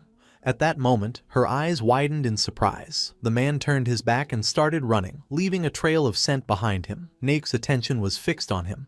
As she could smell the incense pouch coming from this man, she felt a little worried. It seemed strange, as outsiders were not often seen in the village, but she simply dismissed it and headed home. A few minutes later, she arrived at her house, announcing her arrival. She was confused, not knowing why everything was so quiet, wondering if her sister had gotten tired of waiting and fallen asleep. She lit a small candle and opened the door. The only thing she could see was the destroyed furniture of the house, her sister lying on the floor with her clothes torn and covered in blood. Naek dropped the candle to the floor and, with tears in her eyes, rushed to see if her little sister was okay. Her eyes filled with fear and sadness as she wondered what the hell had happened. This simply couldn't be happening. The candle set the house on fire. Noticing this, one of the men started pointing at the house and shouting about the fire, recognizing it as Naek's house. Not long after, someone emerged from the burning house. It was Naek, carrying her little sister in her arms. She began to pant heavily, and just before she could reveal what had happened, she lost consciousness and fell to the ground. The others panicked, shouting for someone to call the physician. Naek's eyes were filled with sadness, and the only thing she could see was her house in flames. Back in the present, Soryong finally realized why she had that scar on her face. With a sincere expression, Naek revealed that when she regained consciousness, more than 2 weeks had already passed. An elderly couple was taking care of her. Naek's body was covered in bandages, and she still had burns all over her body. The old man began to cry, explaining that he had asked the escort agency to find that bastard. But they couldn't, and that it wouldn't be easy. The old woman apologized, admitting she didn't know how she could face Hyungnam after this. The only thing Naek could do was cry in silence. Just as all life grows dormant in late autumn, her heart also slowly faded away. The only communication she had with the world were the small whimpers she made when they changed the cloths to treat her burn wounds. Time flowed like a river, and when winter passed and spring arrived, the crickets awoke again. The image of her little sister in the burning house came to her mind. Her little sister asked her big sis to please catch that bastard and relieve her grudge. In the middle of the night, Naek woke up and her eyes widened in fear. She went out into the garden and sat down. It was when the chirping of the crickets sounded like Nayeon's voice that she regained her senses. Naek clenched her fist tightly, and her eyes began to shine with rage. She knew she had to find and kill that bastard. All that remained was a grudge deeply rooted in her bones. The next day, she told the old man something, causing him to panic. With a confused expression, he questioned where she was going, reminding her that she wasn't even fully healed yet. Naek was sincere and revealed that every night, Nayeon screamed in pain. She couldn't stand still. As her sister, she had to avenge her. The old man felt even more confused, questioning how a woman like her could carry out revenge, especially when she didn't even know who that bastard was. The old woman admitted that her husband was right and advised Naek to take better care of herself. The old man and woman even locked the door so she couldn't leave. But every night, the sound of the crickets strengthened her determination even more. In the end, she secretly escaped during the night and left the village. With a sad gaze, she asked them to stay healthy. Naek's attention was fixed on the pouch. She gripped the pouch tightly and asked her sister Naeun to wait just a little longer. The first place she went was the city, because the bastard had headed in that direction. She didn't know his face, but just like the red scars left on her body, this unforgettable voice was engraved in her like a brand, and she swore to find him no matter what. She dedicated herself to talking to random men. Of course, no one looked at her kindly. Time began to pass, and 2 years later, on a rainy night, she arrived at the Golden Phoenix gambling house, right during the season when the crickets sang again. Her body shivering from the cold, she asked the owner if she could take shelter from the rain for a moment. The owner was somewhat furious. He called her a brat, yelling that she was ruining his business and to get lost. At that moment, a man walked past her and seemed annoyed by the smell she gave off. Hearing this, Nayak's eyes widened in surprise. With a piercing gaze, the man mentioned that this smell was ruining his mood and told her to get lost.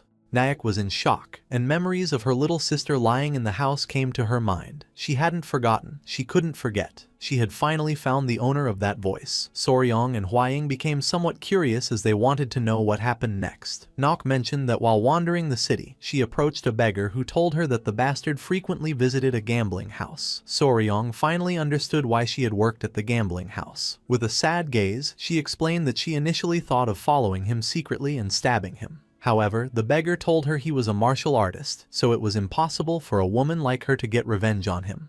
The beggar told her that the best way was to poison the alcohol or food he consumed, so she put poison in the drinks she offered him. But even that failed. Apparently, the poison she bought in an alley wasn't really poisonous. After this, she started taking care of the crickets in the basement. Every time she heard their chirping, she remembered Naeun's face.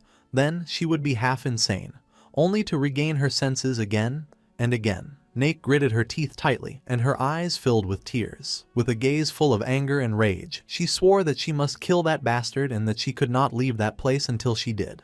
With a confused expression, Soryong began to whisper, explaining to Gupai and Lady Hwaying that, although her circumstances were clear, he was doubtful of the situation. She needed to raise the crickets, but hearing their chirping made her faint. Her mind seemed deeply disturbed. Lady Hwaying was honest. She explained that this only showed the depth of Naek's resentment, and that once she got her revenge, she would heal. She reasoned that if they helped someone with such a deep grudge, she would never betray them, also becoming a good member for their Tang clan. Gupai admitted that Lady Hwaying was right. He explained to Soryong that before he could avenge his own parents, he used to talk to himself in the rain. But after the Tang family carried out the revenge for him, it was as if everything had been purified. Gupai's attention fixed on her. Now he understood why he had seen himself reflected in this woman. Soryong began to ponder, and he started to watch Gupai. Gupai nodded his head. With a confident smile, our boy stood up and got Naok's attention, making her somewhat curious. He placed his hand over his chest and assured Naok that they would help her settle that grudge, asking if, once they did, she could promise to become part of their clan. Naek's eyes widened in surprise. She asked if they could really help her, swearing that if they did, she would serve them with her life until her last breath. Our boy asked her not to worry and to simply entrust it to them. Soryong began to gaze towards the floor, and as his eyes were shining, he asked who exactly that bastard was. Naek felt somewhat surprised. She grew nervous and began to hesitate, unsure whether to tell the truth. After mulling it over, she was filled with determination, clenched her fist, and revealed that the bastard was the third son of the Great Harmony Gate, named Jin Daisung. With a confident smile, Soryong placed a hand on his chest. He would take care of Jin Daisung and destroy him completely. Lady Hwaying's and Gupai's eyes widened in surprise and confusion. Hwaying panicked and asked Naek if she was sure the killer was the third son of the Great Harmony Gate. Naek nodded, promising she was telling the truth. Soryong grew a bit confused and asked if there was a problem. Gupai's attention turned to our boy, and he revealed that the Great Harmony Gate was a sect that belonged to the same orthodox faction as them. In Sichuan, they were the most powerful after the Tang, Amei, and Qingcheng. Soryong was in shock, not knowing it was such a powerful sect. Lady Hwaying placed a hand under her chin and began to ponder. According to her, if what Jin Daisheng had done was true, then his sect didn't matter. She began to whisper, revealing that the problem was the pact their clan had made with the Great Harmony Gate. Her great-grandfather had once received great help from them. Because of this, even if the Great Harmony Gate committed a grave offense or a crime worthy of death, they had to, at least once, unconditionally yield or forgive it. Soryong's eyes widened in fear, realizing this meant he could do whatever he wanted. Lady Hwaying mentioned that in the Murim, oaths and promises were extremely important, especially when made in the name of a technique, a clan, or a nickname. They were sacred and had to be fulfilled. Naek approached them and asked if there was a problem. Hearing her voice, Soryong panicked and with a forced smile, assured her there was no problem.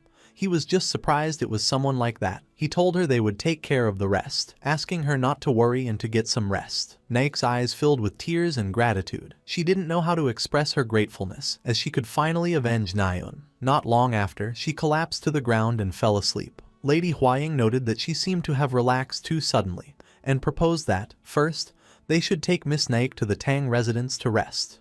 Gupai crossed his arms. He knew this would be more complicated than expected. Soryong nodded. He knew he would first have to talk to his grandfather and his father-in-law, and he was sure that, even if it was about an oath, they would understand. The next day, once the sun rose, Soryong and Hwying went to the Tang clan's patriarch's hall. Everyone remained silent, creating tension. With a serious expression, the Grand Patriarch made it clear that the Great Harmony Gate was a prestigious sect in Sichuan and its leader a righteous man, but from a tiger father, a dog son had been born. The Patriarch clasped his hands. He was somewhat confused and surprised, as he couldn't believe Soryong wanted to avenge a woman even knowing about the oath they had with the Great Harmony Gate. Soryong was sincere and asked his father-in-law to grant him permission. The Patriarch began to ponder. Although the circumstances were understandable, the oath of his ancestors was tied to the honor of the Tang clan. He reasoned that if they started making exceptions just because of circumstances, people could no longer make oaths with the Tang clan or trust them. The Grand Patriarch simply nodded in agreement. The Patriarch stood up and forbade the Tang clan's lineage or its poison from helping the woman. Soryong's eyes widened in surprise. He stood up and begged his father-in-law to reconsider. The Patriarch stood firm in his decision, declaring that he had nothing more to say on the matter. Just as Soryong was about to insist further, Lady Hwying grabbed his hand, winked at him, and told her father that she understood and they would do as he commanded. Our boy couldn't help but feel a bit confused. Lady Hwying started to show a smile. She had found the loophole in the order. It was forbidden for the Tang clan's lineage or its poison to help the woman. This meant that, so there would be no suspicion of the clan's involvement, their poison would not be used, and Soryong would be allowed to act on his own. She revealed that Soryong was not of the Tang clan's bloodline. The Patriarch turned his back to them and with a smile, questioned why they were still here. Our boy was somewhat surprised, realizing this was what the Patriarch had meant all along. Hwying suggested they leave quickly, as there was much to do if they were going to help Naok. Soryong clenched his fists, knowing they had permission and that this was the moment to prove his worth as the son-in-law of the Tang clan. He began to imagine himself capturing Jin Daixing, reasoning that the initiation ceremony into an organization always involved eliminating someone. The next day, early in the morning, Gu Pai, who was holding a scroll, met with Soryong. He let him know that, although they had received permission, they had to avoid involving the clan's name at all costs, so he would discreetly investigate Jin Daixing's movements. Soryong asked Gu Pei to take care of it. The first step was to confirm Jin Daixing's whereabouts and movements. Squad leader Gu Pai, who was a member of the Poisonous Extermination Squad, decided to gather the information. With a smile, our boy went to Naok's room. Upon opening the door, he saw Lady Hwying and Naok drinking tea. Soryong greeted them and then asked Naok if she had rested well. Naok, who was wearing the Tang clan's attire and had her hair tied up, nodded and thanked him for his help. Soryong couldn't help but smile and feel joyful. Miss Naok had decided to stay at the Tang residence for a while. They had bathed her, changed her clothes, and even fixed her hair, and now her face looked much better. Soryong took out a bag and mentioned that he had brought medicine for the burns from the Tang clan. Naok thanked him again, admitting that she didn't know how she could repay this debt. Soryong sat down and, with an expression full of curiosity, asked if he could ask her about the crickets. Naok nodded. As Soryong's eyes were shining with joy, he began to raise a finger and was about to ask his question. But just at that moment, Gu Pei, who was panting heavily, opened the door to the room. Soryong's attention fixed on him, and he asked squad leader Gu Pei if he had already returned from confirming the information. Gu Pei got nervous and revealed that he had met a guest on the way. Behind Gu Pei stood a man with long hair and a long beard, wearing a hat. The man's attention was fixed on them. With a smile, he took off his hat and recognized Lady Hwying, greeting her as the poisonous flower and commenting on how long it had been since he'd last seen her. Lady Hwying stood up, introducing herself as Tang Hwyan of the Sichuan Tang clan, and greeted the elder beggar emperor. Soryong felt somewhat confused, not knowing who this guy was, so Lady Hwying asked him to be respectful, explaining that he was the elder beggar emperor, one of the 3 emperors, just like the elder fist emperor. Hearing this, Soryong's eyes widened in fear and surprise, realizing that this was one of the 3 emperors, just like the leader of the Murim alliance. Soryong immediately greeted the beggar emperor, introducing himself as Wei Soryong. The beggar emperor had heard that the fist emperor taught him his martial arts, so he had come to see who he was. Naok's eyes filled with surprise as she recognized the beggar emperor.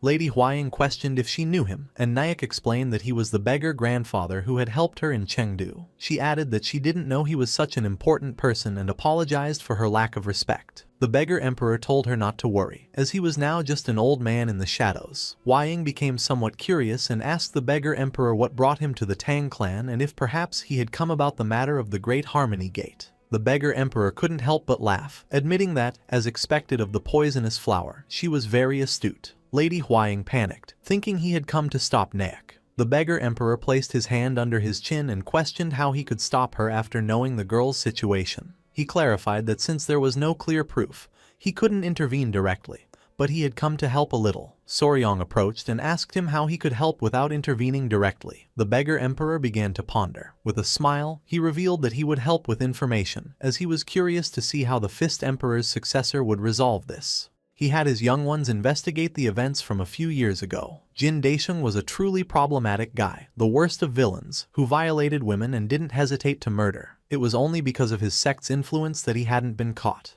The emperor suspected about 5 cases in total, including 2 in Chengdu and in the slums outside the city. Apparently, even the Great Harmony Gate considered him a problem. Soryong felt even more furious, realizing this was much worse than he thought. Stroking his beard, the beggar emperor mentioned that since the Song Village incident, Jin Daisheng had kept a low profile. He hadn't gone out, except for his visits to the gambling house every 3 days, and that's why he had advised Naek to use poison. Soryong coughed. He figured the only way to deal with him would be at the gambling house, and he wondered if he should try poisoning him, just like Miss Naek did. Lady Huaying made it clear that Soryong couldn't use the Tang clan's poison. Our boy approached Naek and, with a curious expression, asked her how she was able to distinguish that bastard's food or drink among so many people. With a sincere look, Naek revealed that every time he came, he made very specific and demanding requests, so this information always reached the kitchen. Soryong was a bit confused, but she revealed that whenever food with ingredients like crab or shrimp was served, he would ask for them to be removed from his portion. That's why she poisoned that food, although it wasn't real poison. The beggar emperor remembered that the guy had said something broke out on his body just from tasting it. Connecting the dots, Soryong realized that Guy had an allergy to crustaceans, and a very severe one at that. Our boy started thinking about crab, shrimp, and the protein they contained, tropomyosin. Several seconds later, with a confident smile, he got squad leader Gu Pei's attention and asked him to go immediately to the poison storage to bring him yellow worm powder. Gu Pei was confused, not understanding why he was suddenly asking for yellow worm powder. Soryong started to laugh wickedly, and everyone's attention fixed on him, not knowing what he had in mind. Holding up a finger and smiling, Soryong revealed that he was going to kill that guy in a brilliant way. Crossing his arms, Soryong began to imagine a worm and decided to call this operation Savory Death. He realized that the root cause of Jin Daisheng's shellfish allergy was precisely tropomyosin, a protein component that constitutes muscle. Tropomyosin was present in most animals, but unlike the version in vertebrates, which was 90% similar to the human one, the invertebrate version had a much lower similarity, and this was what caused the allergy. The important thing was that tropomyosin was found in great abundance in mealworms, even in a much higher quantity than in crustaceans like shrimp or crabs. While our boy was distracted, Gu Pei opened the door with a bag in hand, informing him that he had brought the mealworms as requested. Soryong got to work and started cooking while Lady Huaying and Gu Pei watched in silence. He took out the mealworms, boiled them in hot water, and then lightly stir-fried them in a hot wok. Soryong prepared a delicious dish and placed it on the table. With a smile, he asked everyone to try this stir-fried mealworm. Naek, the beggar emperor, and Lady Huaying began to stare at the dish with expressions full of contempt, wondering in horror if he was really asking them to eat this. Soryong nodded, promising it was very tasty and delicious. They decided to trust Soryong, and the first person to try Soryong's dish was the beggar emperor. Lady Huaying and Naok remained silent, not knowing what to do. Without wasting any more time, Lady Huaying grabbed a mealworm and put it in her mouth. The taste left them impressed. Both she and the beggar emperor were in shock. It was delicious. They couldn't understand how an insect could be so tasty. Noticing this, Soryong's eyes began to shine with joy. Of course, it was delicious, so much so that it was known as gosoe for being a savory larva. In his past life, it had been a surprisingly popular snack. With a curious expression, the beggar emperor admitted it was tasty but asked how he planned to assassinate Jin Daisheng with this. Our boy crossed his arms, then, showing a finger and a confident smile, he reminded them how it was mentioned that Jin Daisheng had a reaction when eating things like crab and shrimp. He explained that what was harmless to one person could be a poison to another. Just like crab or shrimp, these mealworms also contained an ingredient that was a poison to him. Lady Huaying realized it was similar to how Lady Yongyong was sensitive to bee venom. Soryong explained that if they ground it finely and mixed it with other food, it would only add a delicious flavor, and there would be no reason to suspect murder by poisoning.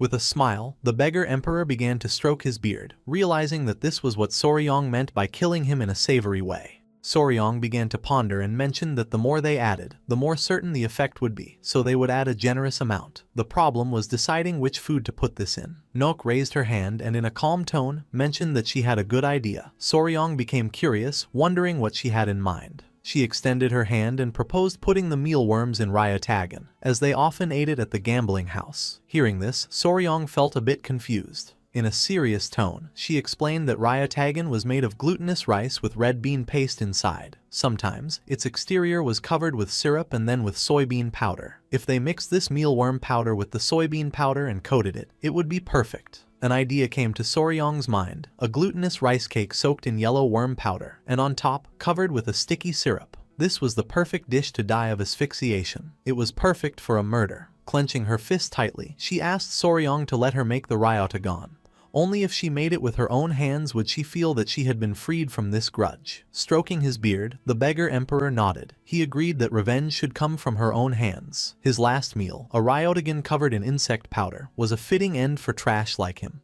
Our boy decided to ask the owner of the gambling house to let her do the cooking for a day. With a worried gaze, Lady Huang proposed that, just in case, they should participate in the gambling to keep him there and prevent him from escaping. A smile spread across Soryong's face, and his eyes began to glint with malice. This plan was becoming more and more flawless, a plan from which he could not escape alive. A few days later, Jin Daisheng, holding a bag full of coins alongside his bodyguard, headed for the Golden Phoenix gambling house. The owner greeted him respectfully, welcoming him. With an arrogant expression, Jin Daisheng dismissed the greetings and demanded liquor and women at his usual table. Just then, the owner apologized, informing him that the table was already occupied by special guests. Jin Daisheng felt somewhat confused, and when he entered the place, his eyes widened in surprise. At the table where Jin Daisheng usually sat, Soryong and Lady Huang were gambling. Jin Daisheng's attention was fixed on the beautiful Lady Huang, whom he recognized as Tang Huang, the poison flower of the Sichuan Tang clan. Jin Daisheng approached and with a smile, greeted Huang respectfully, mentioning that he didn't expect to see her in this place. With a confused gaze, Huang asked who he was. With a nervous expression, Jin Daisheng introduced himself as the third son of the Great Harmony Gate, reminding her that he had visited her some time ago and asking if she didn't remember. Soryong interrupted the chat because he had won a bet. Showing a confident expression, he asked Lady Huang what she thought of his skills. While Huang's eyes were shining with admiration, she admitted that Soryong was incredible. Jin Daisheng became confused and asked his bodyguard who Soryong was. His bodyguard replied that he had heard the poison flower had a fiancé and presumed that it was him. Soryong began to smile,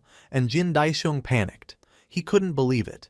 He wondered how that weak-looking wimp could have such a beautiful woman by his side, when even he hadn't managed it. His eyes began to glint with malice. He remembered that woman from the Song clan from a few years ago. According to him, she hadn't been bad at all. His mouth watered at the memory. If she hadn't resisted so much, he wouldn't have ended up killing her by accident. It was a shame her older sister wasn't there, as they said she was even more beautiful.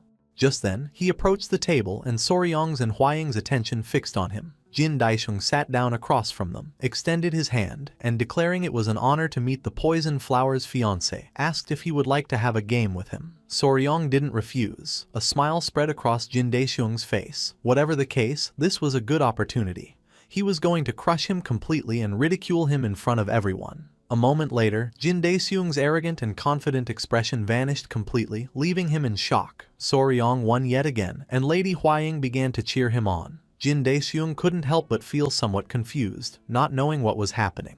According to him, this was ridiculous. Soryong grabbed the bag of coins, and all Jin Daisheng could do was stare. He had been losing non-stop for an hour and had already lost half of his money. Soryong grabbed the bags of coins and with a smile, said it was getting late and that he had to go. Soryong and the others left. Furious, Jin Daisheng clenched his teeth and fist tightly, cursing the tremendous humiliation this represented. He let out a sigh and tried to calm down, thinking it was just a bad streak. Then he told the servant to bring him something to eat, as he was a bit hungry after all the tension. His attention was caught by some men who were eating. One of them mentioned that the Ryatagan was especially delicious, much better than the ones sold in the market. With a curious gaze, he turned to the servant and asked if it was really that delicious. With a smile, the servant mentioned that it was especially delicious today and asked if the young master would like to try some. The servant brought the dish, and Jin Daisheng decided to try a little. Grabbing a piece, he took a bite.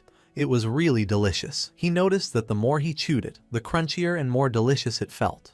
Not long after, Jin Daisheng's face twisted in pain, causing him to fall from his chair to the ground. He placed his hands on his neck, feeling a familiar sensation. Hearing the commotion, Soryong and the others started running towards him, worried about what had happened. The bodyguard revealed that the young master had collapsed after eating the ryotagan. Soryong asked the bodyguard to step aside for a moment to attend to him. Worried, the bodyguard asked Jin Daisheng to hang on for a bit. Foaming at the mouth and with his eyes full of tears, Jin Daisheng grabbed Soryong by the shirt, begging for help. But not long after, his eyes widened in surprise. As a sinister aura emanated from Soryong's body, he began to stare at Jin Daisheng and asked him if he had enjoyed the ryotagan. With a cold expression, he told him that for the crime he had committed in the Song clan's village, he hoped he would regret it forever, even in the afterlife. Furious, Jin Daisheng grabbed Soryong by the collar, not knowing how this bastard knew about that. Soryong pushed Jin Daisheng's hand away, exclaiming that he seemed to be suffering horribly. Jin Daisheng started screaming in pain, and Soryong mentioned that if the patient struggled too much, he wouldn't be able to channel his internal energy, and asked the others to hold him down. Everyone rushed to help and began to grab Jin Daisheng, who slowly began to suffocate. That delicious taste left in his mouth became his last memory in life. The next day, Soryong and Lady Huaying met with the elderly couple who had taken care of Naok. The old man bowed his head before them and asked them to take good care of their Naok, as he couldn't imagine how much the little one must have suffered. Soryong assured them that she was now part of the Tang clan, so they shouldn't worry. As the wind blew, Naok began to walk towards a grave in silence. Soryong's attention was fixed on her, leaving him somewhat curious. Before returning to the Tang clan, they had visited the Song clan's village. Luckily, Jin Daisheng's case was resolved without a trace. Normally, there would have been an investigation into possible poisoning, but since he was a son rejected by his own family, it seemed they did their best to keep the matter from going public. Tears began to well up in Naok's eyes. She rested her hands on her sister's grave and couldn't help but cry, wondering if she had taken too long. Overwhelmed by guilt, she lamented not having come home earlier that day, repeating over and over that she was sorry. Soryong couldn't help but feel somewhat surprised, and he realized that even the crickets were crying. Lady Huaying's eyes widened with sadness. She remembered that Miss Naok had told her that the song of the crickets reminded her of her younger sister's voice. Soryong wondered what her younger sister might be saying to her at that very moment. As the sun was setting and the crickets were crying, the only thing Naok could do was feel guilty for not having gotten home sooner. The sun was setting in the alleys of Sichuan's capital. Not far away, a man in a hat was eating. It was the beggar emperor, who was enjoying the dish prepared by Soryong. He couldn't help but smile, because although it might seem unpleasant, it was truly rich and delicious. To him, Soryong's plan, a savory revenge, confirmed that our boy was a truly interesting guy. Two people were observing the beggar emperor in silence. Noticing this, his expression turned serious. Clenching his fist, he demanded that they come out, declaring that only a thief would lurk in hiding like that. Realizing they had been discovered, they felt somewhat confused. Without wasting any more time, they came out of their hiding spot and descended behind the beggar emperor. The man acknowledged that, as expected, the emperor's perception was still incredibly sharp and asked him what he of all people was doing in this place. The man was one of the 5 emperors, the divine thief Kang Jiho, and the girl was his disciple, Cho Yong Ryan. Crossing his arms, Kang Jiho felt offended by the term thief. He reproached him, saying that after not seeing each other for so long, this was his way of greeting him. The beggar emperor felt somewhat confused, wondering how else he was supposed to address a thief. With a nervous smile, Kang Jiho suggested that divine thief sounded much better. Besides, he reminded him that his disciple was present and asked him to show a little dignity. Yongryan greeted the emperor with respect, leaving him somewhat confused. For him, dealing with that bastard alone was already enough of a headache, and the fact that he now had a disciple too only heralded more trouble in the future. With a curious expression, the beggar emperor asked what brought them to Sichuan. With a nervous smile, Kang Jiho explained that he had something to ask. He was looking for the person with the greatest knowledge of silkworms in all the Central Plains. Pointing to his wrist, Kang Jiho explained that his sacred item, the heavenly silks, had recently broken. He had believed they would last forever, but he guessed that even it had a lifespan. His tradition was to pass on the heavenly silks once the disciple's training was complete, but at this rate, he wouldn't be able to pass anything on to her. The beggar emperor placed a hand under his chin and began to ponder. For this case, he did know a guy. Kang Jiho was anxious to know who this guy was. The beggar emperor began to smile, and his eyes shone with confidence. The image of Soryong came to his mind, because in all the Central Plains, he might be the man who knew the most about insects. A few days later, it was dawn in the poison garden. Soryong was screaming in pain. One of Gupai's men was hitting him on the back with a whip, telling him to endure just a little longer. Not far away, Lady Huaying and the small centipedes were observing in silence. Soryong was cultivating the iron coffer art, a unique martial art of the Fist Emperor based on poison. In short, this was a technique that strengthened him the more he was beaten, almost to the point of death. The method consisted of tensing his muscles upon receiving a blow and, at that exact moment, circulating his chi to harden his body. With a cheerful gaze, Lady Huaying and the centipedes began to cheer our boy on. The man gripped the whip tightly, declaring that this was where it truly began. One of the centipede's attention was fixed on it, and its eyes began to shine with excitement as it remembered when Lady Huaying used to caress them with a feather. Without wasting another second, it leaped from Huaying's arms, causing her eyes to widen in confusion. As the whip was slowly approaching, it jumped and put itself in the path of the lash. Noticing this, Soryong, whose back was covered in wounds, panicked. Luckily, he was quick, and using his arm, he grabbed the small centipede and then took the full force of the lash on his back. Our boy placed the centipede on the ground and began to pant heavily, knowing it had been a close call. Lady Huaying felt somewhat worried for our boy. She scolded the little one, Hyanga, for its dangerous action, wondering in exasperation if they couldn't have a single day of peace. Soryong, somewhat surprised, asked if Hyanga got into trouble often. Letting out a sigh, Lady Huaying explained that Hyanga was such an energetic creature that it simply couldn't stay still. From the moment it opened its eyes, it would start causing trouble. The last time, it had chased a butterfly, and it ended in enormous chaos. Soryong was in shock, as the little one could have been seriously hurt. The centipede sister started to scold Hyanga. To Soryong, seeing another centipede scold Hyanga was something anyone who had ever raised a pet knew. Even within the same species, each individual had a different personality. Apparently, Hyanga was curious and mischievous. Since Cho had recently caused a major incident, Hyanga seemed to hold the title of resident troublemaker for now. Cho, being the eldest, was sensible and charismatic. She kept the younger ones in line, being strict when necessary. Finally, there was Bina. She was usually quiet, but deep down, she was a tsundere who held the greatest affection for him. Her only small problem was that she slept a lot. To Soryong, this confirmed that, although they looked similar, the three had their own unique personalities and were special creatures. His wish was for them to grow up healthy and strong so they could become great blue venom sovereigns, just like their mother.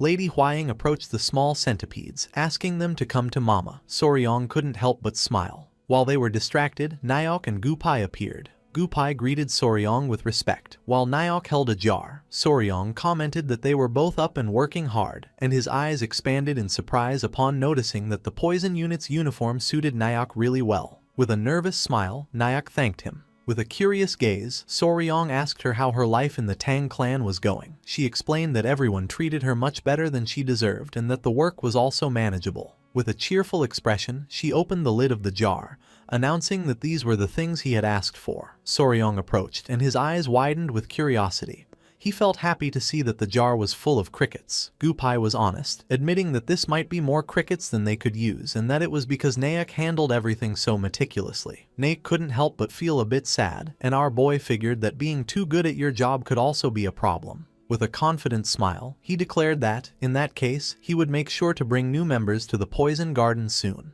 Gupai, somewhat surprised, asked him if he was finally going out to capture new poisonous creatures. Crossing his arms, our boy nodded, explaining that while they could stop raising them, honestly, the best way to use them was as food for other beasts. Lady Huaying, somewhat worried, approached and interrupted them, advising Soryong that, before doing this, they should probably wait for news from the Martial Alliance. Her eyes filled with fear as she explained that to go on an expedition and gather them, they would need an official permit, and with the blood cult situation, it wasn't easy to get permission to go out at the moment. She had heard that the Alliance leader had personally led the raid on the border of the Daiwell nation, but since then, there had been no news. Hearing this, Soryong's and Gupai's eyes began to shine with anger. While they were talking, a servant came running, making them somewhat curious. Huaying asked her what was happening, as she was in such a hurry. The servant informed them that the clan head was calling them to the clan head's hall, as he had something to tell both of them. This left them somewhat confused and surprised. Both went to the clan head's hall, where the patriarch clasped his hands and began to ponder in silence. Soryong's and Lady Huaying's attention was fixed on him. Soryong felt the tension in the air. He wondered what this could be about, as the clan head would normally be busy at this time, and he questioned if something had happened again. His father-in-law's strange smile seemed ominous. The patriarch decided to speak and, laughing, told his son-in-law that he brought the news Soryong wanted to hear. He extended his hands and took out a scroll. With a smile, he began to point at it with his finger and revealed that they had finally received news from the Martial Alliance. The expedition had been a great success. A joyful and surprised smile spread across Soryong's and Huaying's faces. The patriarch explained that the Alliance leader had raided a village on the Daewell border and completely annihilated the blood cult's base. Half of those cult bastards were killed or captured, and the rest fled towards Daewell. Both felt thrilled as they knew what this meant. They started to dance with joy, and the patriarch confirmed that they could finally go capture poisonous creatures as they wished, giving them his permission to form an expedition. With a cheerful gaze, Soryong lamented not having planned their destination in advance. With a serious tone, the patriarch clasped his hands and mentioned that, in this case, he had a place to recommend. Soryong turned around, his eyes filled with curiosity. The patriarch began to stare at Soryong, because for the first expedition of the Tang Clan Poison Division, there was no place more suitable than this, a place where countless poisonous creatures roamed everywhere, where even at the entrance there were beasts on par with those of the Golden Phoenix class, a place known as a paradise for poisonous beasts. This place was Yunnan. Several days passed, and the journey took him to the far southwestern edge of the Central Plains, below Sichuan, to the tropical jungle of Yunnan. Deep in the Ilau Mountains, there was a valley known as the Poison Ravine. This was a place where the cries of beasts were heard before the words of men. A land where strange rocks rose like forests, and mysterious creatures abounded. For him, this was basically paradise on earth. Soryong was lying on his bed next to his pets, the sleeping centipedes and lizards. He was happy, unable to wait to discover what kind of creatures inhabited this place. Grabbing one of the centipedes, Soryong asked them to wait just a little longer, as he was going to bring them back many new friends. Several days went by, and soon in the morning, a small unit was selected from the Poison Division to form the expedition. The management of the Poison Garden was entrusted to Lady Naok, who was officially appointed vice captain of the division. It was considered that without a title, it would be inconvenient for her to give direct orders while the team was away. Soryong, Gupei, and the others prepared their luggage, and just as they were about to depart from the Tang clan, one of the small centipedes grabbed our boy's foot and began to cry. It wasn't just one, but all of Soryong's pets, the lizards, the centipedes, and even the spider Yowa. With a nervous smile, Soryong asked them to let go so he could leave. They started to growl, not wanting him to go. Soryong then asked them to understand, as he was only leaving to bring them more friends. He assured them they shouldn't worry, since while he was away, the members of the Poison Division would provide them with yang energy. Hearing this, Yohua's eyes widened in surprise. In the blink of an eye, she wrapped Soryong's body in a spiderweb, causing him to start screaming for her to release him. Lady Huaying noticed that they didn't want to be separated from him. Soryong complained that they kept insisting on going with him. Finally, as Soryong began to break free from the webbing, the Grand Patriarch explained that this wouldn't work. Perhaps the others could go, but Yohua couldn't, as she had the exact form of Lady Huaying.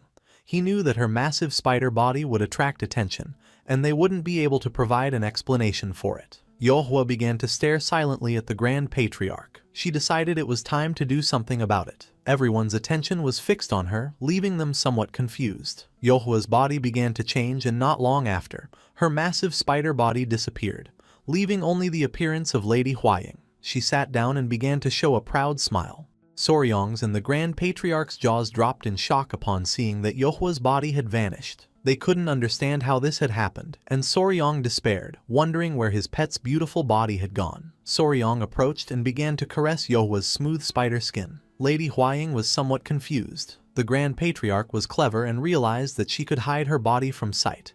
Our boy was overjoyed, since this way no one would mistake her for a spider demon. With a smile, Lady Huaying let out a sigh and accepted that in this case, everyone could accompany them, offering to help take care of them. Soryong began to smile. Lady Huaying approached them and warned that since they had ignored their father and thrown a tantrum, they would have to obey during the trip. Soryong stepped forward, and with the lizard sitting on his shoulders, he raised his hand and with a smile announced that they were ready to leave, and thus the first journey of the Poison Division began. They arrived in the vicinity of Mount Eme, in the Sichuan province, where there was a long line. With a confused expression, Soryong asked Gupai why the line was so long. Gupai explained that it was a checkpoint. Since the appearance of the blood cult, these inspections were sometimes carried out in the middle of the road. He had heard it wasn't easy to pass and expressed his concern about whether they would be alright. The attention of one of the workers was drawn to them upon recognizing the Honorable Elder Mandong Shingun. She noticed that even members of the Tang clan were there. With a kind smile, the Grand Patriarch informed her that they were heading to Yunnan, and asked for permission to pass. The woman began to smile and replied that, of course, they could proceed. Soryong let out a sigh of relief. It was a completely free pass.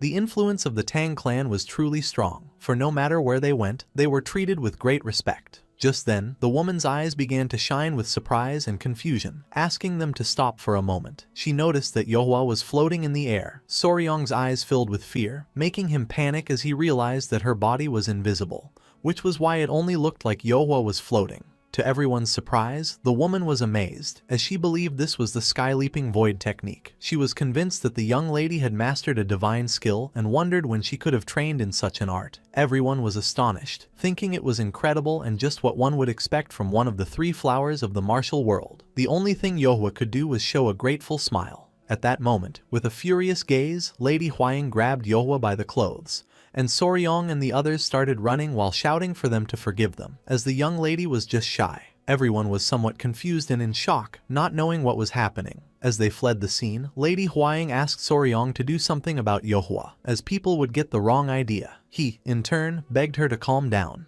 To avoid suspicion because of Yohwa, Huaying dressed in men's clothes and covered her face with a veil during the journey. In the Central Plains, twins were considered as ominous as demons due to superstition. Although a few small incidents like this occurred on the way, in the end, they arrived in Yunnan safely. Soryong and the others were exhausted. In front of them was a beautiful river and mountains.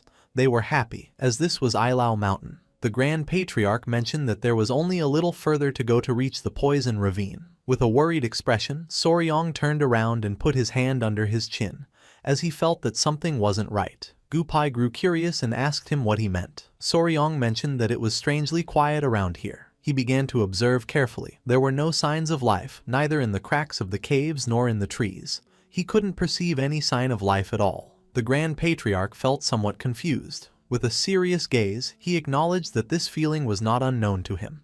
It was just like when they had hunted the Blue Venom Sovereign. Soryong's eyes widened in surprise when the Grand Patriarch mentioned the Blue Venom Sovereign. The Grand Patriarch nodded, confirming it and explaining that around the Sovereign's lair, even the chirping of insects had disappeared. Everything had either fled or become prey. He decided to explore a bit. He instructed the rest to fall back to the point where the Yun River and the Amok River joined, as birds still seemed to be flying there. Soryong and the others showed no objection. The Grand Patriarch gathered his strength and leaped away. Observing carefully, Lady Huaying confirmed that he was right. On the side they had crossed, birds and insects were still present. Gupai felt that something was dividing the area along the river. Soryong was lost in his thoughts, concluding that something must be living there, in Ailao Mountain. But to claim such a vast territory, it had to be something dangerous. Crossing his arms, he let out a sigh, knowing this was strange. With a curious look, Lady Huaying asked him what he meant. Soryong turned and explained that for a beast to take such a wide area as its lair, it would have to be enormous, like the Blue Venom Sovereign. Soryong was unsure, as he saw no signs either beyond the river or along the path deep into Ailao. He wondered how it would hunt or find prey if there was nothing there. He closed his eyes, certain that its suspected size was too large and the environment wasn't suitable to sustain prey. This was truly strange. Gupai coughed, acknowledging that this was true. They hoped the Grand Patriarch would discover something. A while later, the Grand Patriarch and his men returned. Noticing this, Soryong's attention fixed on them, making him curious. The Grand Patriarch revealed that this was problematic, as even at the entrance of Ailao Mountain he had found nothing, leaving Soryong and the others in shock. With a confident smile, the Grand Patriarch stated that the poison ravine was most likely the same. He added that the sun was almost setting, so they should stop there for the day, and search again tomorrow. Soryong thought the Grand Patriarch was right, although deep down he was furious. They couldn't return empty-handed. They would capture whatever it was, no matter the cost. Night fell and they lit a bonfire to prepare food. While Soryong was playing with the centipedes, Lady Huaying brought him a plate of food. She asked Soryong to eat and then told the pets to let their father rest and go with her. Soryong thanked her. She noticed Soryong was examining the map and with a smile asked what he was doing. Soryong was checking the vast expanse of the area. He believed the creature's lair was likely in the center. While they were talking, one of the centipedes' attention was caught by a dragonfly flying near them. Without hesitating for a second, it jumped and attacked it fiercely. Noticing this, Soryong and Lady Huaying were shocked, not knowing what was happening. Soryong scolded Hyanga, saying that it had scared him and shouldn't jump like that. Lady Huaying noticed it was trying to catch that dragonfly in midair. Soryong thought it must be because they were near the river, with many dragonflies around. However, just before, there were none. His eyes widened in surprise and his attention fixed on the dragonflies flying behind him. Without wasting any more time, Soryong told the Grand Patriarch to return to the places they had checked earlier to see how many dragonflies were flying there now. With a confused expression, the Grand Patriarch turned and asked what he meant. Soryong explained that land creatures could remain hidden, but dragonflies could fly wherever they pleased. He revealed that if something threatened them, they would have fled for a while, but once the threat disappeared, they would return. He put his hand under his chin and, with a confident look, concluded that the reason they hadn't seen any creatures wasn't because it was its territory. Somewhere else in the forest, there were skulls and remains of devoured animals. This was because, before they arrived, something had already swept through this land. Soryong and the others set off. The Grand Patriarch warned them that the area ahead was a thick jungle and that they should stay alert, as wild animals could appear at any moment. With an excited smile, Soryong nodded his head. Soryong's eyes were shining with curiosity, as he realized they needed to catch up to whatever was moving ahead before it got away. The Grand Patriarch felt worried about our boy, and asked him if this was too difficult for him. With a confused expression, Soryong turned to him and replied that it wasn't difficult at all, that he could handle it. A smile appeared on his face, because although he would normally complain non-stop, he couldn't give up until they caught it. Just then, a strange sound caught their attention, making them curious. Gupai noted that it sounded like bamboo swaying forcefully in the wind, which was strange, as there shouldn't be any bamboo forest ahead. Two men from the clan leaped forward, warning that there was a cliff ahead and to watch their step, as there was something down below. Soryong and Gupai panicked and couldn't help but feel fear. In front of them was a cliff, and at the bottom were hundreds of strange creatures. Observing closely, the Grand Patriarch saw they were red ants and panicked, wondering if they weren't demonic ants, all clustered together like this. Gupai was speechless, as judging by the size,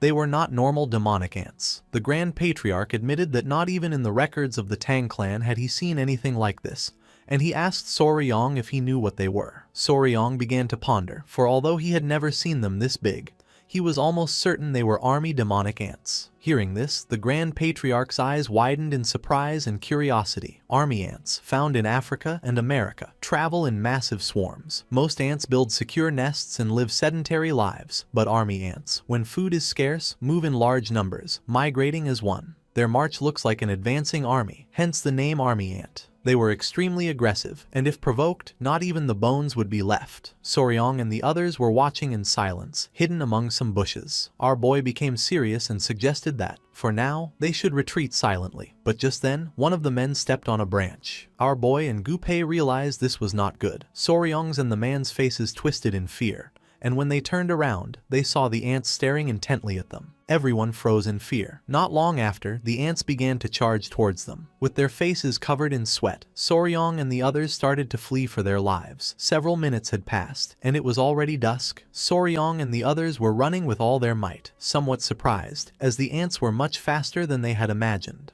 On the path, there was a small deer eating leaves. As soon as they saw it, the ants pounced on the small deer and began to devour it. Noticing this, Soryong's eyes filled with fear. He remembered that demonic ants sensed movement through vibrations, and that if they kept going like this, the ants would think they were prey. With a worried expression, the Grand Patriarch asked him what they should do. Something caught Soryong's attention, and an idea came to his mind. He revealed that they had to cross the river, as the ants couldn't cross water. The Grand Patriarch pointed in the direction of the river and told them to jump. Without hesitating for a single second, everyone leaped into the water. By the time the ants arrived, everyone had already jumped. Several seconds later, Soryong emerged from the river and couldn't help but smile upon noticing that the ants were turning back. Gu Pei was relieved that they had survived. Once the ants left, they got out of the river. He sneezed, feeling that it had been too close. It was like having one foot in the grave. Soryong was lying on the ground exhausted and asked his centipede Cheoya if he was okay, assuring him that he would dry him off quickly. Cheoya nodded. With a smile, the Grand Patriarch stood up and admitted that they were monstrous creatures. He, the myriad Venom's divine lord, had never felt fear before any enemy, and yet these demonic ants had filled him with terror. Our boy's eyes filled with concern, and he warned that they must remain cautious. These creatures devoured every living being in their path, and this explained why they hadn't seen a single animal on the way. Stroking his beard, the Grand Patriarch nodded, confirming that a swarm of this size explained everything. Our boy was disappointed, thinking it was only demonic ants and not some unknown beast. The Grand Patriarch noticed the sun was setting and, seeing that this place seemed safe, suggested they rest for a while. Soryong nodded, thinking it was a good idea. Then, he approached Gu Pei and with a smile proposed to Great Lord Gu that, once night fell, they should head back towards the demonic ants to investigate. Gu Pei was shocked and asked what they were supposed to check. With a confused expression, our boy replied that, of course, he meant the demonic ants. Gu Pei began to tremble and his eyes widened in fear. They had barely escaped, and he couldn't believe he was being serious. The other man asked if he was planning to catch them all, just as he did with the golden phoenix beasts. With a nervous smile, Soryong waved his hands, explaining that of course not.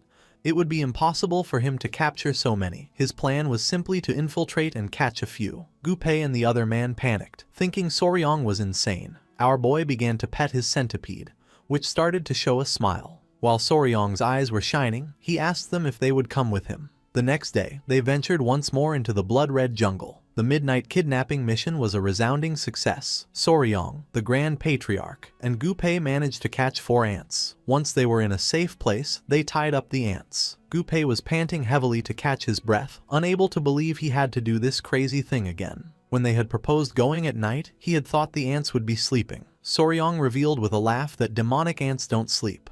Soryong pointed out that they had succeeded, as they had managed to catch 4 demonic ants. Gu Pei grabbed the ant he had caught and with a confused gaze asked Soryong if they could really raise them. Soryong sat down beside them and began to observe the ants carefully. After analyzing them, he determined that it probably wouldn't be possible to raise them. Their memory only lasted about 3 days, which made any training useless, and without a queen, they were impossible to control. Gu Pei was somewhat furious, wondering if all this had been for nothing. With a serene smile, Soryong replied that it hadn't been for nothing. He pointed out the beauty of the creatures, explaining that the simple act of displaying them in the Tong clan would be impressive. Gu Pei put his hands on his face. Soryong, with a nervous smile, reminded him that this was the poisonous creatures unit and that he had to endure it. The Grand Patriarch interrupted them, asking Soryong what his plan was now. He suggested that if they were going to hunt more poisonous creatures, they could head west towards Ruili or south to the deeper jungles of Xishuangbana.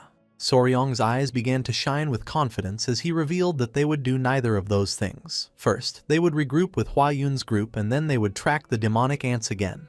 More precisely, they would move ahead of them. Gu Pei and the others were in shock. Soryong cracked his knuckles and revealed his plan. Their targets would be the poisonous creatures flushed out by the march of the demonic ants. This, in reality, would make it easier to capture others, turning it into a perfect opportunity. For this reason, they had to join their march. Gu Pei's face was covered in sweat, knowing he wouldn't make it out of this alive. A smile spread across our boy's face, making him feel excited as the image of poisonous creatures came to his mind. It didn't matter if he couldn't catch the ants. With this plan, he would take over all the venomous beasts of Yunnan.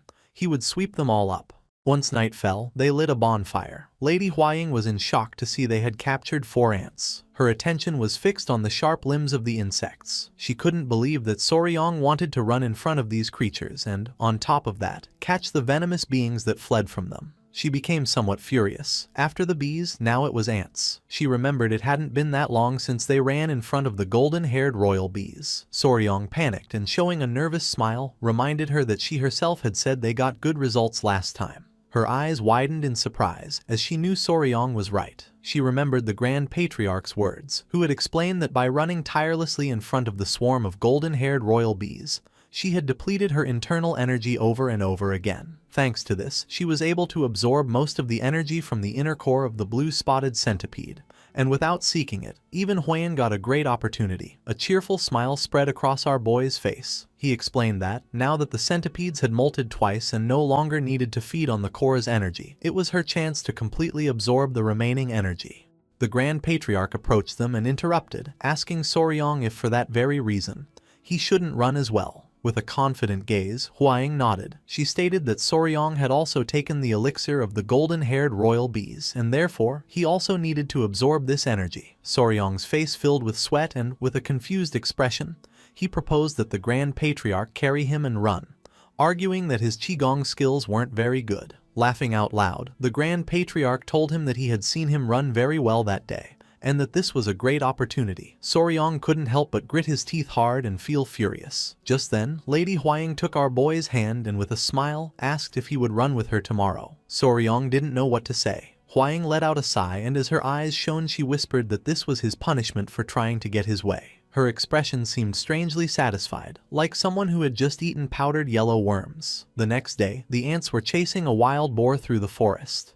The large-scale collection of venomous creatures had begun. Shortly after, the ants caught the boar and began to devour it. Not far away, Lady Huaying, Soryong, and Gu Pei were running at full speed. Our boy informed them that the hunting unit was at the front of the legionary ants, so they had to be careful, as they bit everything that got in their way. Huaying nodded her head. Soryong's eyes began to shine with confidence and a smile spread across his face. He explained the plan. The current distance between them and the ants was about 60 zhang. Once the ants began to move, they would reduce the distance to less than 30 zhang and maintain it while they ran. When they caught the venomous creatures that appeared, they would pass them to the main group running alongside them. This group would place them in a cage and leave them on the opposite bank of the river, out of the ants' reach. Thus, the deadly race began once more. The plan worked, as many venomous creatures were also fleeing from the ants. With an excited smile, Soryong caught one of the snakes. With an expression full of determination, he noted that the name of the Valley of Venomous Creatures was not in vain, as all kinds of them were coming out, and he was determined to catch them all. The hunt continued for another hour or two, and the venomous creatures began to pile up without a problem. Soryong, Gu Pei, and Lady Huaying were now carrying several venomous creatures while fleeing from the ants. Soryong caught a snake and threw it to a man who was holding a wooden box. The man put the snake inside the box and with a worried expression asked our boy if he was feeling okay, to which he replied with an energetic yes, declaring that he couldn't get tired because there were venomous creatures waiting for him. Huaying informed our boy that there was a huge snake up ahead. Hearing this, Soryong's eyes widened in surprise. His attention was fixed on the snake in the tree. It was a genuine Burmese python. The Burmese python was one of the 5 largest snakes in the world, and the largest of them all. It was an animal as large as it was adorable. Besides, it was docile and not difficult to raise. Gu Pei was somewhat confused and asked Soryong if this snake wasn't a venomous creature. With a smile, Soryong nodded and stated that, while that was true, he had to catch this one. Gu Pei panicked, reminding him that he had said the same thing when the whip scorpion appeared, and again with the giant toad. At this rate, he wondered why they didn't just catch everything that appeared. Our boy's eyes began to shine with excitement and, with a confident smile, he stopped running and turned around, declaring that he would catch the snake then too. Lady Huaying told him to wait, revealing that the ants were too close. With a smile full of excitement, our boy assured them not to worry, as he would be right back. Soryong reached the Burmese python, grabbed it, and put it around his neck. The ants were hot on his heels, but our boy continued to smile. He wasn't going to let such a beautiful creature end up as food for the ants, so he decided it was time to get out of there. Soryong's luck ran out when he tripped on a branch and fell face first onto the ground, right in front of the ants, causing Lady Huaying and Gu Pei to panic. Knowing this was not good at all, Soryong turned around and his eyes widened in fear, knowing the ants were very close. Consumed by fear, the only thing Soryong could do was freeze as the ants lunged at him. Just then, someone grabbed Soryong by the collar. It was Yahua, who had tied her spiderweb to a tree branch and, grabbing our boy tightly, lifted him off the ground, preventing him from being devoured by the ants. Soryong was in shock, as he couldn't believe she had saved him. The stampede of ants was so large it created a blizzard. Yahua told our boy to hold on, making his eyes fill with tears. Noticing this, Lady Huaying and Gu Pei felt relieved. She congratulated Yahua on a job well done and asked her to please take Soryong to a safe place. The ants had destroyed everything in their path, devouring every living being and tearing down trees. A moment later, Yahua let go of Soryong, causing him to fall to the ground. As he was panting heavily to catch his breath, Yohua started running towards him with a furious expression. Hua Ying let out a sigh and told Yohua to give Soryong a good scolding. With a furious gaze, she declared that from now on, she would not allow him to get near the ants. The only thing our boy could do was apologize. Then a collar made of spiderweb wrapped around his neck. Soryong felt somewhat confused and asked Yohua to untie him, but she and Lady Hua Ying began to show a wicked smile. At that moment, Gu Pei arrived and saw Soryong on all fours like a dog, a scene that confused the leader. Lady Hua Ying quickly asked what had happened with the ants. Gu Pei mentioned that, luckily, they had stopped just on the other side of the hill and, as the sun was setting, he suggested they take a short break. Soryong didn't lift his head. He was very embarrassed. Lady Hua Ying agreed and decided they would wait there for the main group that was following them. At that moment, something behind the trees began to move. Noticing this, Hua Ying's eyes filled with curiosity. Not long after, someone threw a spear which stuck in the ground near Soryong. Seeing this, everyone panicked, not knowing what was happening. Men carrying spears emerged from the bushes, ordering them not to move. They declared that this was the land of the Beast Palace and demanded the intruders identify themselves. With a confused gaze, Gu Pei unsheathed his dagger, while on the other side, Lady Hua Ying asked them to calm down, revealing that they were from the Tang clan of Sichuan. Upon learning they were from the Tang clan of Sichuan, a man carrying a spear and with a fierce, bright-eyed wolf as a pet emerged and asked them how the Tang clan had come to the depths of the Yunnan jungle. His attention fixed on something and his eyes filled with seriousness. The leader's gaze fixed on the silk collar Yohua had made for Soryong. Soryong's face filled with fear and he began to wave his hands, explaining that it wasn't what it looked like. The leader couldn't help but grit his teeth as a powerful energy began to emerge from his body. He gripped his spear tightly and his eyes began to glow with rage, demanding to know what the hell they were doing in the land of the Beast Palace. This man's name was Huk Rang, a warrior affiliated with the Southern Beast Palace. He had found them after hearing a strange noise during a scouting mission. This place was the territory of the Beast Palace, a valley called the Valley of the Wild Beasts. As he walked towards them, Huk Rang stated that this was why they couldn't enter the territory. With a smile, Soryong nodded and said that they would withdraw.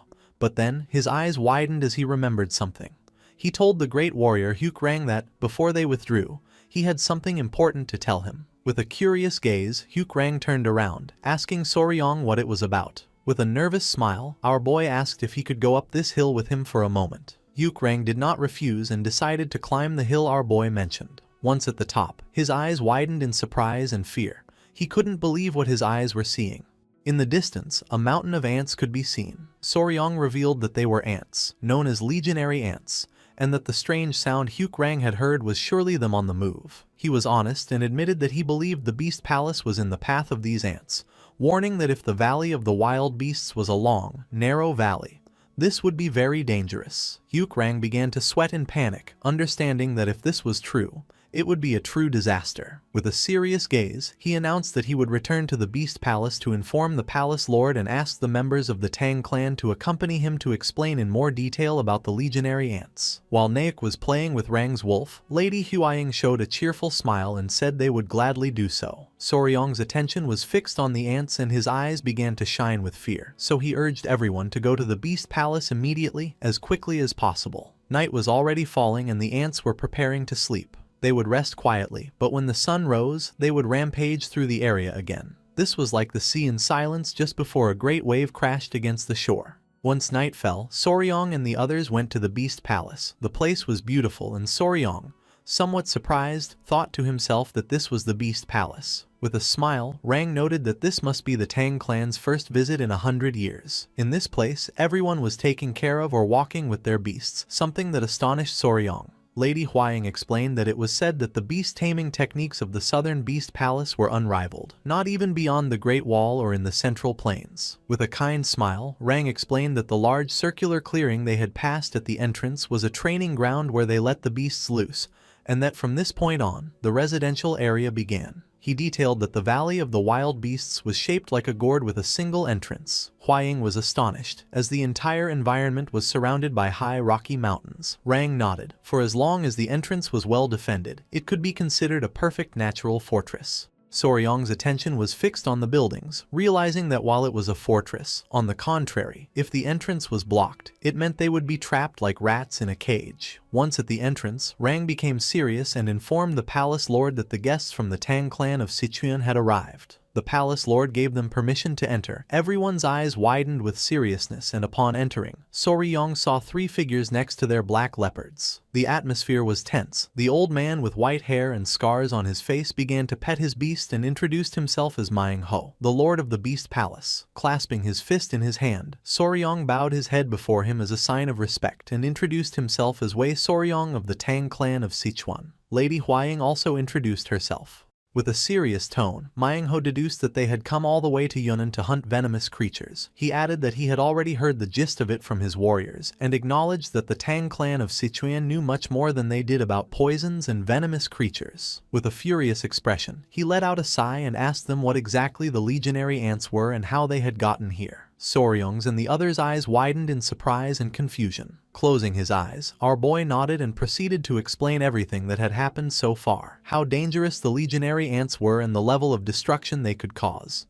He even warned them that they should evacuate the people immediately. However, their reaction was different from what he had expected. As a suffocating aura emerged from Manhwa's body, with a furious gaze, he questioned the simple suggestion of evacuating.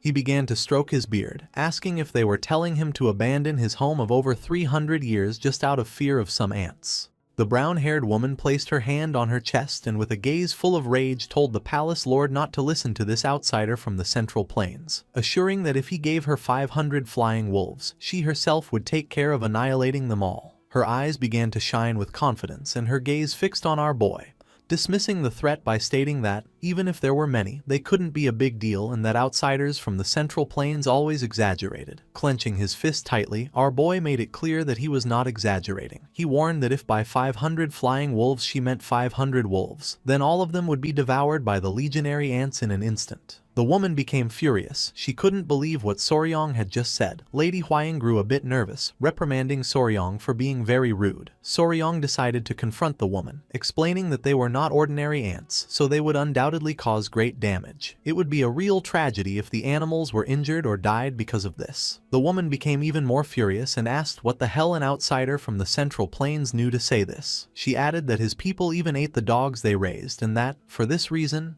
they were incapable of understanding them.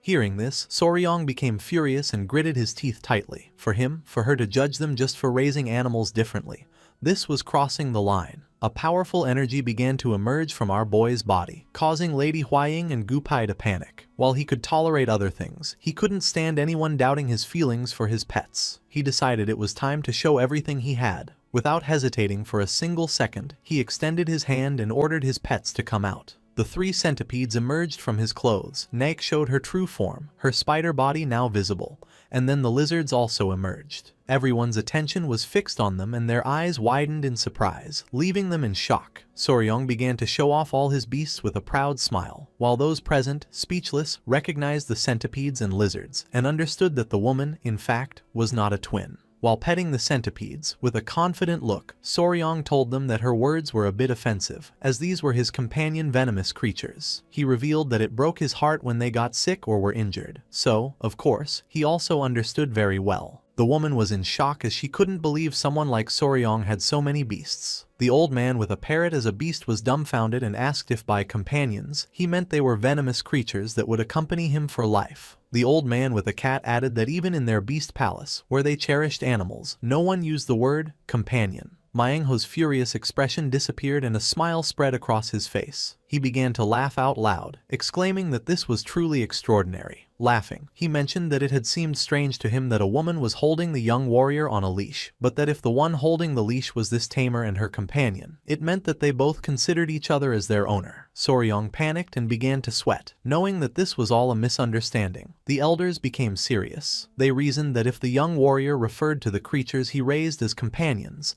it showed the magnitude of his love for them. Nodding, they concluded that if the advice he had given them arose from this same feeling, then they should not ignore it. Manhwa also agreed, thinking that our boy was right, as buildings could be rebuilt, but people and beasts would not come back.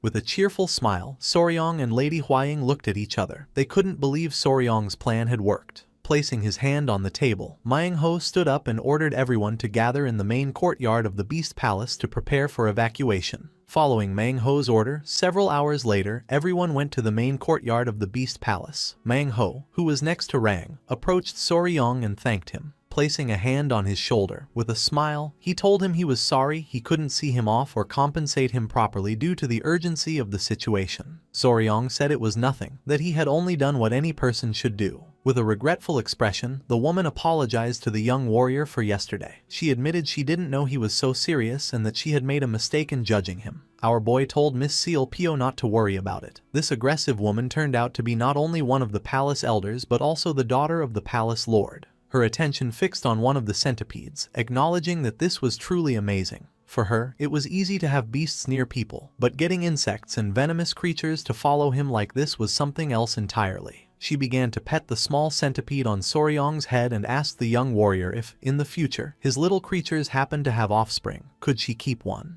At that moment, roars of agony began to be heard, causing everyone to panic. Seol Pio became somewhat confused, wondering what that sound was and if it was an elephant. Soryong's eyes filled with surprise, and when he turned around, he saw that the ants were attacking and slowly devouring an elephant. Soryong felt fear as he understood this was bad, as the elephant must have fled right in this direction. The elders were in shock. It was the ants, and the elephant had been taken down without being able to do anything. Our boy began to sweat. He panicked, turned around, and shouted at them that there was no time to lose. He urged them to evacuate immediately, as the ants were coming straight for them. MANHUA refused, gritted his teeth and revealed that it was already too late, as they had already reached the entrance of the Wild Beast Valley. The ants began to devour the elephant's carcass while the others were on their way to the Beast Palace, which was only a few hundred meters away. Fleeing was no longer an option. In the blink of an eye, the ants devoured the elephant, leaving only bones. Soryong and the others panicked as they watched the elephant turn to bone in an instant. MANHUA grew serious, understanding they had no choice but to fight. One of the elders clenched his fist and doubted they could hold out if even such a huge elephant was annihilated in an instant. Lady Huaying, somewhat worried, asked Soryong if the Grand Patriarch and the poisonous creature squad were okay. With a confident expression, our boy stated that, knowing the dangers of the legionary ants, they must have fled to the other side of the river. The ants began to advance towards them. Gupei's attention fixed on them and his face filled with sweat. He was more worried about his own group, as it seemed impossible to break through the ants and escape from there. Soryong put his hand under his chin and began to ponder. This was the worst possible scenario. If they kept on like this, the ants would catch them in the Valley of the Wild Beasts, and he needed to decide what they should do. Just then, a spiderweb descending from the top of the mountain caught everyone's attention. It was none other than Yohua. While Soryong was somewhat surprised, Lady Huaying began to smile. Remembering they had her, she realized that if they could use Yohua's web to cross the mountain, they could escape to safety. Nearby, MANHUA stood with his arms crossed. Soryong turned towards them and wondered what the people of the Southern Beast Palace would do. If it were just his group, it would be fine, but with so many people, the situation was very different. With a confident smile, MANHUA told the young warrior not to worry about them and to just leave. He explained that, in the world of beasts, eating and being eaten was natural. If they couldn't defeat these creatures, their fate was to be devoured. Soryong and Lady Huaying were surprised. Our boy clenched his fist tightly, his eyes shining with determination. He couldn't just abandon them like this. They were animal lovers, like him. He concentrated, telling himself that there had to be a way to save them all, and that, as Spicy Fabor, he had to think. Soryong began to carefully analyze the habits and migration routes of the legionary ants. His eyes began to shine with joy, and with a smile, he revealed that he had an idea. MANHUA and the others were somewhat confused by this. With his eyes closed and a curious expression, the palace lord asked Soryong if there was a way to deal with this horde of ants. Our boy nodded, confirming that there was a way, although they would have to suffer a bit to achieve it. With his hand on his chin and an excited smile, he asked if he would like to hear it. The next day, the ants, having completely digested the elephant they devoured, began to move towards the Valley of the Wild Beasts in search of food. Following the plan they had prepared all night, they arranged themselves in formation and waited for them in the middle of the grassland. Lady Huaying, who was watching from afar, closed her eyes and clasped her hands, praying that no one would get hurt. Everyone was carrying their weapons. With a serious gaze, Soryong told MANHUA and Heuk Rang to get ready. MANHUA began to shout, ordering the disciples of the Beast Palace to stand firm as a mountain and not to break formation. They were going to protect their home with their lives.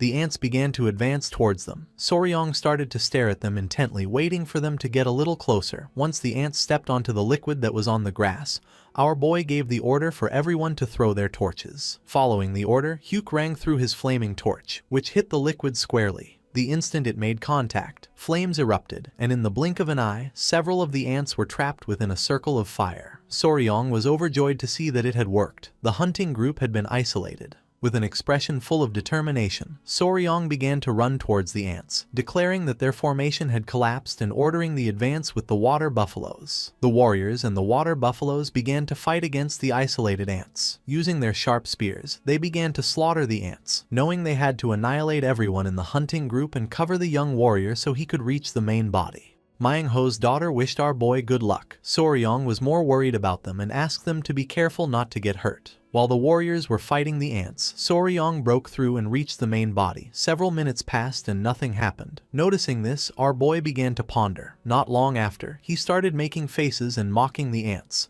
shouting at the damn creatures that he was there. His plan worked as the ants became furious. Without wasting a single second, Soryong started running while the furious ants chased him. Seol-pyo and the others had already defeated the ants that had been isolated. Her attention was fixed on our boy, and she didn't know if the plan would work as the young warrior had said. Her father mentioned that they would have to wait and see. Soryong was running with all his might, realizing the plan was perfect as they were following him.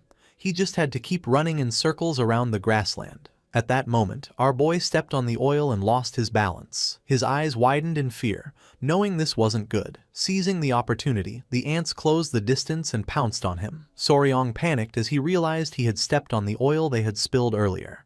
The ants began to descend from the sky onto Soryong. The only thing he could do was close his eyes and prepare for the worst. Hyuk panicked and revealed that Soryong had been caught by the ants. Hearing this, Lady Hwaying and Gupe were shocked and their eyes filled with fear. The avalanche of ants began to bite Soryong, making him scream in agony. Soryong wasn't going to give up so easily, so he called for Yohwa. She reacted immediately and threw her web towards Soryong. Luckily, our boy was able to grab it, and by pulling hard, she prevented him from being devoured by the ants. Gupai and Lady Hwaying were relieved to see that he had managed to survive, and they praised Yohwa. Soryong, who was sitting on some rocks, began to pant to catch his breath. Looking at his clothes, he noticed one of the ants was still trying to bite him. Fortunately, he only received a couple of scratches and was glad to have learned it. Soryong's body was as hard as iron. Using the iron coffin technique, Soryong killed the ant that was stuck to his clothes. Yohwa and the centipede became furious and began to scold Soryong. With a nervous smile, he told them he knew, and that even if they didn't, Hwaying was going to scold him later. His eyes began to shine with joy as his attention fixed on the ants.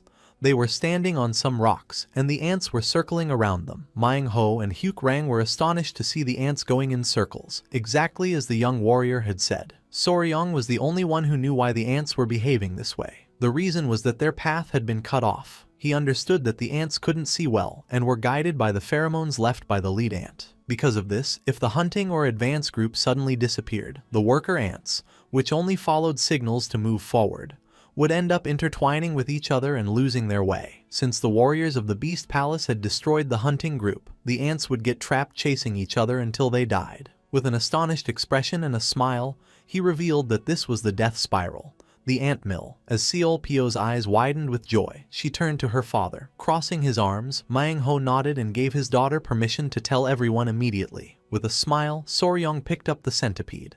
Her and Yohwa's eyes were filled with tears of relief and fury. Lady Hwaying and Gupai couldn't help but smile. Our boy felt relieved as everything had turned out well, and that was how that little warrior prevented the destruction of the Beast Palace. 3 days had passed since Soryong had trapped the legionary ants in the ant mill. In front of the Beast Palace, the massive swarm of insects continued to march in endless, self-destructive circles, slowly getting weaker. The colony was now falling apart as the ants collapsed one by one from exhaustion. The warriors of the Beast Palace walked among them, finishing off the last of the weak creatures by crushing them. Standing with Soryong, Manhwa, the lord of the Beast Palace, asked if the long ordeal was finally ending, and Soryong hesitantly agreed. Manhwa, grateful, asked what Soryong wanted him to do. Soryong made a strange request. He wanted help finding the queen ant among the dying swarm. He explained with a smile that he wanted to see if he could raise her, asking for their help just this one time. In his mind, Soryong was excited, remembering how he used to catch and raise ants as a child.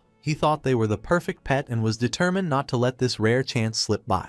With a new goal, the search began. Soryong told everyone, including Hukrang, Gupei, and Lady Huaying, to search for the ant with the biggest abdomen. Hukrang shouted that he understood and led the search. It wasn't long before one of the Beast Palace warriors called out to Soryong, telling him to come quickly. Soryong rushed over, surprised and hopeful. He was met with a gruesome sight. A monstrously large red ant lay on the ground, surrounded by the bodies of other ants. This giant insect had menacing, glowing red eyes, and a spear was already in its head, yet it was still alive. The group gathered around in shock, pointing out that the ants were eating each other, with the giant ant at the center of the scene. Lady Huaying asked if this could be the queen. Soryong, with a disturbed look, confirmed that it must be the queen, but he couldn't shake the feeling that something about the situation was very strange. Soryong was deeply troubled by the scene. He knew from his knowledge of insects that while a new queen ant might eat her own eggs to survive and start a colony, a queen would never eat her own young once the colony was large and established. Also, he knew that ants only recognize their dead companions after about 3 days, when the bodies start to release a specific chemical. This led him to a horrible conclusion. The queen was eating her own young while they were still alive, which was completely against the laws of nature. Just as he was thinking about this, Lady Huaying called out to him, telling him to look closely at the queen's head. His eyes widened as he saw something gleaming where the warrior's spear had been. It was a golden needle, glowing with a faint energy, stuck deep in the creature's forehead. Driven by curiosity, Soryong carefully approached the dying monster. Lady Huaying warned him to be careful, but he was focused on the strange object. He reached out and, with a firm grip, pulled the golden needle free from the queen's head. The moment it came out, black blood shot from the wound, and the giant ant let out a final pained screech before collapsing. Soryong stared in shock. The queen was dead. Holding the strange needle, he turned to Lady Huaying and asked if she recognized it. She looked at it thoughtfully, explaining that while the Tang clan also used golden needles, this one had a rare length and shape. As Soryong looked at it more closely, he noticed that the needle was hollow. He guessed that it must have been used to inject some kind of drug or poison into the queen. Suddenly, a voice called out to Soryong and Lady Huaying. It was the Grand Patriarch, who came running towards them with his men, much to the relief of his grandchildren. The elder explained that he had met the warriors of the Beast Palace while searching for them and had been told everything that had happened. He asked Soryong if he was alright, and the boy assured him that thanks to his iron coffin technique, he had only a few scratches. MANHUA then approached the Grand Patriarch and, confirming he was an elder of the Tang clan, did something amazing. He, along with all the warriors of the Beast Palace, knelt down in a deep bow of gratitude. MANHUA declared that his people owed a great debt to the Tang clan for their help, leaving the Grand Patriarch completely flustered and begging them to rise. Lady Huaying noted to herself that for the proud lord of the Beast Palace to show such deep respect was truly special, even for someone as important as her grandfather. Once they stood up, MANHUA insisted on treating the Tang clan with the greatest hospitality and invited them into his palace. However, Soryong interrupted, explaining that he had an important question for his grandfather first. He held out the golden needle he had pulled from the queen ant's head, explaining where he found it and noting its similarity to the needles used by their own clan. He asked the Grand Patriarch if he had ever seen one like it before. The moment the Grand Patriarch saw the needle, his expression changed to pure shock and horror. He grabbed Soryong's hand, demanding to know where he had found it. Startled by his grandfather's intensity, Soryong repeated that it was in the queen ant's head. Lady Huaying asked what was wrong, sensing a serious problem with the needle. With a grim and heavy tone, the Grand Patriarch looked at both his grandchildren and the members of the Beast Palace. He ominously stated that it seemed an old enemy, one who held a deep grudge against both the Tang clan of Sichuan and the Beast Palace, was still alive. This news left MANHUA and his warriors completely stunned and filled with dread. MANHUA was taken aback, questioning who could possibly hold a grudge against both their houses. With a grim expression, the Grand Patriarch revealed the name of their old, shared enemy, the Five Venoms sect. The name struck the members of the Beast Palace like a thunderbolt. MANHUA and his elders cried out in disbelief, asking if it was possible for the sect they had supposedly wiped out 100 years ago to still be alive. As the elders reacted, Soryong recalled a story his grandfather had once told him.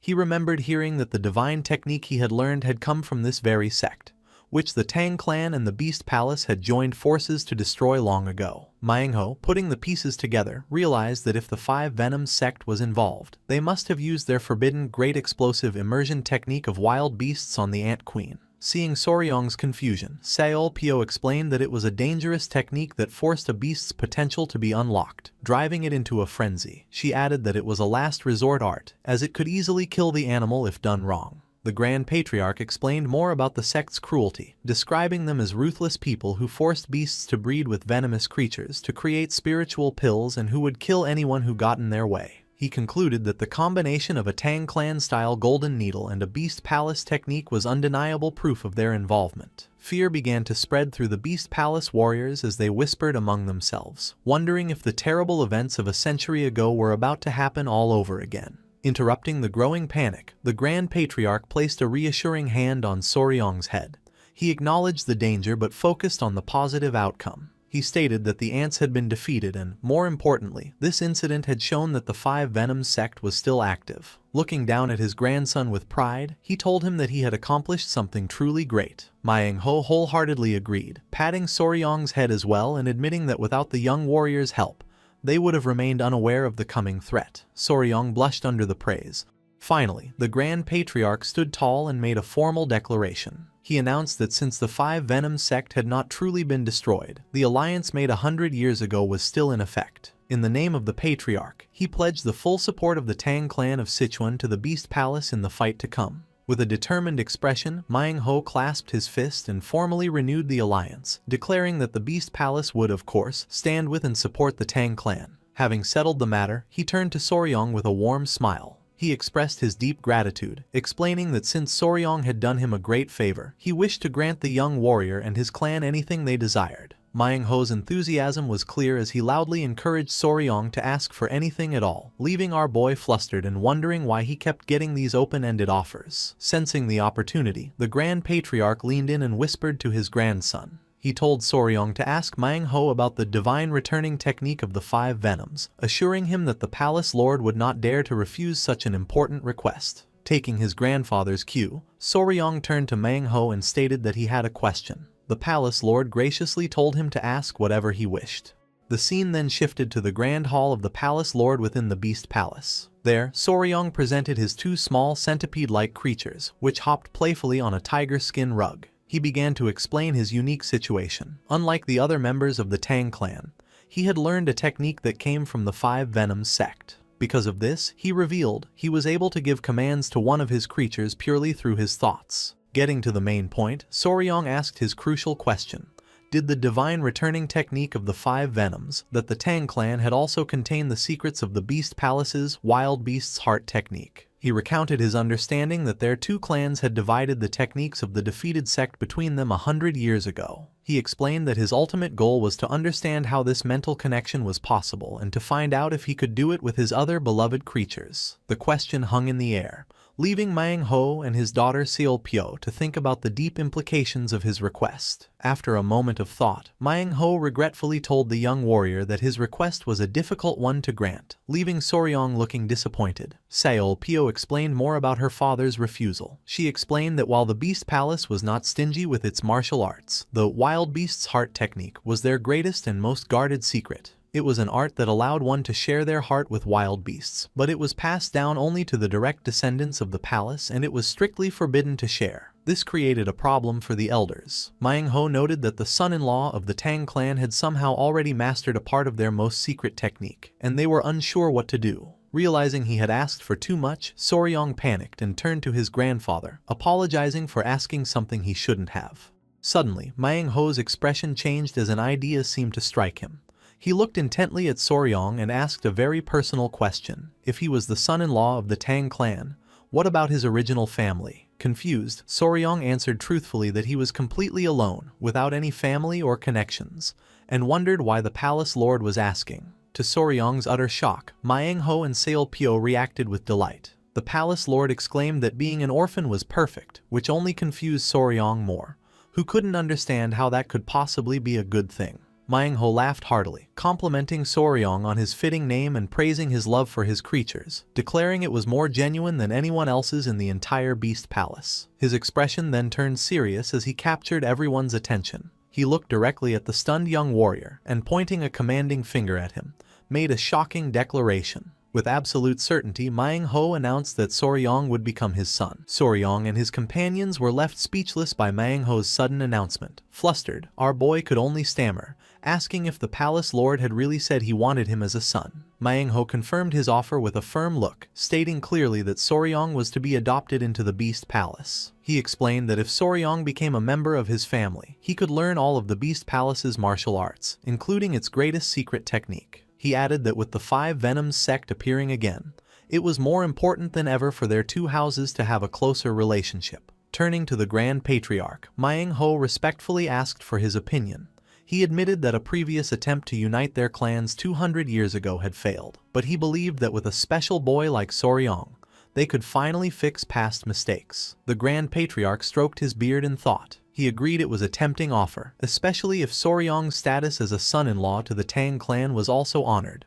However, he left the final decision to Soryong, saying his free will was the most important thing. With the elders' approval, Manhwa turned back to Soryong. He made the offer even better, promising that if Soryong became his adopted son, he would personally teach him how to share his heart and mind with all of his animal companions. The offer was overwhelming for Soryong, who panicked at the thought of suddenly getting a new father and sister. He felt it was too big a decision to make so quickly. Sensing he was hesitant, Manhwa and Sealpyo exchanged a look, realizing the offer wasn't quite enough. Suddenly, Sealpyo's face lit up with an idea. She excitedly suggested to her father that they offer Soryong the Bisa, or flying snake. She figured that since the young warrior loved venomous creatures, the legendary snake would be the perfect gift. Soryong, hearing the unfamiliar name, looked confused. He turned to his grandfather for an explanation, and the old man's expression grew serious. The Grand Patriarch explained that she was likely talking about the legendary Bichionsinsa, the divine flying snake. He described it as the greatest of all venomous creatures.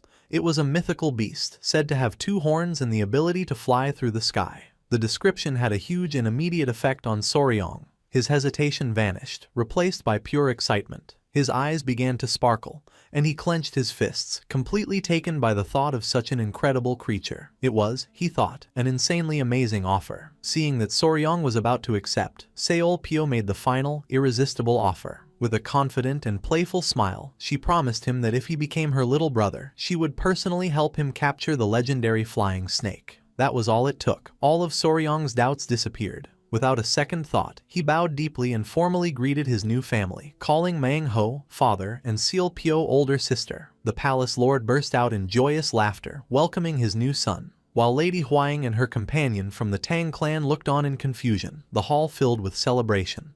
And so, after a sudden but happy decision, a formal adoption ceremony was held, officially making Soryong a member of the Southern Beast Palace. Later that night, as Soryong lay in his new comfortable bed, he couldn't help but smile at how strange his situation was. He thought that in his past life, he had adopted many animals, but he never imagined he would be the one getting adopted. Still, he found that it wasn't a bad feeling. He felt that the people of the Beast Palace, with their deep love for animals, were genuinely good, just like his family in the Tang clan. His peaceful thoughts were shattered when his bedroom door was suddenly thrown open. To his shock, in the doorway stood his new sister, Seolpyo, and a very flustered Lady Huang, both dressed only in their nightgowns. Before he could figure out what was happening, Seolpyo casually said that since they were all family now, they should sleep together and talk. She winked, explaining that she had always dreamed of doing this if she ever got a younger brother. When Soryong dazedly asked why Lady Huang was there, she blushed and stammered that it was a custom in the Beast Palace for fiancés to sleep in the same room. Soryong's mind went into overdrive. For a moment, he thought it was a wonderful custom before he realized the full meaning. His heart began to pound as he panicked at the thought of spending the night with 2 women. Ignoring his flustered state, Seolpyo playfully pulled at his blankets and along with a hesitant Lady Huang, climbed into bed, trapping the embarrassed Soryong between them. As he let out a silent scream, Seolpyo cheerfully suggested they start by talking about his venomous pets. On a nearby table, his small creatures could only watch in confusion as their master was overwhelmed by his new family. The next day, Soryong walked with his new father and sister outside the palace. It was clear he had not slept at all, his face tired from the night's chaotic slumber party. When Manhwa asked if he had slept well, the boy could only force a denial. Manhwa announced it was time to begin Soryong's training and teach him the technique he was so curious about. But first, he needed to check the boy's internal energy. He told Soryong to sit and relax, and our boy did. Manhwa then placed a hand on his back, sending his own internal energy through Soryong's body to check his condition. After a moment, the palace lord pulled his hand back with a thoughtful look. He said that Soryong's energy was so well hidden that he hadn't been able to sense it properly before. He concluded that while Soryong had managed to copy the wild beast's heart technique, his version was incomplete and much weaker. This, he decided, was something he needed to discuss with the Grand Patriarch. Still confused, Soryong asked what the wild beast's heart technique was. Seolpyo explained that it was an internal training method that lets a warrior communicate their heart to beasts and grow stronger with them. Soryong was amazed. Manhwa added that it also gives the user the ability to feel a beast's heart and give special commands. Deciding a demonstration would be better than words, he prompted his daughter. Seolpyo took a deep breath and let out a sharp, powerful howl. In response, a pack of large, fierce wolves with glowing blue eyes came out of the nearby woods, snarling as they approached. Soryong stared in stunned silence as the intimidating beasts gathered around them. The alpha wolf began to growl at Soryong,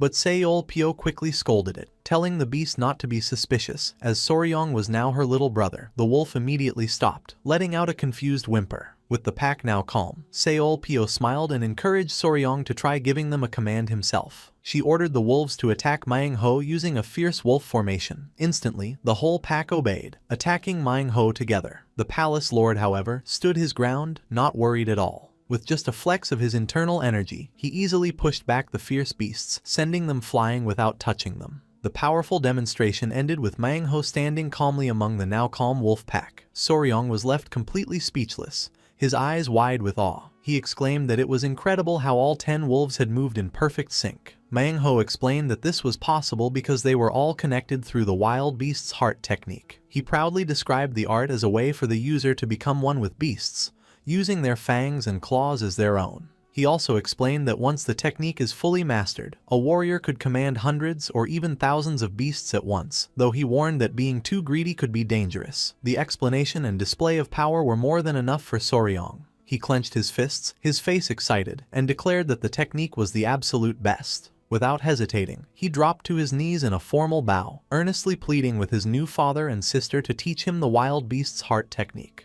A broad smile spread across Manhwa's face. He laughed and told his new son to rise and sit, declaring that he would, of course, pass on the technique to him. Overjoyed, Soryong thanked him. Manhwa once again placed his hand on Soryong's back, and a powerful visible surge of energy began to flow from the palace lord into his new son. As he transferred the knowledge, Manhwa focused. He thought to himself that while teaching Soryong the wild beast's heart technique, he would also adjust the boy's own 5 venoms returning origin technique. He had analyzed Soryong's body and noticed the great strain it was under from constantly using poison, something the Beast Palace's core art was never made to handle. As he continued the process, Manhwa explained that the wild beast's heart technique wasn't really meant to handle poison.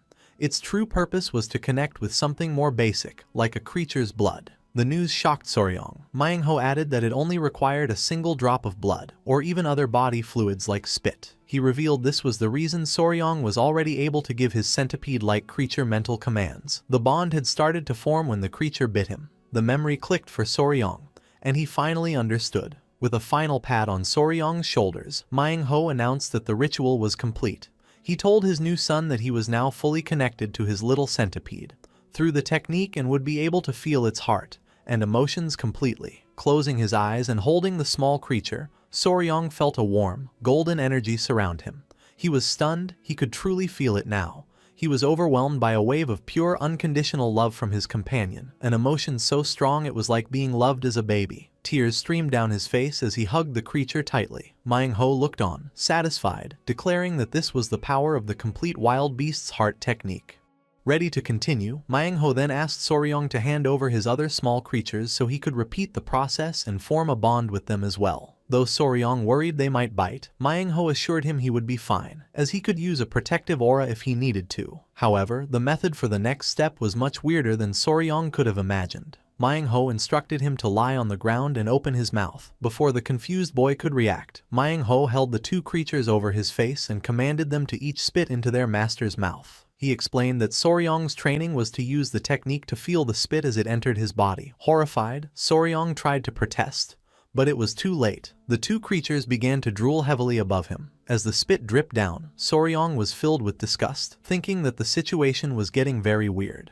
In the training grounds at the Beast Palace, Soryong prepared to train his three small, rabbit-eared centipede creatures. With his new sister Seol Pyo and Lady Hwaying watching, he gave his companions the signal to begin. He ordered them to perform the centipede chain formation, a new technique he was developing. The three creatures leapt towards a wooden training post, but instead of a fierce attack, they just latched onto it gently. From a distance, Seol Pyo and Lady Hwaying were overcome with emotion, saying how incredibly adorable the little creatures were. Soryong, however, was horrified, realizing this wasn't the scary effect he wanted. He thought about how powerful and cool the wolves looked when they attacked, but his own creatures just looked cute. He tried to coach them, telling them to perform their attacks with a bit more style. Seeing their sad faces, Soryong immediately panicked and rushed to reassure them, praising them for doing a great job. Holding them close, he reminded himself that they weren't even a year old yet and just needed to grow slowly. With that, he decided they would get back to training.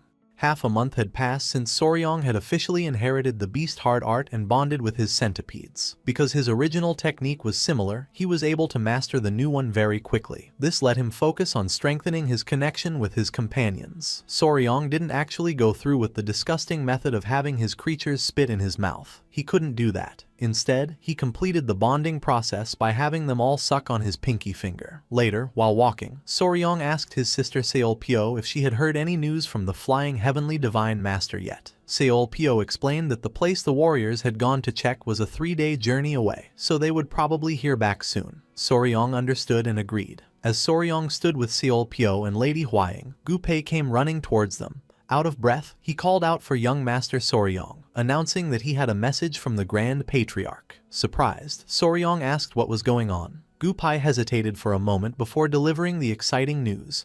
The heavenly flying emissary had finally been found. The news sent a jolt of excitement through both Soryong and Lady Hwaying. A determined smile spread across Soryong's face as he thought that the moment had finally come. Without wasting a second, he announced that they would go to his grandfather at once.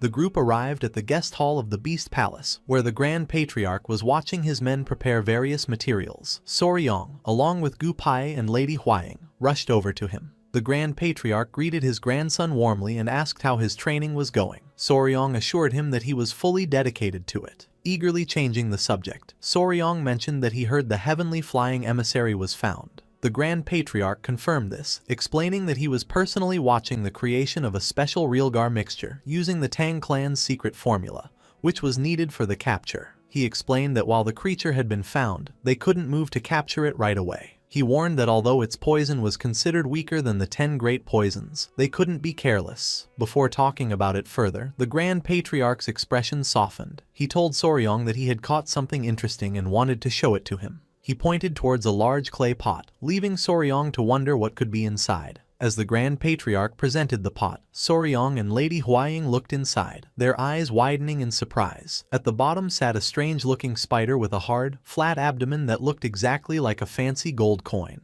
Soryong excitedly identified it as a money coin spider. The Grand Patriarch confirmed this with a smile, explaining that the creature was named for its abdomen's resemblance to a gold coin. This creature, also known as the Chinese hourglass spider, is a type of trapdoor spider. Soryong's face lit up with joy.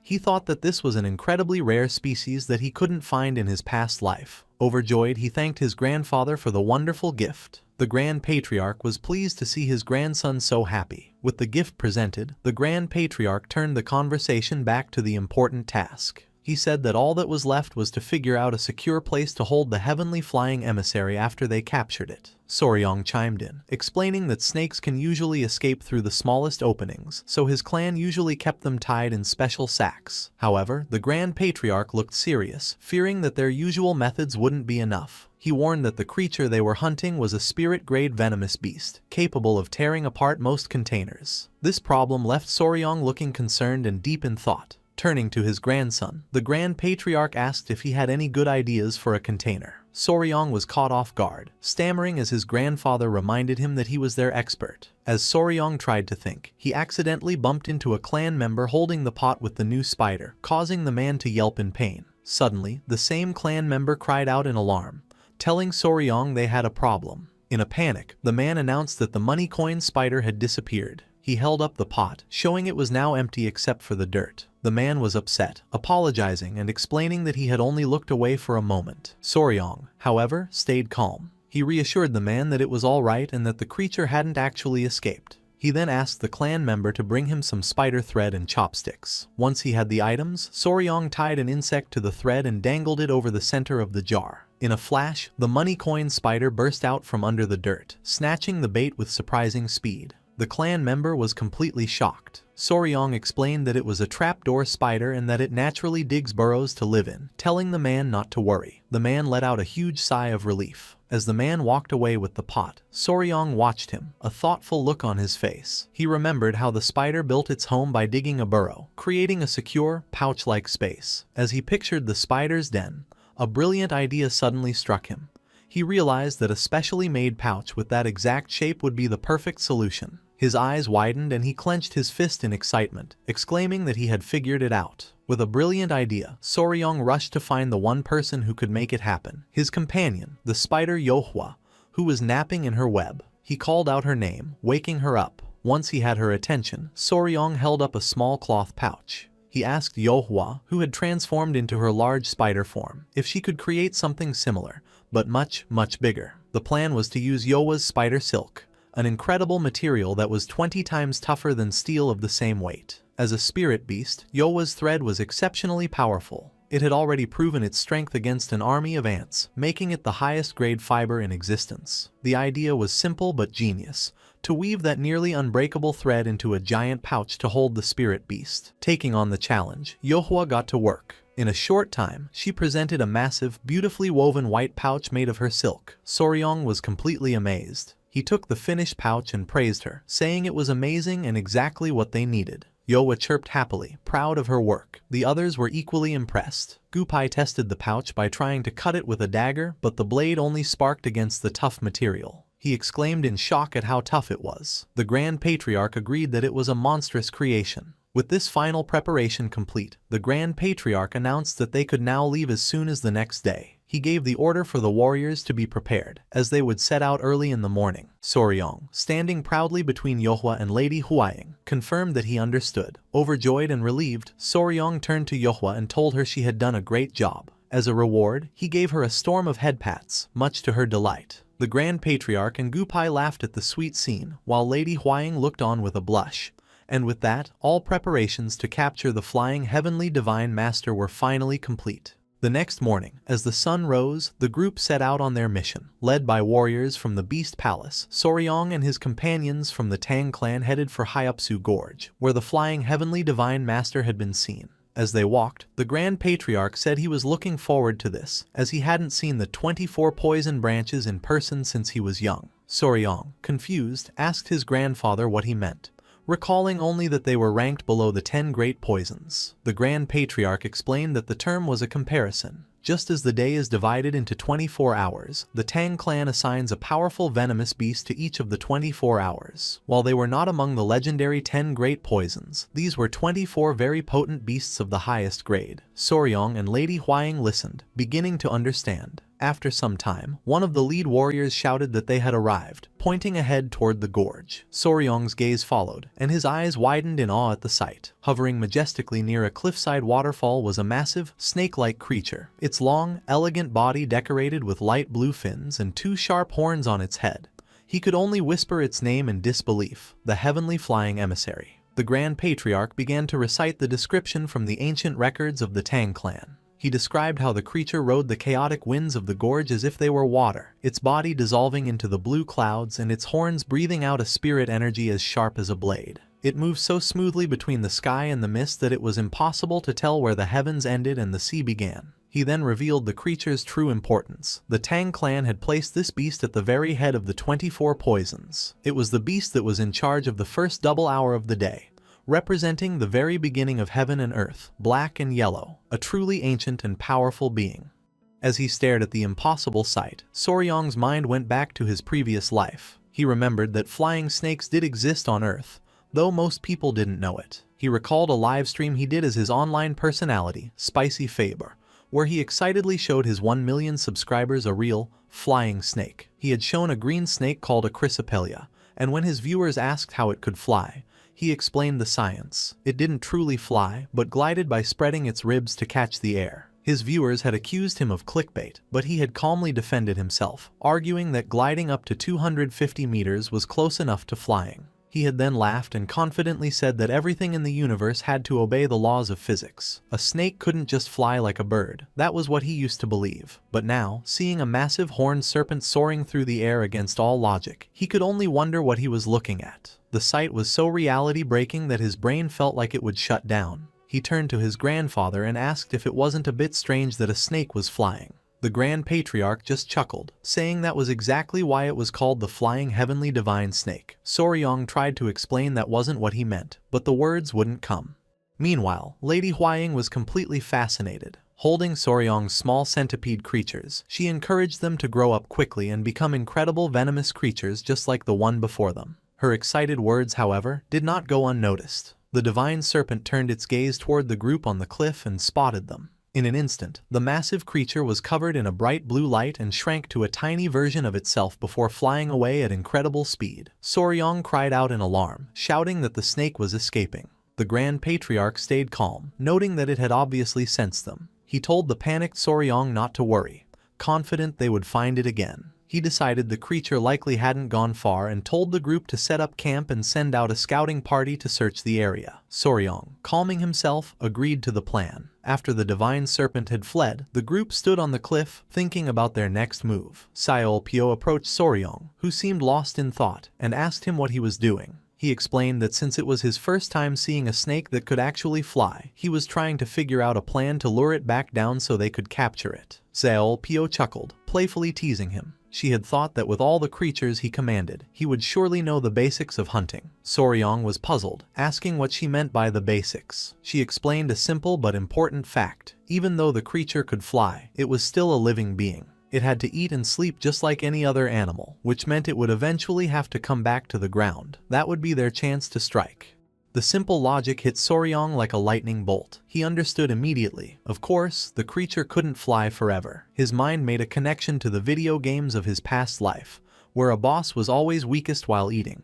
He realized he had been overthinking the problem and had missed the simplest solution. Filled with thanks, he thanked his new sister for the advice. Seolpyo smiled confidently, telling him he could count on her and promising she would help put the flying serpent in his hands. They both shared a happy laugh.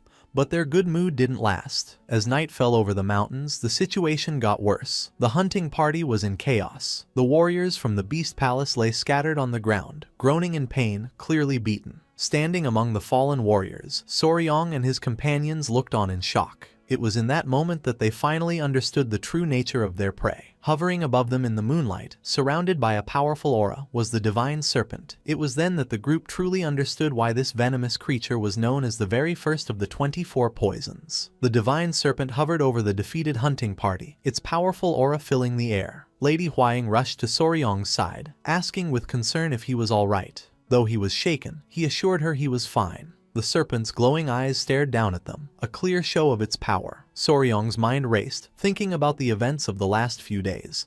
It had been 3 days since they had set up camp to watch the creature. Through their scouting, they had learned 2 important facts about it. First, it came down from the sky once every 3 days to eat a specific type of fish. Second, its ability to fly was not endless. It could only stay in the air for a maximum of 2 hours at a time. Based on this information, they had made a plan.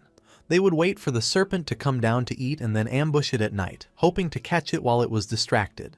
However, the plan had failed badly. The creature was much more aware than they had thought. The moment they made their move, it noticed them and immediately took to the sky, leaving its meal. What followed was a one-sided fight. The serpent's huge 6-meter-long body was covered in unusually hard skin that their weapons couldn't cut, but its most powerful ability was its raw strength. The creature would repeatedly crash into the ground with great force, creating powerful shockwaves that sent the warriors flying. The constant storm of flying rocks and debris made it impossible for anyone to even get close. As the dust settled, Soryong and the others finally understood the truth. While the serpent's poison might not have been as strong as the legendary 10 great poisons, its overwhelming physical power and sharp senses were more than enough to earn its reputation as the most powerful of the 24 venoms. Seeing the damage, the Grand Patriarch quickly made a decision. He told Soryong that there were too many injured and they needed to retreat immediately. Soryong quickly agreed. The Grand Patriarch then shouted the order for everyone to fall back, telling them to grab the wounded and return to the safety of their camp. The entire group turned and fled from the powerful serpent, their faces showing fear and determination. Their first attempt to capture the flying serpent had ended in complete failure. Later that evening, the group gathered around a campfire. The mood was serious as they tended to their wounds. Lady Huaying was wrapping a bandage around her arm and Soryong approached her with concern.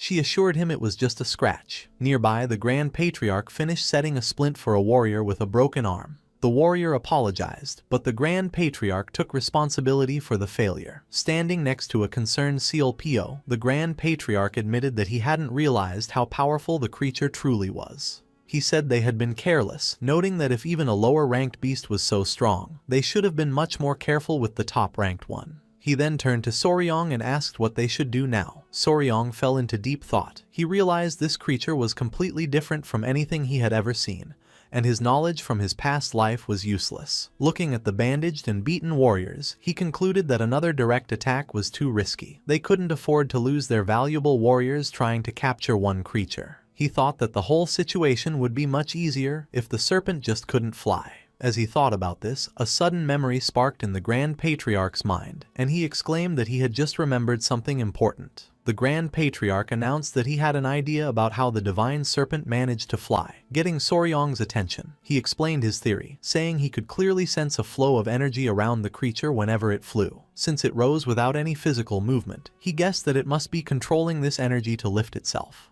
Confused, Soryong turned to Lady Huaying and asked her to explain what controlling energy to rise meant. She clarified that it was a type of martial art focused on lightness and speed. She explained that while normal techniques use energy through the legs to jump higher, this advanced technique was different. It involved using one's internal energy alone to float the entire body. She emphasized that doing this was impossible without a huge amount of internal energy. This led Soryong to ask if this meant the venomous creature had a massive amount of internal energy. However, the Grand Patriarch stepped in to correct him. He stated that it was not internal energy that powered the creature's flight. With complete certainty, he revealed the true source of its power, an internal core. He was sure that the venomous creature had to have this condensed ball of pure energy, which allowed it to do such impossible things. The Grand Patriarch's reveal of an internal core shocked the group. Gupai and CLPO were stunned, asking the elder if it was truly possible. Soryong's mind immediately went to the internal core he had gotten from the azure-spotted centipede, remembering it as a powerful medicine that could greatly improve a person's martial arts skills.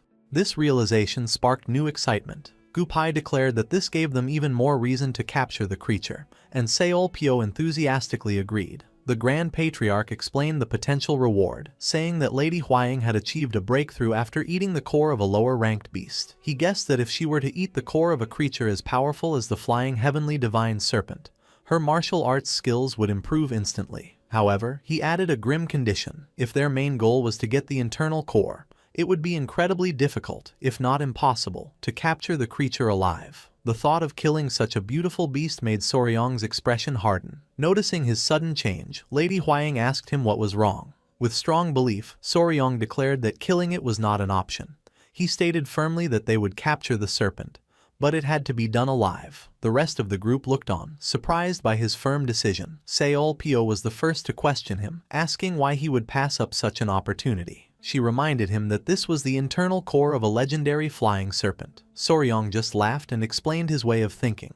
He argued that while internal energy was valuable, it could be gained over time through training. To him, killing a unique and powerful creature just for a shortcut felt wrong. He believed that a living venomous creature was more valuable than any internal core it might have. The Grand Patriarch smiled warmly, saying that this respect for life was typical of his grandson. He accepted Soryao's decision but then asked the practical question, what was their new plan? Looking down at his three small centipede companions napping peacefully, Soryong announced that he did, in fact, have an idea. A confident, almost mischievous smile spread across his face as he made a silent promise to the divine serpent. he would capture it, and he would do so without leaving a single scratch on its beautiful body. Following Soryong's new plan, the group began their operation. They found the divine serpent as it came down to a quiet river to drink. From a hidden spot, Soryong picked up a rock and threw it near the creature. The sudden noise startled the serpent, causing it to hiss and look around for the source of the sound. Observing its reaction, Soryong began to analyze the situation scientifically.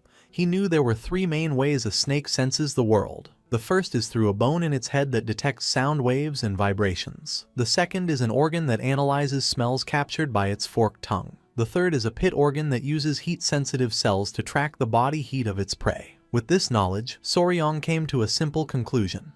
If they could block their scent and hide their body heat, the serpent wouldn't be able to find them. The way they did this, however, was not very dignified. The whole group, including the Grand Patriarch and Lady Huaying, found themselves wrapped from head to toe in thick, white bandages, looking like mummies. The Grand Patriarch was very embarrassed, asking Soryong if he really had to wear such a silly outfit. Soryong explained that the suits, made from Yowa's super durable and insulating silk, were essential for the plan to work. He did, however, warn everyone that the suits didn't block their presence completely, so they had to be careful not to get too close. The Grand Patriarch, while understanding the reason for the disguises, still had one important question.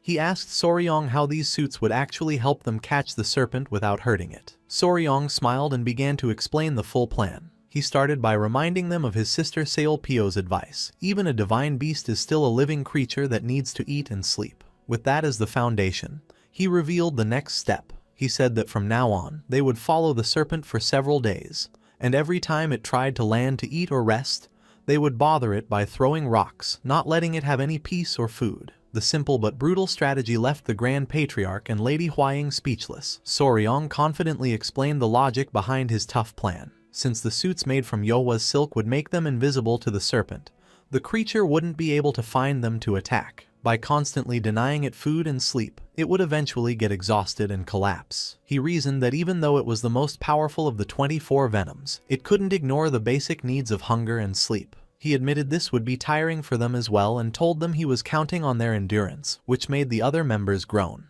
And so, their campaign of harassment began. 6 long days passed. Just as the hunting party was getting tired, they found the divine serpent, now looking weak and weary, coming down to a small spring for a desperate drink of water. A lookout warrior immediately spotted it and shouted the order for everyone to throw their stones. The serpent let out a frustrated and tired roar, its body trembling with fatigue. It tried to fly back into the sky, but its movements were now slow. The creature grew dizzy, its vision blurring from exhaustion. Finally, its body couldn't take any more. The divine serpent gave in to hunger and exhaustion and fainted, falling from the air and crashing to the ground. The warriors below shouted in victory as their target was finally down.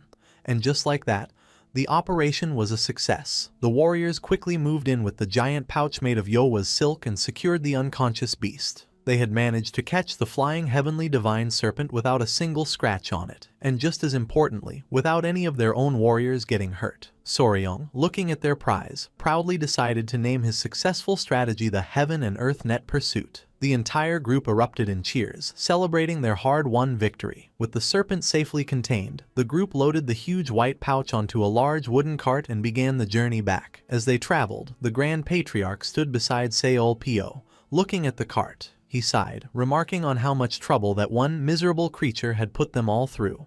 Curious about the prize, Soryong asked his grandfather if he had had a chance to check the serpent's internal core. The Grand Patriarch confirmed that he had. He explained that while the core itself wasn't very large, the energy inside was incredibly dense. He estimated its power was equal to 120 years of dedicated internal energy training, a truly amazing treasure. The Grand Patriarch's assessment of the internal core's power left Lady Huaying completely stunned. She exclaimed in disbelief, questioning if it was really equal to 120 years of power. The immense value of the core immediately changed her mind. Turning to Soryong with an eager Seolpyo, she pleaded with him to just let them take the core. She stressed that this wasn't just 5 or 10 years of power, but a huge 120. She continued, reminding him that he was still young and that with such a massive boost to his internal energy, he could master any martial art. She acknowledged his love for venomous creatures, but insisted this was a once-in-a-lifetime chance. The Grand Patriarch added his voice, agreeing that an internal core of this quality would completely change a person's body and give them a huge amount of power. He suggested that with it, Soryong might even be able to surpass the legendary 10 great poisons and reach a higher level of existence. Soryong fell silent, seriously thinking about their words. He admitted to himself that the idea of surpassing the 10 great poisons was very tempting. However, his thoughts went back to the creature itself. The flying heavenly divine serpent was an incredibly rare and beautiful being.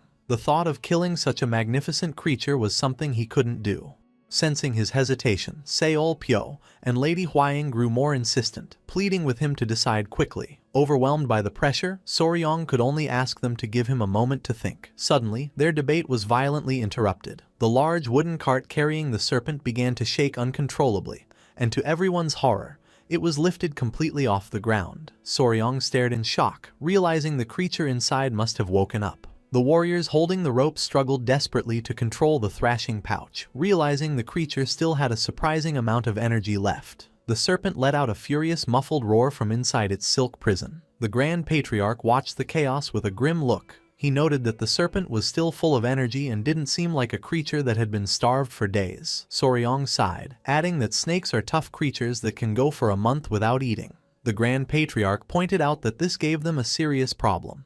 Now that the serpent was awake, it would constantly try to resist, and its thrashing had broken the cart, making it hard to transport. He then brought up an even bigger concern. He admitted to Soryong that he had kept quiet because he knew how much his grandson admired the creature. He explained that while Soryong's other pets were easy to raise, this divine serpent was so fierce and powerful that he wasn't sure if they could even find a place to keep it if they brought it back to the clan. The Grand Patriarch's patience had run out. With a grim and determined look, he gave an ultimatum. If the creature continued to resist so violently, they would have no choice but to kill it and take the internal core, whether Soryong wanted to or not. As he spoke, the thrashing inside the pouch suddenly stopped. The abrupt silence was broken only by a soft hissing sound, leaving the warriors confused. A moment later, a strange vapor began to come out of the silk pouch, and everyone watched in stunned silence. Then, something incredible happened. A glowing blue-green orb rolled out from an opening in the pouch. The warriors were speechless. One of them finally shouted for Soryong to come quickly, announcing that the flying serpent had shrunk. Soryong and the others rushed to the cart. Peeking inside the now loose pouch, they saw an unbelievable sight. The once massive, majestic serpent was now a tiny chibi-like creature with large, tear-filled eyes, looking completely harmless. The transformation was too much for Soryong. Instead of being relieved, he fell to his knees in despair. He cried out, mourning the loss of his magnificent flying serpent, which had been reduced to a mere pet. The Grand Patriarch, watching the scene, quickly understood what had happened. He explained that the creature must have offered up its internal core to save its life. He was amazed by its intelligence and its ability to expel its own core. Soryong, however, was not listening. He was now scolding the tiny serpent, calling it a fool for giving up its power so easily. He insisted that if it had just waited, he could have convinced his grandfather to let it live. He picked up the core and tried to force the little creature to eat it, begging it to take its power back. And so, in a completely unexpected way, they had killed two birds with one stone, getting both the legendary internal core and the now tamed divine serpent. Because the creature had shrunk, they were able to transport it easily and return directly to the Beast Palace. The following day, in the hall of the Beast Palace Lord, Manhwa and his elders gathered to look at the prize. The internal core sat in a fancy box, radiating a powerful, pure energy. Manhwa and his elders were in awe. One commented on its incredible and refreshing aura, now understanding why the Grand Patriarch had valued it at 120 years of power. However, as Manhwa looked at the core more closely, he noticed something strange. He announced that, unfortunately, the energy in the core seemed to be of a heavenly origin. The news left the others looking on with a mix of curiosity and concern. Confused by the term, heavenly energy, Soryong questioned what it meant. Manhwa explained that not all internal energy is the same. He said that the internal energy methods of the Beast Palace were based on the energy of the earth. The Grand Patriarch then added the important detail. The internal core of the flying heavenly divine serpent was filled with the energy of the heavens, making it incompatible with the internal energy technique Soryong was practicing. He regretfully told his grandson that because of this mismatch, he would likely only be able to absorb about half of the core's immense power. Despite this, Soryong was not discouraged. He reasoned that even half of such a powerful core was still a great chance. The Grand Patriarch was pleased with his positive attitude and agreed, telling him to store the core safely for now while he tried to find a way for Soryong to use more of its energy. Lady Huang congratulated Soryong on the incredible opportunity, and he happily accepted the fancy box with the precious core.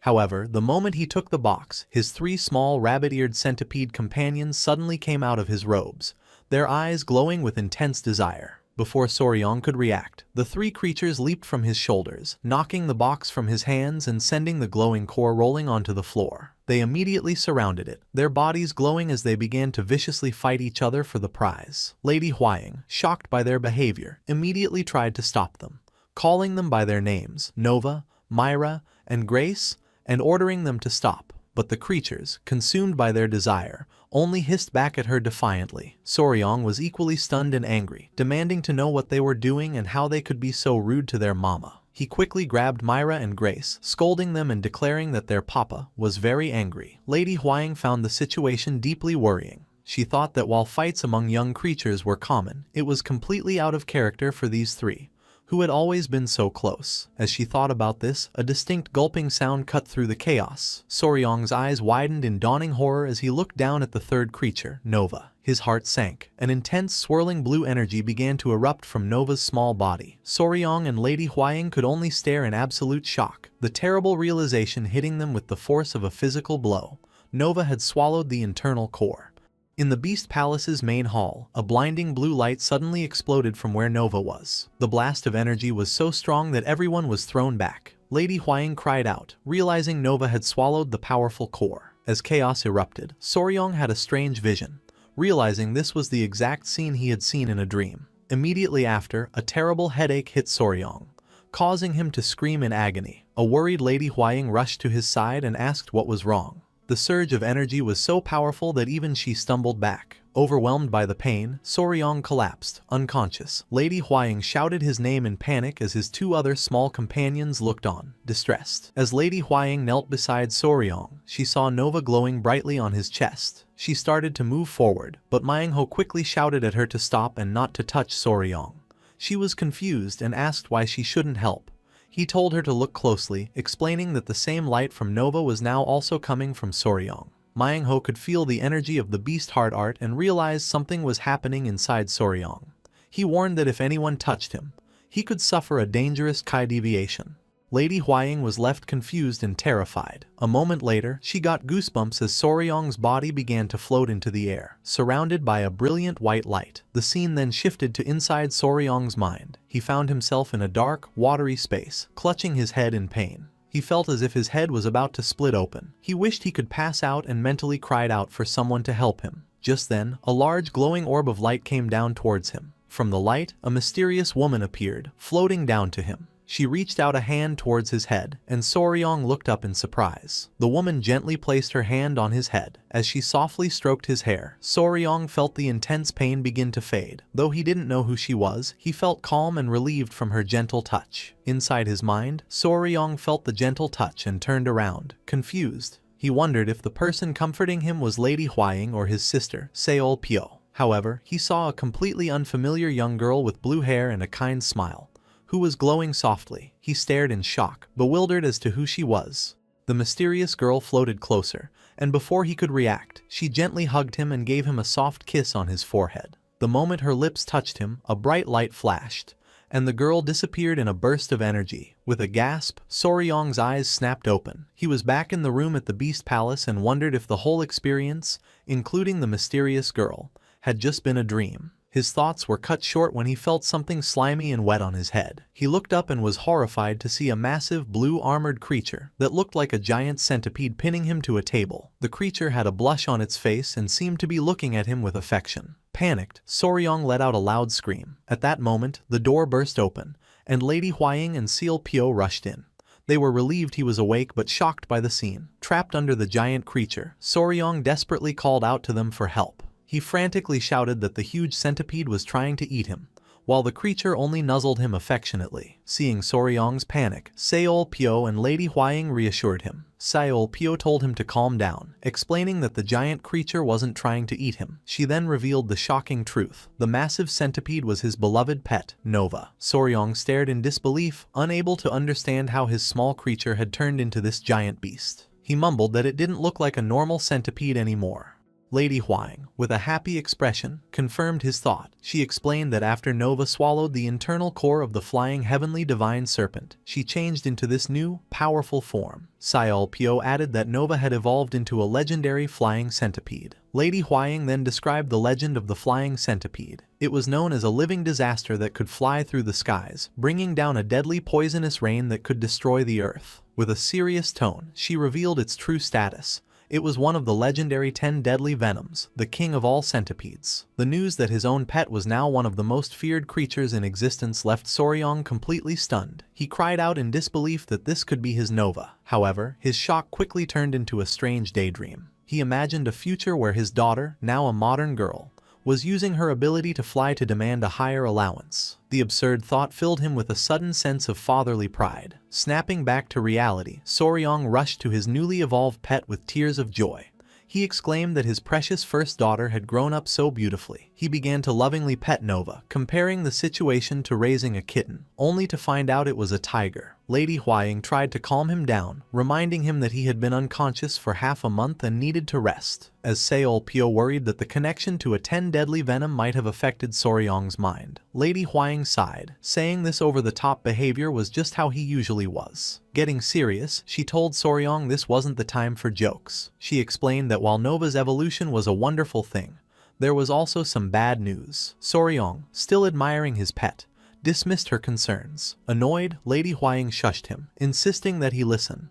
Lady Huang, with a serious expression, told Soryong the bad news was not small. On her shoulders, his other two small creatures, Myra and Grace, glared menacingly, their eyes glowing red. She explained that the two girls were absolutely furious. A moment later, a horrifying realization hit him. He imagined the scene before the core was eaten. Nova pointed at the two creatures and declared the rule of their competition. The centipede that won the fight and ate the core would evolve. This was followed by another comical vision where his 3 pets were human children. 2 of them argued that the oldest sister was cheating, while Nova proudly held the core. Soryong, as their father, was left trying to comfort the 2 crying children. Snapping back to reality, Soryong was horrified, finally understanding the sibling rivalry he had accidentally created. Filled with guilt, he rushed to apologize to the 2 angry creatures on Lady Huang's shoulders, telling them he was sorry and that they were just as precious to him. The 2 creatures seemed to accept his apology, nuzzling happily against Lady Huang's cheeks. This, however, only sent Soryong into a new panic, as he realized his daughters now preferred their mother. Lady Huang just laughed, explaining that it's common for children to love their mothers more. After a long round of apologies from their father, the 2 little creatures finally calmed down.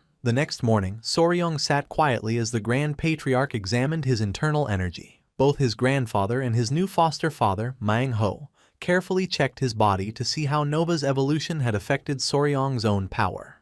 The Grand Patriarch gave his analysis first. He concluded that Soryong's poison cultivation had clearly advanced. MANHUA agreed, adding that this made sense, as the beast heart art lets the master and their beast grow stronger together. Since Nova's venom had become much more powerful, Soryong's own poison abilities had grown with hers. The Grand Patriarch smiled. Pleased, he told Soryong that even though the core was gone, it had still helped him greatly, and they would confirm the full changes once they returned to the Tang clan. Just as they finished, MANHUA turned to Soryong and asked an unexpected question.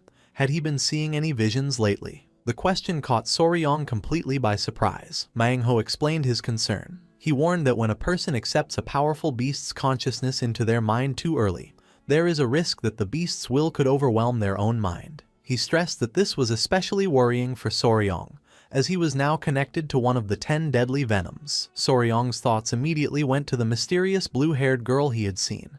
He wondered if she was a sign of his mind being taken over. However, he quickly dismissed the idea, remembering her gentle touch felt healing and comforting, not threatening. MANHUA finished by telling Soryong to come to him immediately if he ever sensed anything strange. Soryong respectfully agreed. With Soryong's condition stable, the Grand Patriarch and MANHUA decided it was time to get back to the important business they had paused. A confused Sayol Pyo asked her father what they had postponed. With grim expressions, the 2 elders revealed their true purpose. It was time to deal with the 5 Venom sect. They announced their plan to find the sect's hidden base. The name of the evil sect brought a look of shock and determination to Soryong's face. The Grand Patriarch explained that the ruins where the sect was supposedly wiped out 100 years ago were not far from their location. Now that they had clear proof the sect was still active, they couldn't just do nothing. Soryong clenched his fist, thinking about the cruel sect hiding somewhere, breeding their monstrous creatures. The Grand Patriarch continued, saying that since the sect had already targeted the Beast Palace, it was only a matter of time before they aimed for the Tang clan next. With absolute resolve, he made a final, powerful declaration. Before the 5 Venom sect had a chance to find them, they would strike first and destroy them.